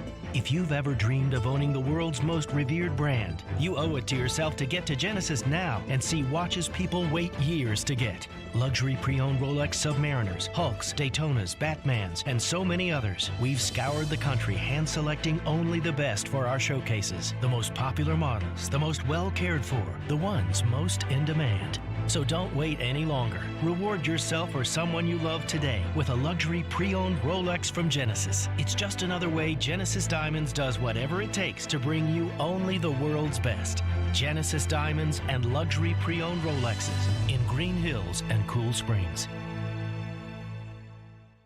Signs First is the official sign company for 102.5 The Game. Go to sfnash.com. It's the official Bud Light Preds watch party as your Nashville Predators take on the Buffalo Sabres this Friday. Puck drops at 6, but the party starts at 5:30 with all kinds of specials. See you at headquarters, Beercade, downtown Nashville on 2nd Avenue.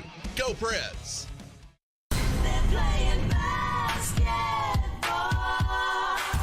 Tonight, it's a Western Conference battle in the NBA. Torrey inside, great muscle move. As the Phoenix Suns take on the Golden State Warriors. Klay Thompson's 5 of 7.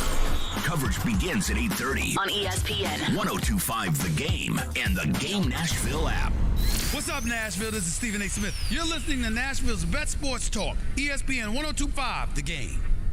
I can't worry about my competition. Yeah, secretly, we'd like them maybe to stumble, but I got to focus on our business and make sure we're doing the right thing. And then if you do that, good things happen. I mean, I think we had a period of 2 decades that were unbelievable with a salary cap, and we have to find a way to sustain it. And more than anything, it bothers me that we haven't been able to win a playoff game in the last 3 years, and I'm happy that I think we had a great draft last year, and it made up for what happened the previous 4 years or so, and I look forward to hopefully having a great draft this year. That's the only way you can build your team for long-term and consistently, that you have a chance of winning, is having a good draft. Holy crap! Like at Belichick next time. Here's the owner of the New England Patriots, Robert Kraft, right? Uh-huh. Like the owner of the New England Patriots talking about the greatest coach of all time and saying we're not winning enough and we're not drafting well enough. And he said for 4 years they haven't drafted well enough. Like, Wow. I'm sorry. That is putting Belichick on notice. 100%. There's one step before the hot seat, and that's where this is. Like, that's where this is. Like, there was to me, and Kraft's like a smart guy, you know. This is the message to Belichick, which is, I picked you over Brady. He won a Super Bowl. You better go win. And it's amazing because, remember, they won the Super Bowl against the Rams. And, you know, Kraft always, writes out his speeches ahead of time and then gets up there and thinks that he's, making, some unbelievable statement. And he was like, we overcame obstacles, but it was the challenge and the strength of the 2 greatest men to ever do what they do, Tom Brady and Bill Belichick. And, the crowd went nuts, obviously, but he made it about Brady and Belichick. And, somebody today told me, well, he'll never fire Belichick. You sure? You sure he'll never fire Belichick? I heard that. And you know what I thought about? When I heard, because you see the headline that Kraft doesn't like the fact that they haven't won a playoff game in 3 years. And then you hear it. And you hear we haven't won a playoff game in 3 years. And there's nothing more important to me other than my family than the New England Patriots. And we are not drafting well enough for the last 4 years. And I'm like, oh my God. And there's probably a part of Belichick, honestly. And, you always got to kiss the owner's butt. And even Bill knows that. Uh-huh. There's probably a part of Belichick that's like, hey, why don't you go look at the trophies and leave me alone? And also part of it that's 1, look at the trophies. 2, we just lost our franchise quarterback who was the best player in NFL history just a few short years ago. That's Bill's fault, though. But, okay. But do you expect to just pick up where you left off after losing Tom Brady? See, I don't. But don't you think? I think Robert Kraft expects that. But didn't Robert Kraft make the choice of Bill over Tom? He did. So isn't he entitled to say, okay, Bill, you want to go to Jimmy freaking Garoppolo? Is he entitled to say that to the press? Yeah, he's Robert Kraft. Now, So here's what's what? crazy. Here's what's crazy. Why will nobody around here do that with Tannehill? Like, why do I have to be the bad guy? Like, Do we know that they aren't behind closed doors? Well, they ain't doing it at the owners' meetings in front of everybody. And I honestly do think that Robert Kraft is in the wrong in doing so. Because Why? then instantly everyone's looking at Belichick. Like, but also Belichick just lost his quarterback. And they're trying to figure it out. And I understand that Bill Belichick probably feels the heat too, but they just drafted a quarterback last year. Oh, I don't know if you feel the heat if you're the greatest of all time. You make all the money Belichick has, and no one thinks you can get fired. I don't think you feel the heat. That? I don't think you feel the heat until the guy starts, lighting the fire. Then you start to feel the heat. In front of cameras? Yes. Like, that is on notice. Like, that's like the Paul Kaharski article before the 1999 Titans season that said playoffs are pink slips. And it was about Jeff Fisher and Floyd Reese. And Bud Adams basically said, if we don't make the playoffs, they're out of here. And they win the Super Bowl. And so, that is, and, people would ask Floyd, like, how'd you feel about that? And every time, Floyd had this, really weird way of, kind of brushing things off, and not really telling you how he felt about certain things, even though you then later see that actually did matter to him when he said it didn't matter to him. Uh-huh. And this was an instance where he was like, well, people asked me what I thought, and I'm like, yeah, it's the NFL. You got to win. But I'm sure, he was a little hurt by the fact that the owner is like, yeah, I'm going to fire him if they don't win. But, sometimes the owner, I got to get, hey, you know how people are player empowerment? Uh-huh. I'm owner empowerment. Jim Irsay, if you think that Ryan Tannehill stinks and that you deserve to have a team better than them and you don't care what the national media says about your coach and your general manager as much as they kiss up to him, and you're like, no, get this Carson Wentz out of here, good for you, Jim Irsay. You own the team. I Robert do agree Kraft, with that in a way. If you want to put the greatest coach in the history of the NFL on the hot seat, good for you, Robert Kraft. And I do agree with you in a way. It's your team. Amy It's your Adams money. Strunk putting Ryan Tannehill on notice? Is that her job? She owns a team. She can do whatever she wants. But, If she wants to kick the field goal, Robert she can Kraft kick the didn't field put goals. Mac Jones on alert. Irsay didn't put Carson Wentz or Matt Ryan on the hot seat. Oh, he ran Wentz out of there. But that's not what he was talking about when he's lighting up Reich and Ballard. No, but he was the one that shut the door. Remember, after the game, after they lost to Jacksonville, Reich was saying Wentz, still Carson, he's still whatever. And then after they had that closed door meeting, they never committed to Carson again. But he wasn't speaking to Carson Wentz directly. So you're saying Amy Adams Strunk come out and say, we hate Ryan Tannehill. I'm just saying, if you can do it to Bill Belichick, you can do it to Ryan Tannehill. That's all I'm saying. I just don't think that's her place. She's not in charge of the quarterback. She's the own. Yes, she owns a team. The coach is in charge of the quarterback. The GM is in charge of the roster. So I will give credit. She's in charge of the GM and the coach. I will give a little bit of credit right here that I do feel personally like I don't like when owners stick their nose in a thing. Tom Sigerin, who used to be the head honcho with the Predators, and now he's still an owner of the team. Uh-huh. But when he was head honcho, he told me that he would never talk to Peter Laviolette about hockey if David Poile was not in the room, and he would never tell Laviolette what to do about hockey because that was Poile's job and not his job as the owner. Exactly. And I saw that, and I salute Tom Sigerin. You're right. You're the man. I look at the Mets owner. Yeah, that guy's the crazy cuckoo bird on Twitter talking about the team. He got money. Though. He do got money, but that doesn't mean that you can just tweet about your team that you own. I think that's bad. Yeah, but in this case, I guess you do make a fair point because it is okay. Ryan Tannehill is not it's Kraft Bill. Uh-huh. So if Kraft wants to put Bill on notice, that's his direct report. Yeah, exactly. Whereas that's Tannehill is not the direct report to Amy. If she wants to put John Robinson on blast for not making a move at quarterback, then yes, it's about Ryan Tannehill, but she's not saying, hey, Ryan, maybe don't throw 3 interceptions in a playoff game. My point still stands. If we can say that about Bill Belichick, we can say it about Tannehill. That's my point. I understand your point, and I would agree. Can we say it about Tannehill? Well, I will say the Titans have had more success with Tannehill recently than the Patriots That have. is true. In that 3 Like, years to of them, no playoff wins, Tannehill does have a playoff win in keeps winning, Foxborough. and they keep winning the 1 seed and making it to the thing. So it's like, I get it, and I think we kind of feel that way, but to them, it's not quite apples to apples. But also, how much of a bone can you throw whenever they just won 7 Super Bowls?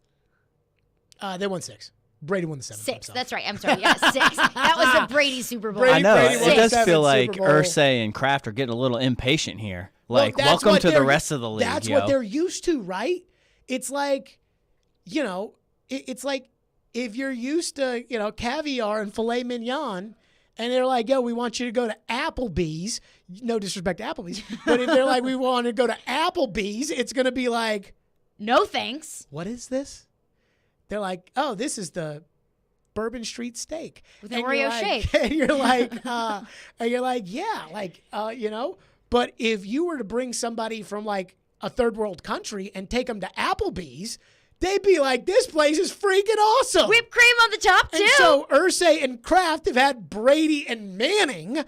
And so they're like, hey, we're not used to this losing to Cleveland. And it's like the opposite of what Titans fans are saying is like, you don't know how bad we've had it at quarterback. Oh, my God. So we're fine with Ryan Tannehill. Don't you remember what it was like when Jake Locker was the quarterback, Jared? Yes, I remember. 615-737-1025. Now your phones. ESPN 1025 The Game. From Fox 17 News, this is a Code Red Weather Alert. On Fox 17 meteorologist Greg Bobis, strong to severe thunderstorms possible going into tonight. Damaging wind being our greatest threat as these storms track through the area. Heavy rainfall as well. Temperatures drop from the 80s to the 50s by tomorrow morning. This weather report brought to you by Hiller Plumbing, Heating, Cooling, and Electrical. Call the Happy Face Truck today.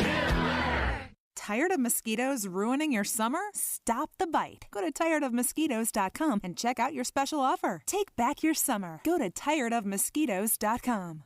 Nothing makes one feel better than the ability to give to someone in need. You have the power to give the most important gift of all, the gift of life, with a donation of your blood. Supplies are desperately low in our area, and your help is needed. Blood Assurance is a nonprofit community blood center that supplies our Middle Tennessee area hospitals. Please find it in your heart to donate. Be someone's hero today. Go to bloodassurance.org to find a location or blood drive near you. That's bloodassurance.org. Give blood, give local, save lives with Blood Assurance.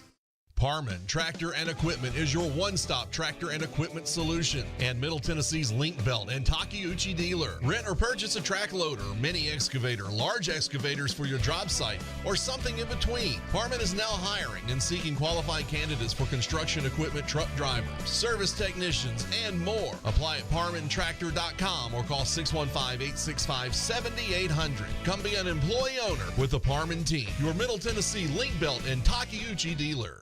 Hey, it's Elijah Campbell from Darren, Donick, and Chase, and I got my radio start right here as an intern at ESPN 1025 The Game.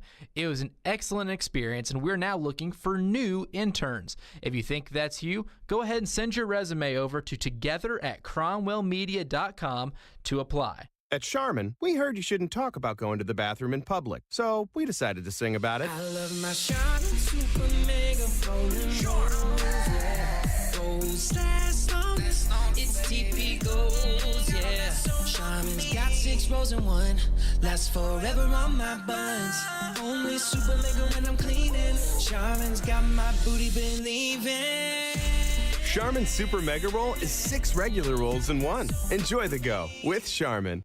You know it's going to happen, and when your car needs service or repair, remember Mitchell's Mr. Transmission on Gallatin Road, just north of Briley Parkway. Now here's Jim Mitchell. Our fleet vehicle program is a great benefit to all the fleet companies in Nashville. We are able to get their vehicle back on the road a lot quicker than the downtime of most dealers and most general repair shops, simply because we have the transmissions available. We're able to put priority on their vehicles to get them back on the road quickly. You know it's going to happen, and when your car needs service or repair, remember Mitchell's Mr. Transmission on Gallatin Road, just north of Briley Parkway. Parkway. Sometimes their glass is half full. That was unbelievable. It was the best NFL draft they've ever had. Sometimes glass half empty. What are we getting ourselves into here? Tough game. And sometimes it's all about the numbers. One win, and they've gone on this streak, and now they're at 500. Hang out with Darren, Donick, and Chase from 10 to 2 during your workday. Presented by Curacion CBD on Nashville's best sports talk. ESPN 1025 The Game and the Game Nashville app. Watch live on Twitter, Twitch, and YouTube.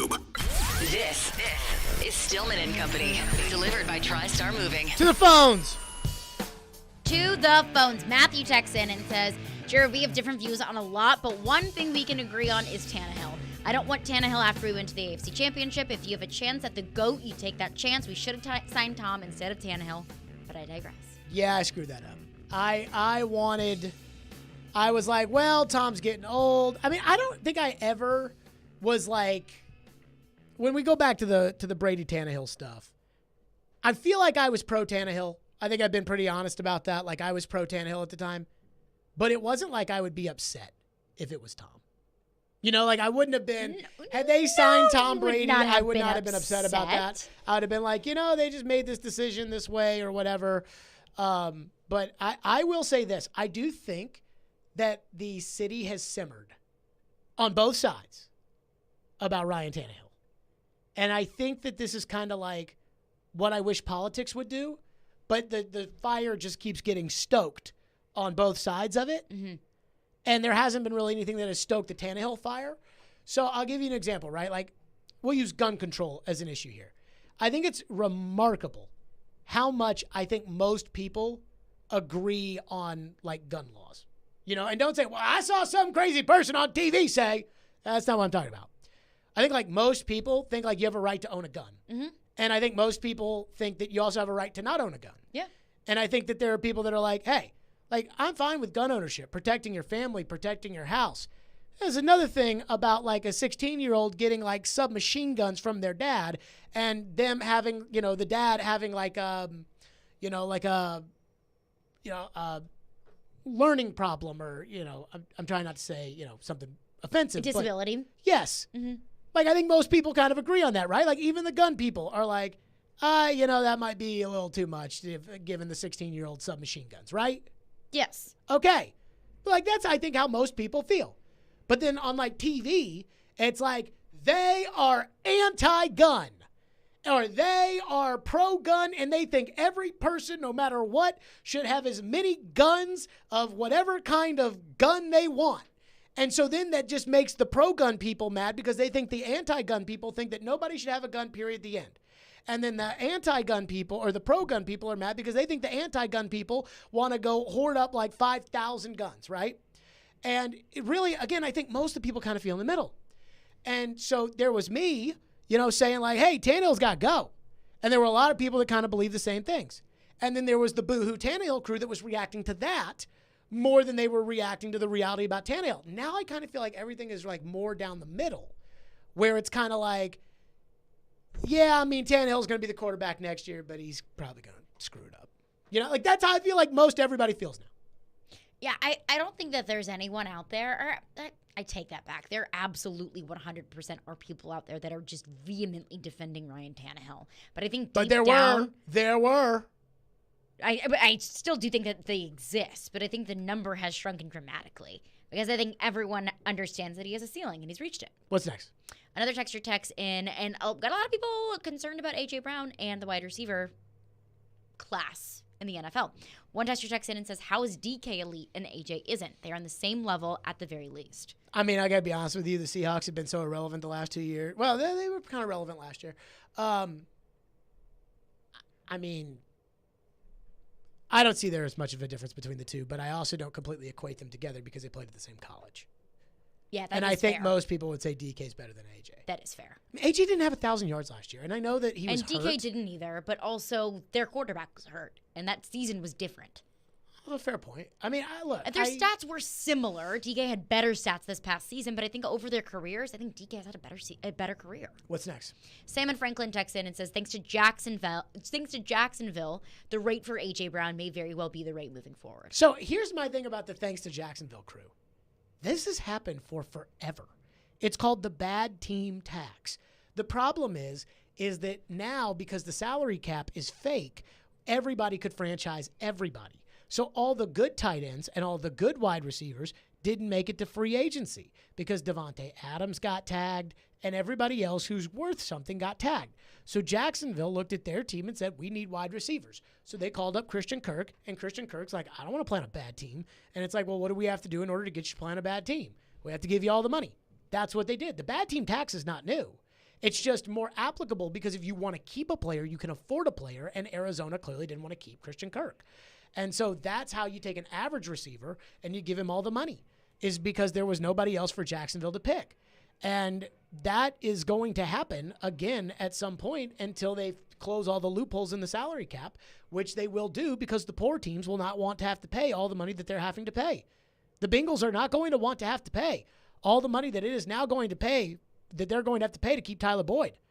They're going to have to pay a lot of money in order for that to happen. So I don't know. 615-737-1025. Joe Rex Road, Jared versus Joe. That is coming up next. 615-737-1025 here on the program.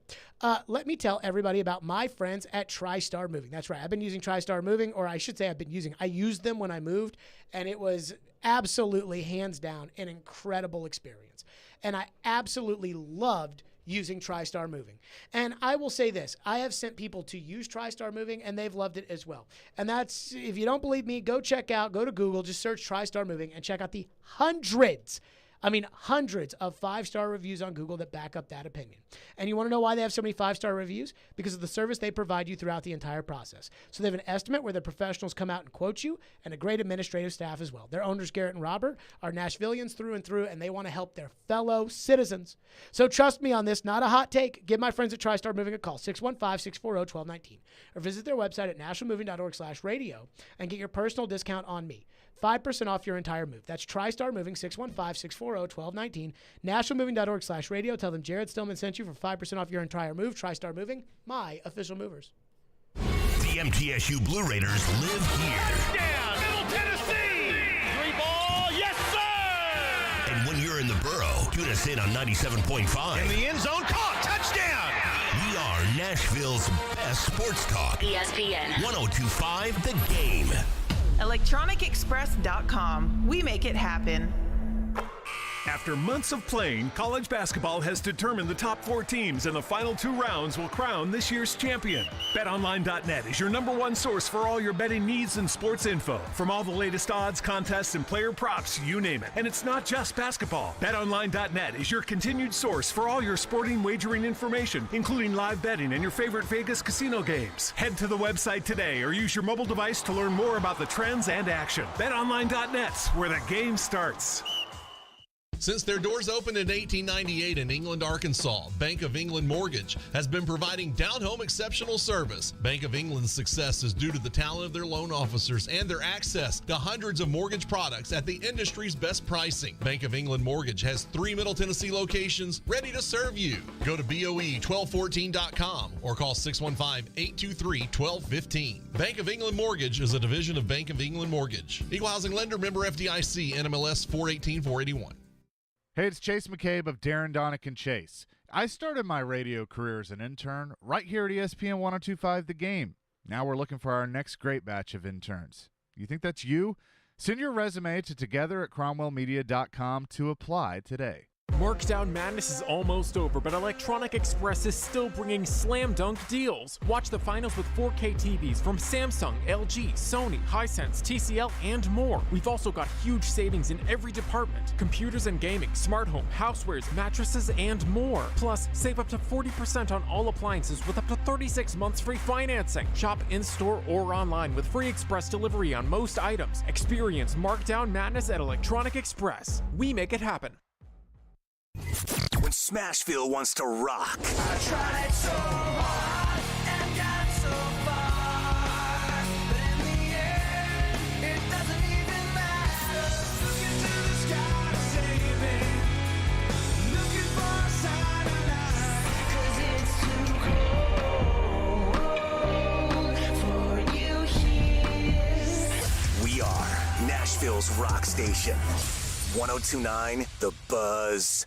This is Chef John from Kitchen Notes at the Omni Nashville. Invite you to come join us for breakfast and lunch. We are offering some exciting new menu items. For breakfast, we have a smoked prime rib hash. Comes with a sunny side up egg, hominy, caramelized onions. It's a great start to your day. We are featuring a sourdough pancake made with a sourdough bread starter. It's a fun spin on the classic buttermilk pancake. As always, Kitchen Notes is serving biscuits all day. Come join us and create a memorable experience here at the Omni Hotel. Food is all about memories for us. We'd like you to start a new memory here at Kitchen Notes in the Omni Hotel. Breakfast at Kitchen Notes in the Omni Nashville Hotel. From the Hillside Medical Game Studios, WPRT FM Pegram, WPUC HD2 Laverne, broadcasting 97.5 Murfreesboro, 106.3 Williamson County, ESPN 102.5 The Game, and the Game Nashville app. A Cromwell Media Station. Live from the Game Nashville studios, it's Stillman and Company. Delivered by TriStar Moving. TriStar Movers with 5-star service. With Jared Stillman on Nashville's best sports talk. ESPN 102.5 The Game and the Game Nashville app. Stone and Company is delivered by TriStar Moving, ESPN 102.5 The Game, streaming live on Twitter, Twitch, YouTube, and Facebook Live. Very, very excited. We have a great show. Great show planned. Great show. Joe Rexroad scheduled to join us for Jared versus Joe. And, I mean, I got to be honest with you. Like, I don't care. So, Joe, I think you weren't here last week when we just addressed the fact that Joe unfollowed me on Twitter. Did he really? And so, like, I'm not offended that Joe. I'm not like offended that Joe unfollowed me. Like, I don't feel disrespected by that. I feel disrespected by a lot of other things, but not by that. But I would say that I almost, like, when I saw that, I was almost like, Joe, pull up your pants. Like, seriously? Like, is it that big of a deal? Like, put on your big boy pants. The mean man in the afternoon doesn't tweet, it's not okay. He is. You can't see him right now, but he is playing the world's tiniest violin for you. Oh, it's so funny. I mean, it's just so funny. And so with that, Joe joins us. Hello, Joseph. Yeah. Hey, man. I like your show. You can call me and text me whenever you want. Your Twitter account is garbage. It's trash. It's trash. Your Twitter account's trash. Is it so dog water? I'm done. It's great. That's odd because I know one of us tweets about UT women's basketball during NFL Titans games, and one of us does not. It ain't me. Okay. Talking about my Twitter account like that. Although I will say this, I did get worked up by one of these bozo bloggers.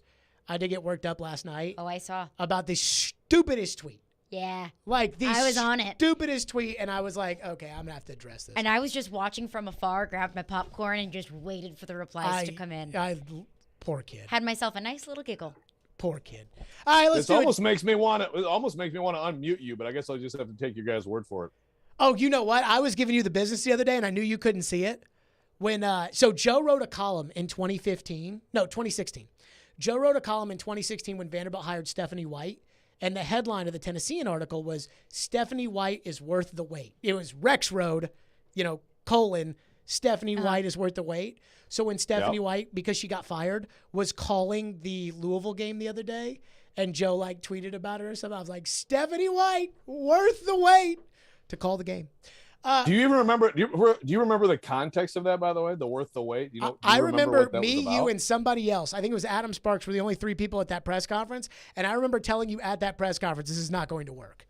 And you're like, I don't know, man. And you didn't know me that well then, and I didn't know you that well then. But you were like, I don't know, man. I think she's got some ideas. I think we've got some things. She had just won an WNBA championship. Sometimes that could work. She was really impressive at her presser. That's what we had to go on. Or you could have gone off the women's basketball insider who told you it wasn't going to work. Women's basketball insider. Oh, I'm an insider. I'm an outsider. Who just ripped someone for tweeting about women's basketball? Yeah, you're not a walking contradiction or anything. During a Titans game. Time for Jared versus Joe. Jared Stillman versus Joe Rexroad. Now on Stillman and Company. On ESPN 102.5 The Game. Jared versus Joe is presented by Parman Tractor and Equipment. All right, first and foremost, Jared, why don't you go first, just because I'm in a good mood. A.J. Brown, keep him, trade him, why? You have to keep him. And the idea of trading him, is basically, here's the idea of trading AJ.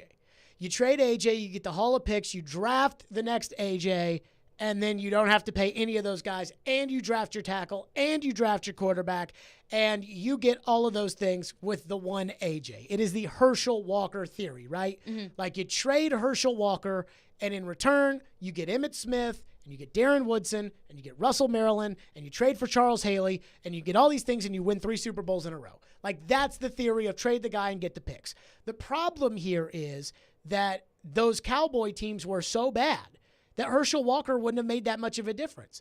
When A.J. Brown's not on the field for the Titans, they can't beat the Jets. He got hurt in the game they lost to the Texans, and Tannehill was out there by himself. They lost to the Patriots. They lost to the stinky Steelers. Like, every game when he didn't play except for Jacksonville, they were in deep crap.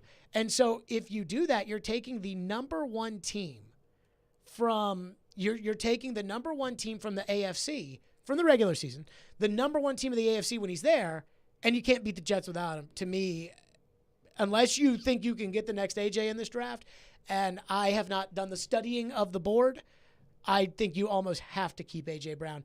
And the bigger issue with me for AJ is not paying AJ. It's AJ getting hurt.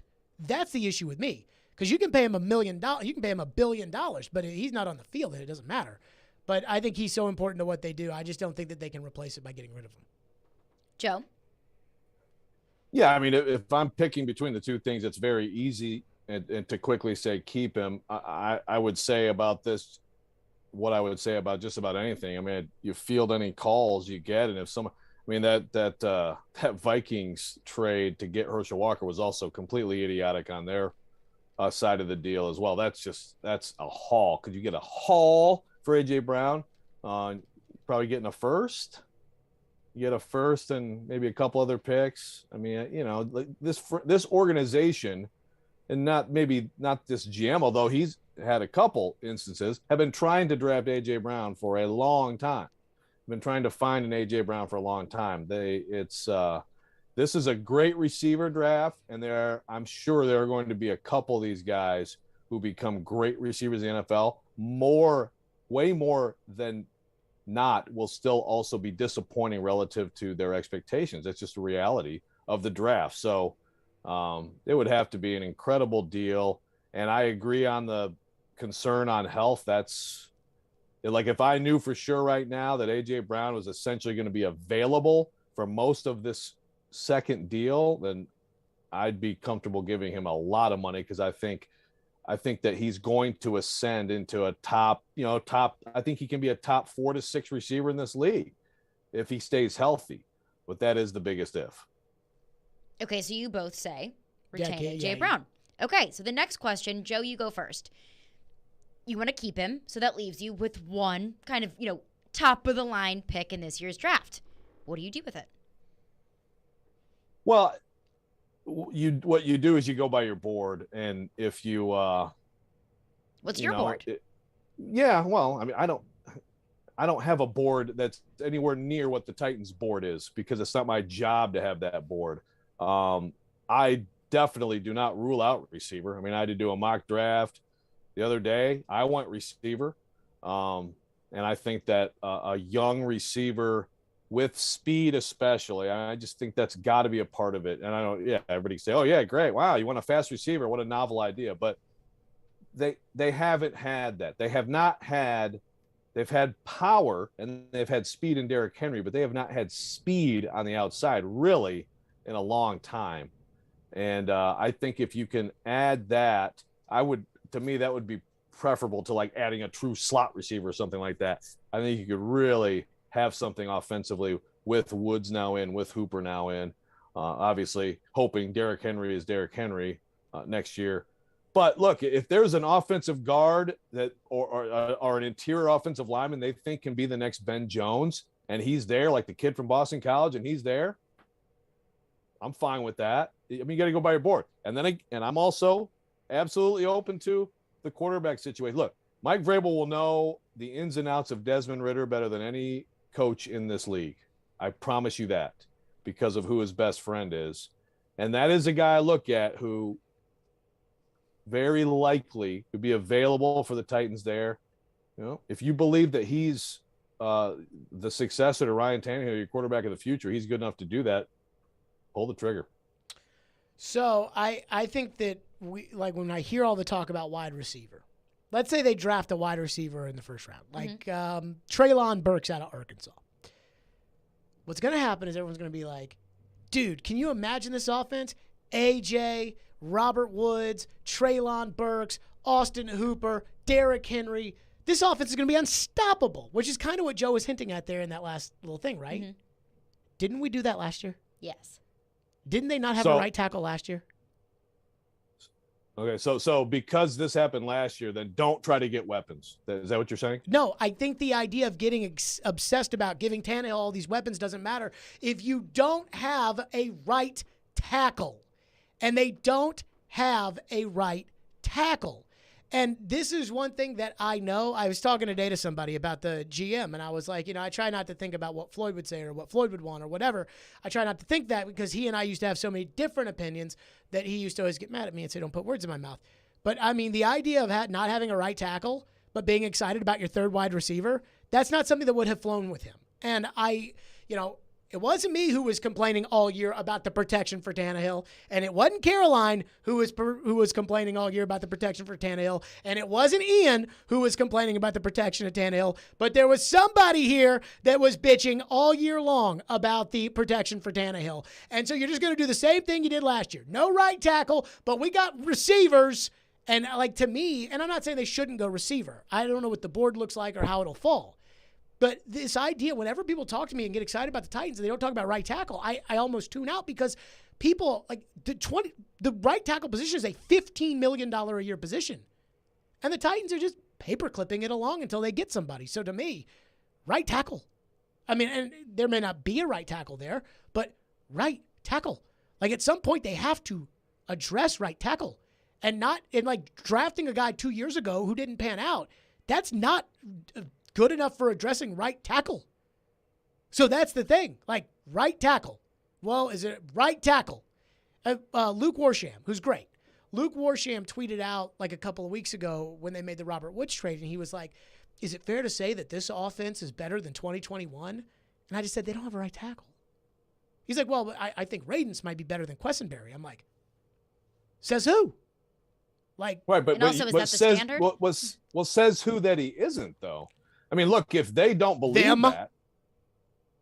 Last year. Well, okay. So you're going to go with this happened as a rookie, a guy who hadn't played football in 2 years, played at a lower level, sucked in camp. No chance he could improve. No chance he could be the guy. I think they're going to give him an opportunity. Now, if they do draft a right tackle, then I think that is the answer.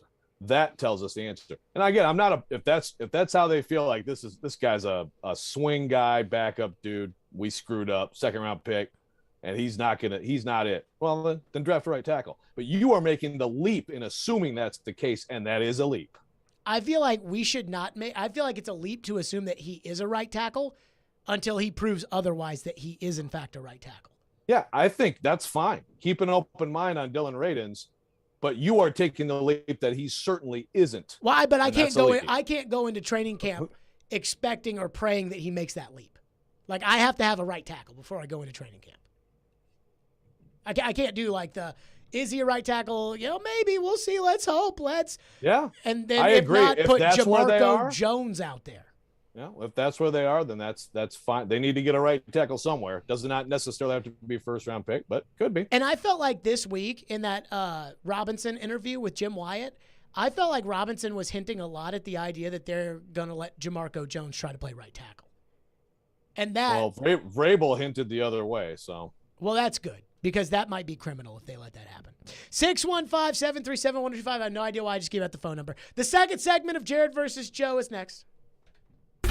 Do you have that one person or thing that just makes you mad? Join us every Friday at noon on the DDC for You Just Made the List. Fueled by Parman Energy. Visit ParmanEnergy.com, your one-stop petroleum solution, and try Star Movie on the DDC on ESPN 102.5 The Game. You just made the list. At the law office of Amanda J. Gentry, we are committed to defending your rights. We have a team committed to helping you navigate the court system, whether you've been accused of a crime or you're going through a messy divorce and custody. Call our team to help you navigate this system. We are here to protect your rights, to demand your rights, to enforce your rights. 615-604-6263. 615-604-6263. AmandaJGentry.com. You know it's going to happen, and when your car needs service or repair, remember Mitchell's Mr. Transmission on Gallatin Road, just north of Briley Parkway. Now here's Jim Mitchell. At Mitchell's Mr. Transmission, we also offer free towing with any major repairs. If your vehicle has a breakdown and you should need any type towing is available through Dad's Towing Service. Dad's is a professional towing company in Nashville that provides all types towing and recovery, 24 hours a day. You know it's going to happen, and when your car needs service or repair, remember Mitchell's Mr. Transmission on Gallatin Road, just north of Briley Parkway. Realizing Geico is your one-stop shop for all your insurance needs is like realizing you can just toss the whole measuring cup into the washer, so it won't get gunked up with laundry detergent. I guess it doesn't work for coffee mugs, huh? It's something that's been right in front of you this whole time, like how Geico offers 24/7 emergency roadside service to help you when you need it most. Or how athletic wristbands aren't for your wrists, they're for wiping sweat off your forehead. Great. So, what are headbands for? 80s night at the dance club. Woo! It's something you can't believe you never realized before, like how Geico makes it easy to bundle your home and car insurance, with even more ways to save when you add boat, motorcycle, and RV insurance. Or how a pony is its own animal and not just a baby horse. So, what's a baby pony called? Getting more ways to save. It's just one of the many reasons to switch to Geico. They're all right there in front of you. Listen to Stillman and Company with me, Caroline Fenton, all season long on ESPN 1025 The Game for your chance to win Nashville Sounds tickets courtesy of 312 Pizza Company in Germantown. How can a half-carat diamond magically grow into a 2-carat diamond? With Genesis Diamond's 110% diamond upgrade guarantee. Our trade-up policy is the best in the United States. That's Stasia at Genesis, explaining how if you buy a diamond today and want to trade it in for a bigger one next year, Genesis always gives you back your original purchase price plus an extra 10%. We will gladly give you every single penny you paid for the diamond plus an extra 10%, which is amazing. No one does that. As a real-life example, take Stasia's customer Paul. When he first started, he got a half carat, and then as he became more successful, we rewarded him. He came in and he got a 3/4 carat, and then he's traded for a carat. I'm sure I'll see him this year for a carat and a half. As they grow and change and become more successful, their engagement ring can grow with them also. And there's no catch, no minimum trade-up requirement, and it works on diamond studs and diamond pendants as well. You get every single investment dollar you put into the diamond, you will get an extra 10% towards the new diamond. Genesis Diamonds and luxury pre-owned Rolexes. You can trade as many times as you wish. Continuously voted best jewelry store and best place to buy an engagement ring. Green Hills and Cool Springs. Interact with Stillman and Company. Call or text the show at 615-737-1025. Driven by WilsonCountyHyundai.com. Jared Stillman versus Joe Rexroad. Now on Stillman and Company. On ESPN 1025 The Game. Our phone lines are driven by WilsonCountyHyundai.com. I just want everybody to know Josh in Whitehouse has already texted into the text line and said that you can stop the fight right now. Jared has won with his right tackle talk. So there you go, Joe.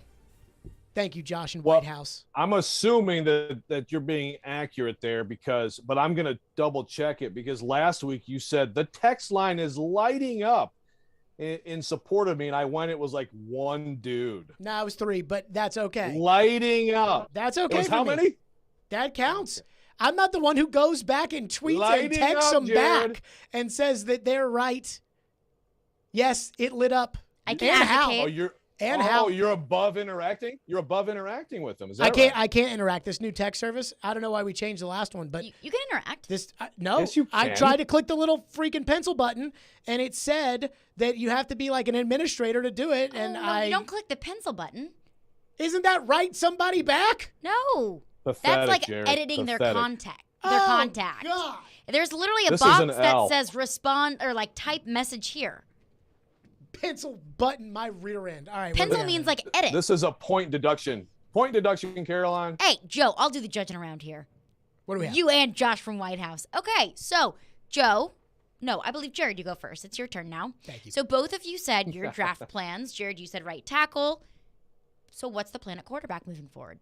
Boy, I tell you, they really screwed themselves with that Julio Jones pick because you could maneuver things around if you had that second-round pick. They don't.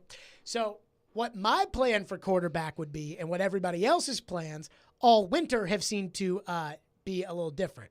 Here's what I think they are going to do. They're going to run it back with Tannehill this year, and they're going to hope that last year was an aberration. They're going to do what Jim Irsay was not willing to do with Carson Wentz, which is, let's roll it back and see. And I feel confident in that because the Diana Rossini clip that we played last week on ESPN, and we know Diana is getting her info right from the horse's mouth. And it was kind of like, I covered that game, and that game was so bad, but, that never happens, and so that's just not going to happen again. And I think that's what they believe. I hate that that's what they believe, but I think that that's what they believe. So they're going to hope that, this year they'll play and Julio will be in there, or Julio's out, but Woods will be in there, and, they'll all this kind of stuff, and then they'll move forward. And then when Tannehill screws it up, then next year they'll be like in the same position that Denver has been in for the last 5 years until they went and sold all their picks to get Russell Wilson. Joe, what's your plan at quarterback? Okay. So again, Jared does not answer your question. He tells you what he thinks the Titans will do. So again, that's a big L for Jared. My plan, because I'm going to answer your actual question. My 12-point plan, which you can see at JoeRexRoadForSenate.com, says. So I'm definitely going to run it with Tannehill this year. There's no choice. There never really was one. There was a choice, but then obviously, Okay. Anyway, at this point, Tannehill. Yeah, you want Baker? I didn't say that. I said there's a choice. That's a move? Okay. You're going with Tannehill this year. You're hoping he is 2020 Tannehill. If he's 2020 Tannehill, you'll be good. And we'll find out what happens in the playoffs. You'll be in the playoffs. Because if he's that good, this team is going to win the AFC South. But you go through it with him this year. Again, my plan at quarterback, if I feel like I've identified Carson Strong, could get him in the third round. I don't know. Like if I've done my homework on all these quarterbacks, which you should do anyway, but certainly this year you should do. And I believe that there's one that can be the quarterback of the Tennessee Titans for years to come and is good enough to bring championships to Nashville, then I'm going to get that quarterback. But you don't just, let's take a flyer on a quarterback here. Let's try to find the next guy. You have to have conviction on it. If you don't, then you're just going through the year with Tannehill. And, it'll be painful still to get out after next year, but you can do it. And then maybe, then from there, I think the plan can only be this draft next year.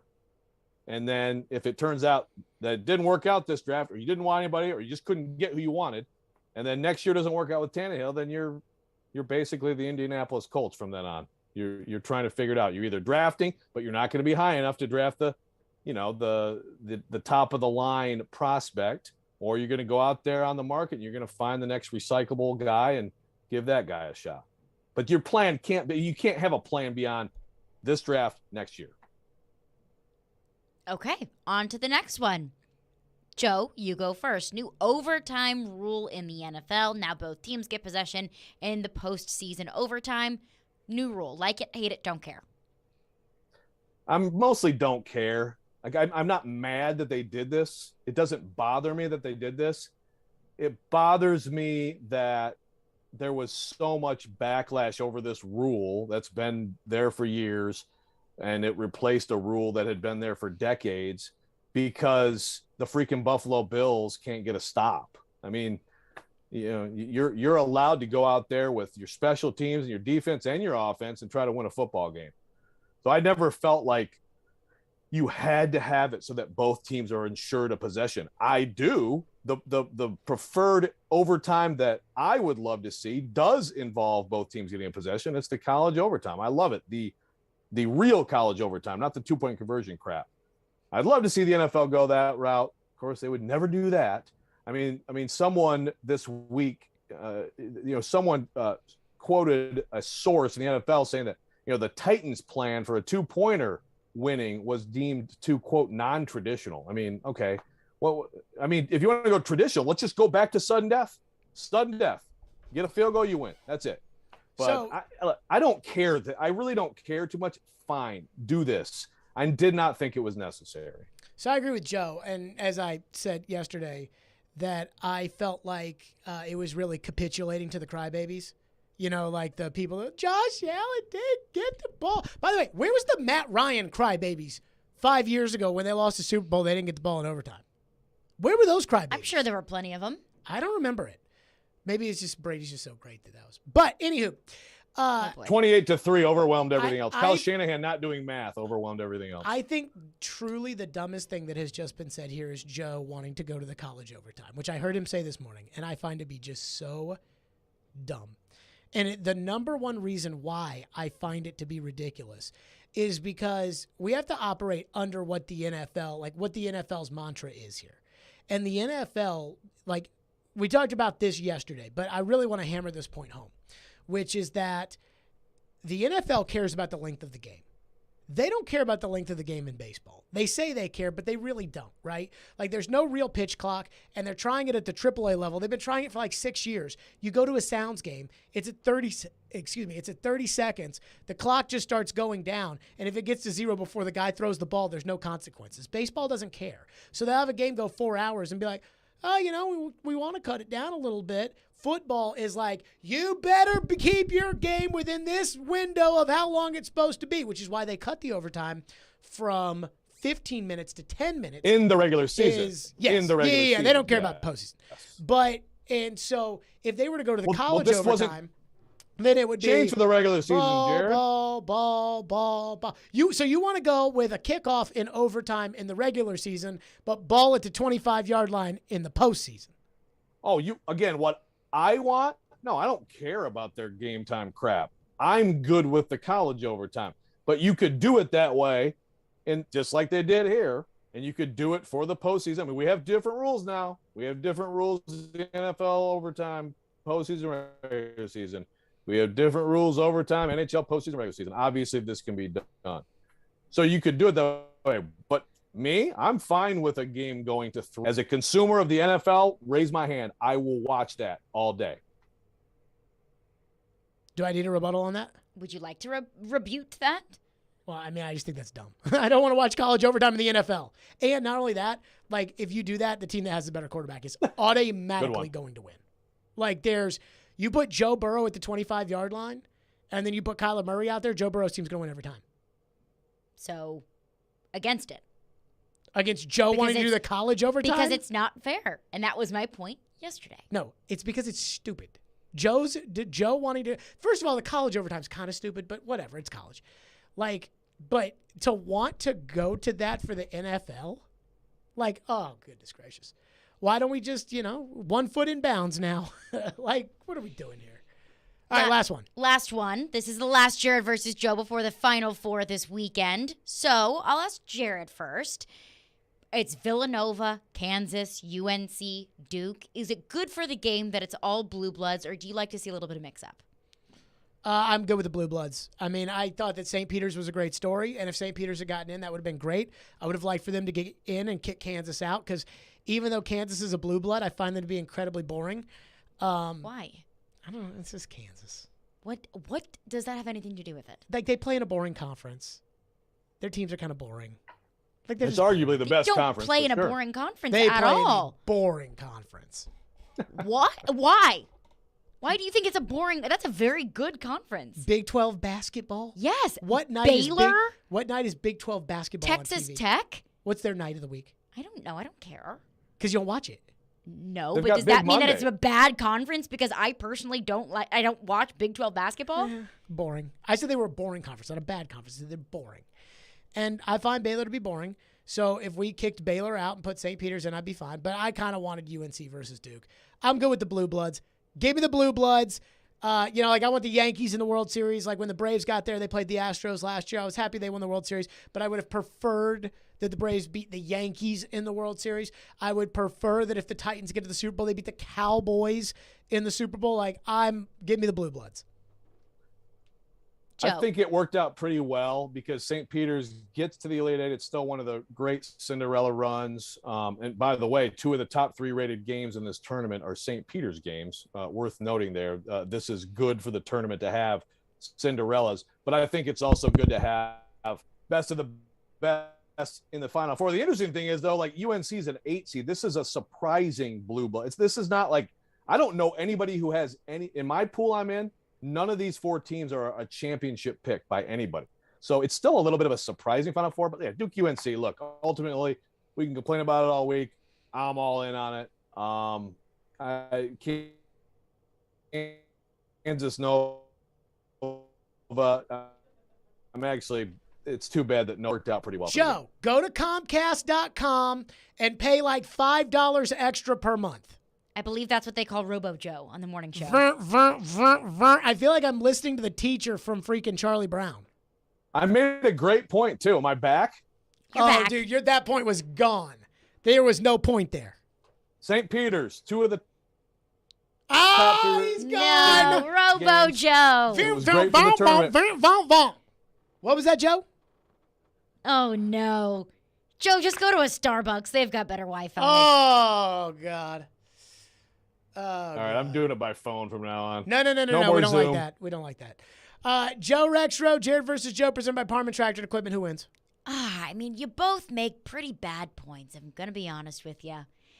Joe's point of like looking at a wide receiver first and foremost in the draft, I just don't agree with.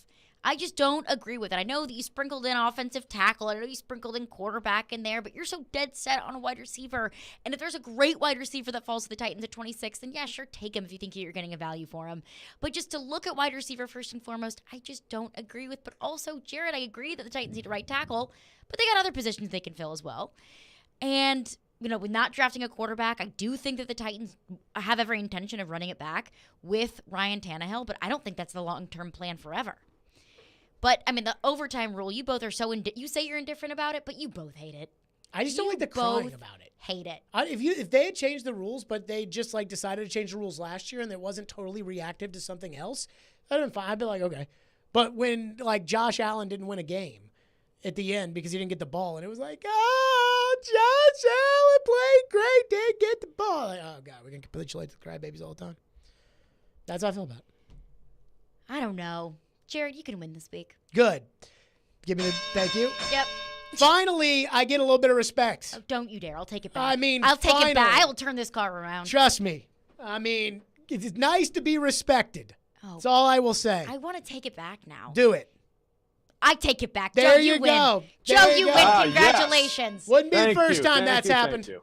Blatant disrespect. Something I have become fairly used to today.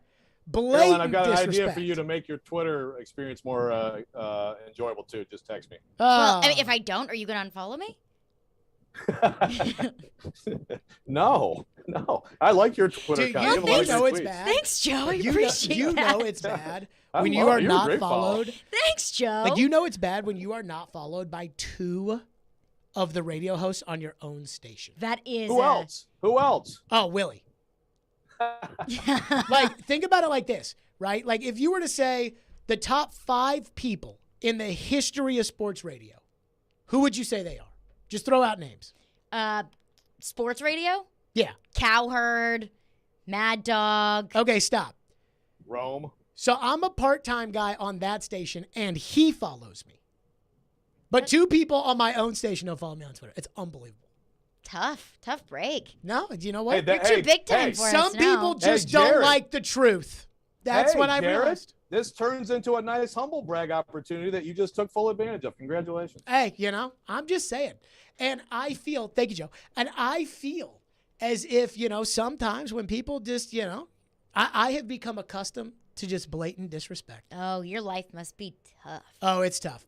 615-737-1025 is our phone number, 615-737-1025 here on the program. Hiller Plumbing, Heating, Cooling, and Electrical. Gotta love my friends at Hiller. They do a fantastic job of taking care of my home, and I promise you that they can do the exact same for you. Hiller wants to send you on a vacation. That's right. A lot of people, money's getting tight, inflation, whatever, but they want to send you on a vacation. So they're going to give you free vacations for you and your family this month. With every purchase of a new new whole home generator or select new HVAC systems, Hiller is giving you a free week-long vacation. With every purchase of a new tankless water heater, Hiller is giving you a free weekend vacation, and they're giving you a Visa Rewards card to help pay for the gas to get you there. Choose from over 400 Marriott, Wyndham, Hilton, or Hyatt hotel properties. Take advantage of this unbelievable deal while you can, because these deals are only available for a limited time, so make sure you schedule today. Visit happyhiller.com for all the details. As always, happy you'll be, or the service is free. That's Hiller Plumbing, Heating, Cooling, and Electrical. My guys, call the Happy Face Truck today.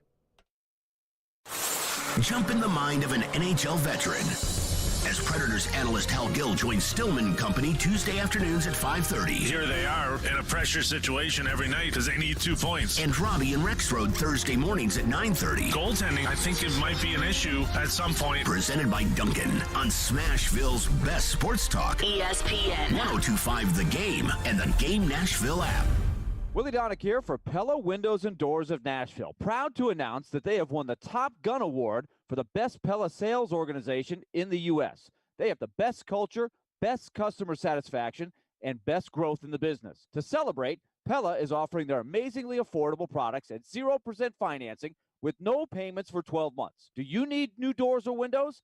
I suggest you shop with Nashville's Pella experts at Pella Windows and Doors of Nashville. Go to PellaofNashville.com. Hey, Robbie Stanley here, and it's getting down to crunch time in the tournament. The Final Four is set, and right now FanDuel Sportsbook is giving new customers a $150 instant bonus guaranteed. That's right, you'll get $150 in bonus site credit, and all you have to do is place your first bet of $5 or more. How you bet the bracket's up to you. You can choose from the money line, totals, prop bets, and so much more. I like Duke to get it done. I think Coach K has one more magical run left in him before retirement, which I know is going to make a lot of you happy. But you can take it any way you want to take it. Just make sure you join FanDuel today with promo code ROB. Then you can place your $5 bet to score $150 in bonus site credit guaranteed. Once again, that promo code is ROB on the FanDuel Sportsbook app. Must be 21 or older and present in Tennessee. First online real money wager only. $10 first deposit required. Bonus issued is non-withdrawable site credit that expires 14 days after receipt. Restrictions apply. See full terms at sportsbook.fanduel.com. Got a gambling problem? Call the Tennessee Red Line at 1-800-889-9789. Do you have a VA loan? In this housing market, homeowners with VA loans have access to a ton of instant cash. Willie Donick here. If you need cash for that home improvement or want to finally be credit card debt-free, how does a check for 80 or 90 grand sound right now? Loan Pronto is helping veterans every day get the money they need with a quick and easy, zero-cost cash-out refi with zero closing costs. With a VA loan, it's really cool because you can access up to 100% of your home's value. Use that money to pay off all your high-interest debt or remodel your kitchen, or both. Loan Pronto's all-digital process makes it fast and easy. They're doing loans with super low APRs, and they love working with veterans. In fact, Loan Pronto does zero down purchases for veterans buying a new home. Call now to see what your options are. Call Loan Pronto at 615-499-5780. That's 615-499-5780. Or go to loanpronto.com. 615-499-5780. Equal housing lender, NMLS 166-1781. Subject to lender approval. ESPN's Turon Davenport breaks down the Titans like no other. On the field chemistry, I don't think it's going to be a problem. It's just going to be a process. Catch TD Mondays at 11, Thursdays at 3, and Fridays at 8. Plus, the Talking with TD podcast drops every Wednesday. When you draft players, it's not just for one season, it's for a career. Nashville's best sports talk. ESPN 102.5 The Game and the Game Nashville app. Hey Nashville, this is Gary Bettman. You're listening to Nashville's best sports talk, ESPN 102.5 The Game.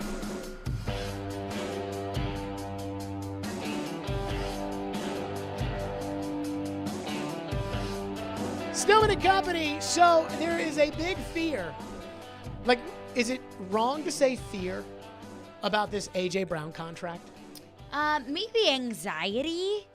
Should there be? Anticipation. I mean, here's the thing, right? I think there should be. So there's this big fear that Christian Kirk signed this huge contract with the Jags, $18 million a season, and all of a sudden it's pushing the salary for all these wide receivers through the roof, and then the Jets want to trade it. You know, they told Rich Samini that they want to trade for A.J. Brown, and then John Robinson said they want to sign A.J. Brown, and then that's when kind of everybody kind of went and speculated what could possibly happen with A.J. Brown, this, that, or the other. And I was just thinking about it. If the Titans have A.J. Brown, now I have said that if A.J. Brown held out this year, I wouldn't be against him. Like I would prefer that he not do that as a fan, but would I understand where he would be coming from if he did decide to do I would not hold it against A.J. Brown if he held out. But if he plays this year at $3.9 million, and then you franchise tag him next year. Now, he's definitely not playing on a franchise tag. But if you franchise tag him, maybe he plays on the franchise tag, then don't you get 2 years to decide, okay, is A.J. a top receiver in the NFL? Because at times he has shown flashes that he very much is a top receiver in the NFL. Or over the next 2 years, will he show us that he can't stay healthy?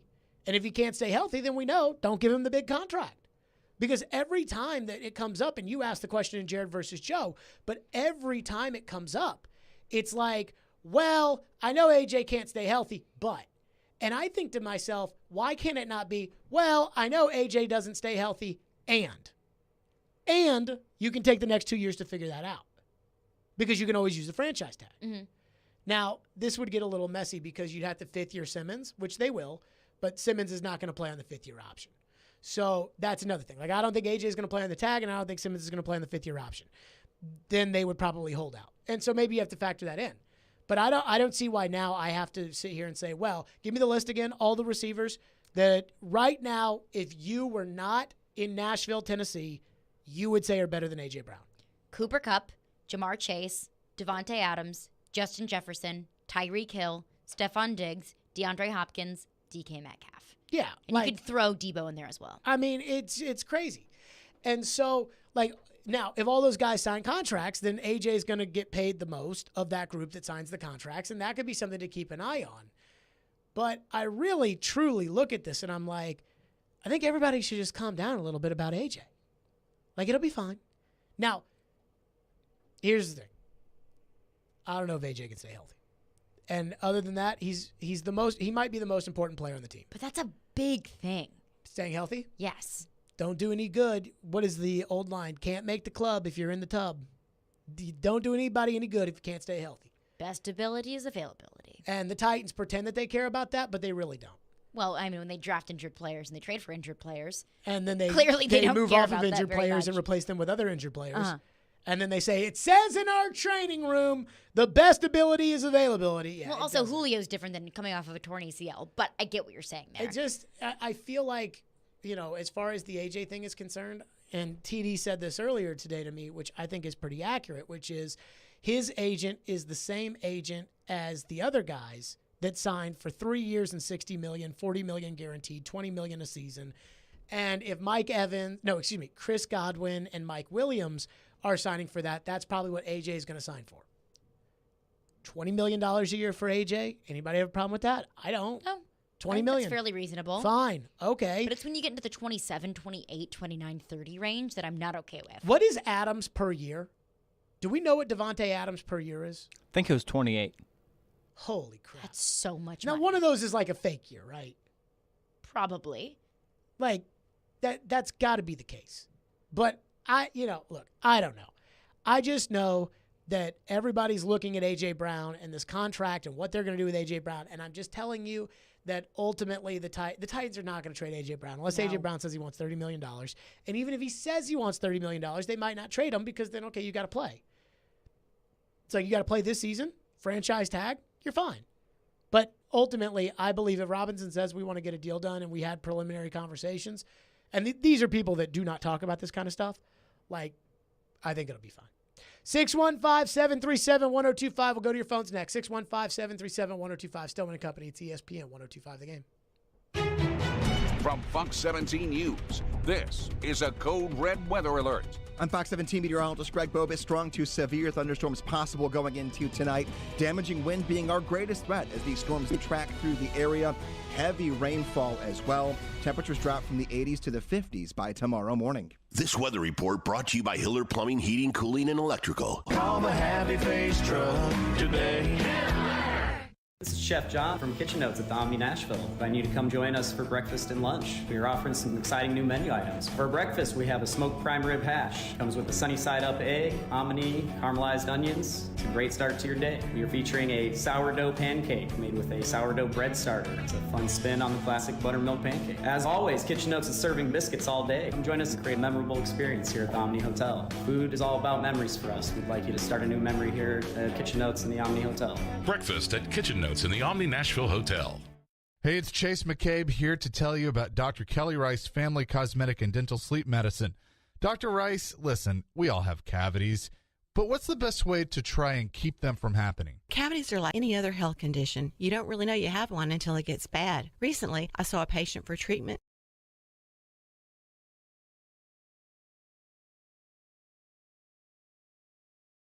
That takes time away from work. Nobody wants a root canal, so you're right.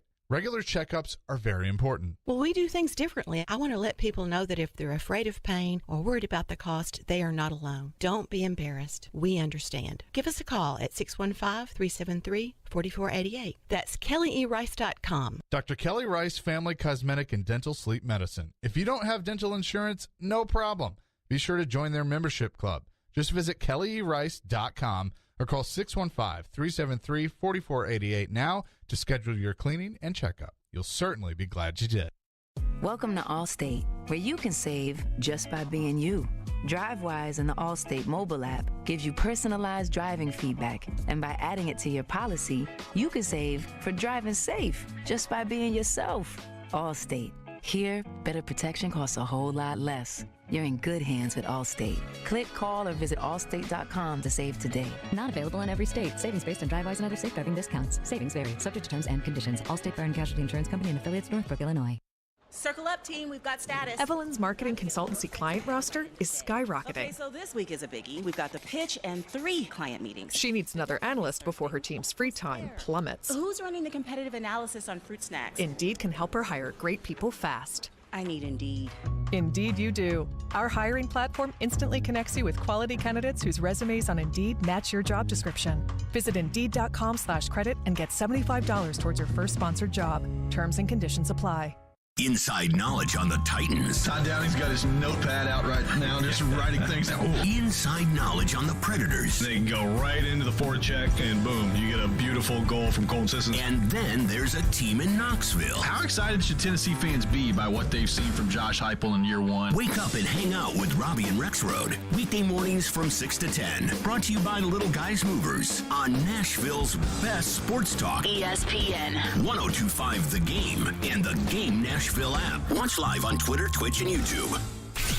Stillman and Company is on. Delivered by TriStar Moving. So apparently we got a tornado watch going on right now, right? Yes. That is correct. And a wind advisory. So, am I supposed to not drive home after the show? You can drive home after the show. You are not going to get lifted away like Dorothy in Wizard of Oz. But that's why people don't drive around in weather like this, right? I mean, if you want to stay here. Watch is not as bad as a warning. So you're still in the watch area. You know, if it was a tornado warning, then I would probably say don't be driving home yet. But a watch, I think you're good. At least drive really fast. Are you driving home? I will be driving home, yes. Okay, you live a lot further than me, so that's, You'll be fine. Look, I don't know the rules. I don't know. When I hear tornado watch, warning, whatever, I put on the news and I watch TV, and then they're like, now, if you're in Clayton County right now, you want to go downstairs and you want to go ahead and get to the room with no windows. There's a big window right there. The most hideous window in the history of room. But, I mean, here it's hilly enough that it's not going to hit right where we are. Right now. But if I'm driving, I'm not here anymore. And then I'm in a car. And then you're going to another hilly area. I hope if I get freaking picked up, I hope you live You will not get picked up, I promise you. I hope. I am from Tornado Valley. We get them every night in the summer. It's fine. You'll be fine. I hope. Let's go to your phone. 615-737-1025. Is there anything that was said today that we want to discuss? Well, one texter does text in something very interesting about Robert Kraft and Bill Belichick and says, is Robert Kraft a little bit nervous about Josh McDaniels and the Raiders this year because he hasn't said anything the past 3 years? So why – I can't find the text, but I'm summarizing. Why say something now that Josh McDaniels is gone? Was it not a problem the past 3 years? So this is going to sound callous. I don't think that Robert Kraft gives two craps about Josh McDaniels and the Raiders. I think there's one team Robert Kraft doesn't. Robert Kraft's looking at and then looking at Belichick. The Tampa Bay Buccaneers? Of course. Yeah. Like, that's the team that he's looking at.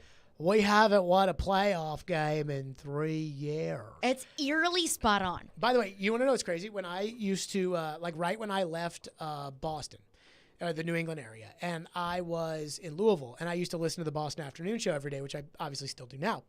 And I was listening to that show, and they had Robert Kraft on at the Super Bowl. And this was in the middle of the Patriots' 10-year Super Bowl drought. And so they had Kraft on. You know how they are in Boston. Like, if you don't win the championship, you suck. And so they were talking to Kraft about it, and Kraft was like, we've been to 3 straight AFC championship games, and, like, mentioned that, like, 2 or 3 times.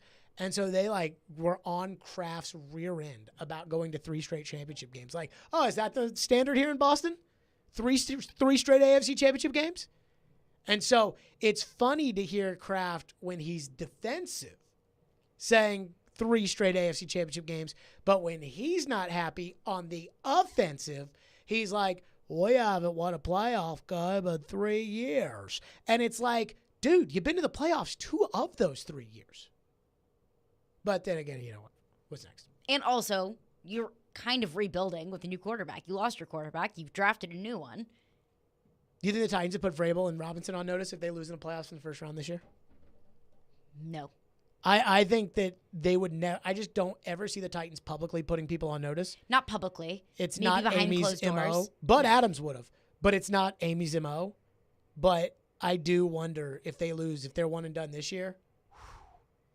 Like, if they're one and done this year. I mean, at that point, it becomes a trend. Like, for as mad, I realized that my level of mad after the playoff loss to Cincinnati was a year ahead of everybody else's level of mad.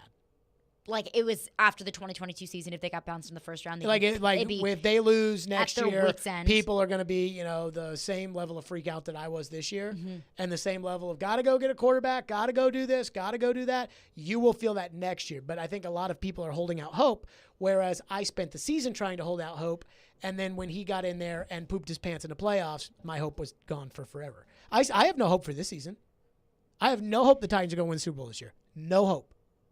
But I do wonder at what point, because so much of the discussion is, well, you don't know how bad it was in the past. So we'll take, going to the playoffs every year because that's better than being 0-17. Except I would like to state for the record that I know exactly how bad it was in the past because I grew up rooting for this team and I went to the first game they ever played. But that's what we hear from a lot of people is it's been so bad in the past and this is so much better than when it's been. I do wonder at what point is the Titans' level of performance so far in the past couple of years, let's say first or second round in the playoffs, not going to the Super Bowl. At what point is just that not good enough? At what point is the past just kind of a moot point? Next year. So where I am today. But were you saying that last year? No. I mean, so they lost. Ian, correct me if I'm wrong about this. They lost to the Ravens. Tannehill didn't play great. Then Brady won the Super Bowl. And when Brady won the Super Bowl, I was like, you know what? If I'm going to pick you over Tom Brady, I need more. That's what I said after the Ravens lost. Not he should go, not they should think about the quarterback, not it was I need more. Then the entire season, I got less. Then I was done. And I feel like, again, going back to the fact that I think I'm a year ahead of everybody else.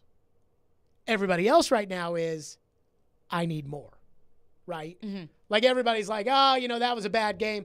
But this season, I need more this season. That's their thing, the I need more.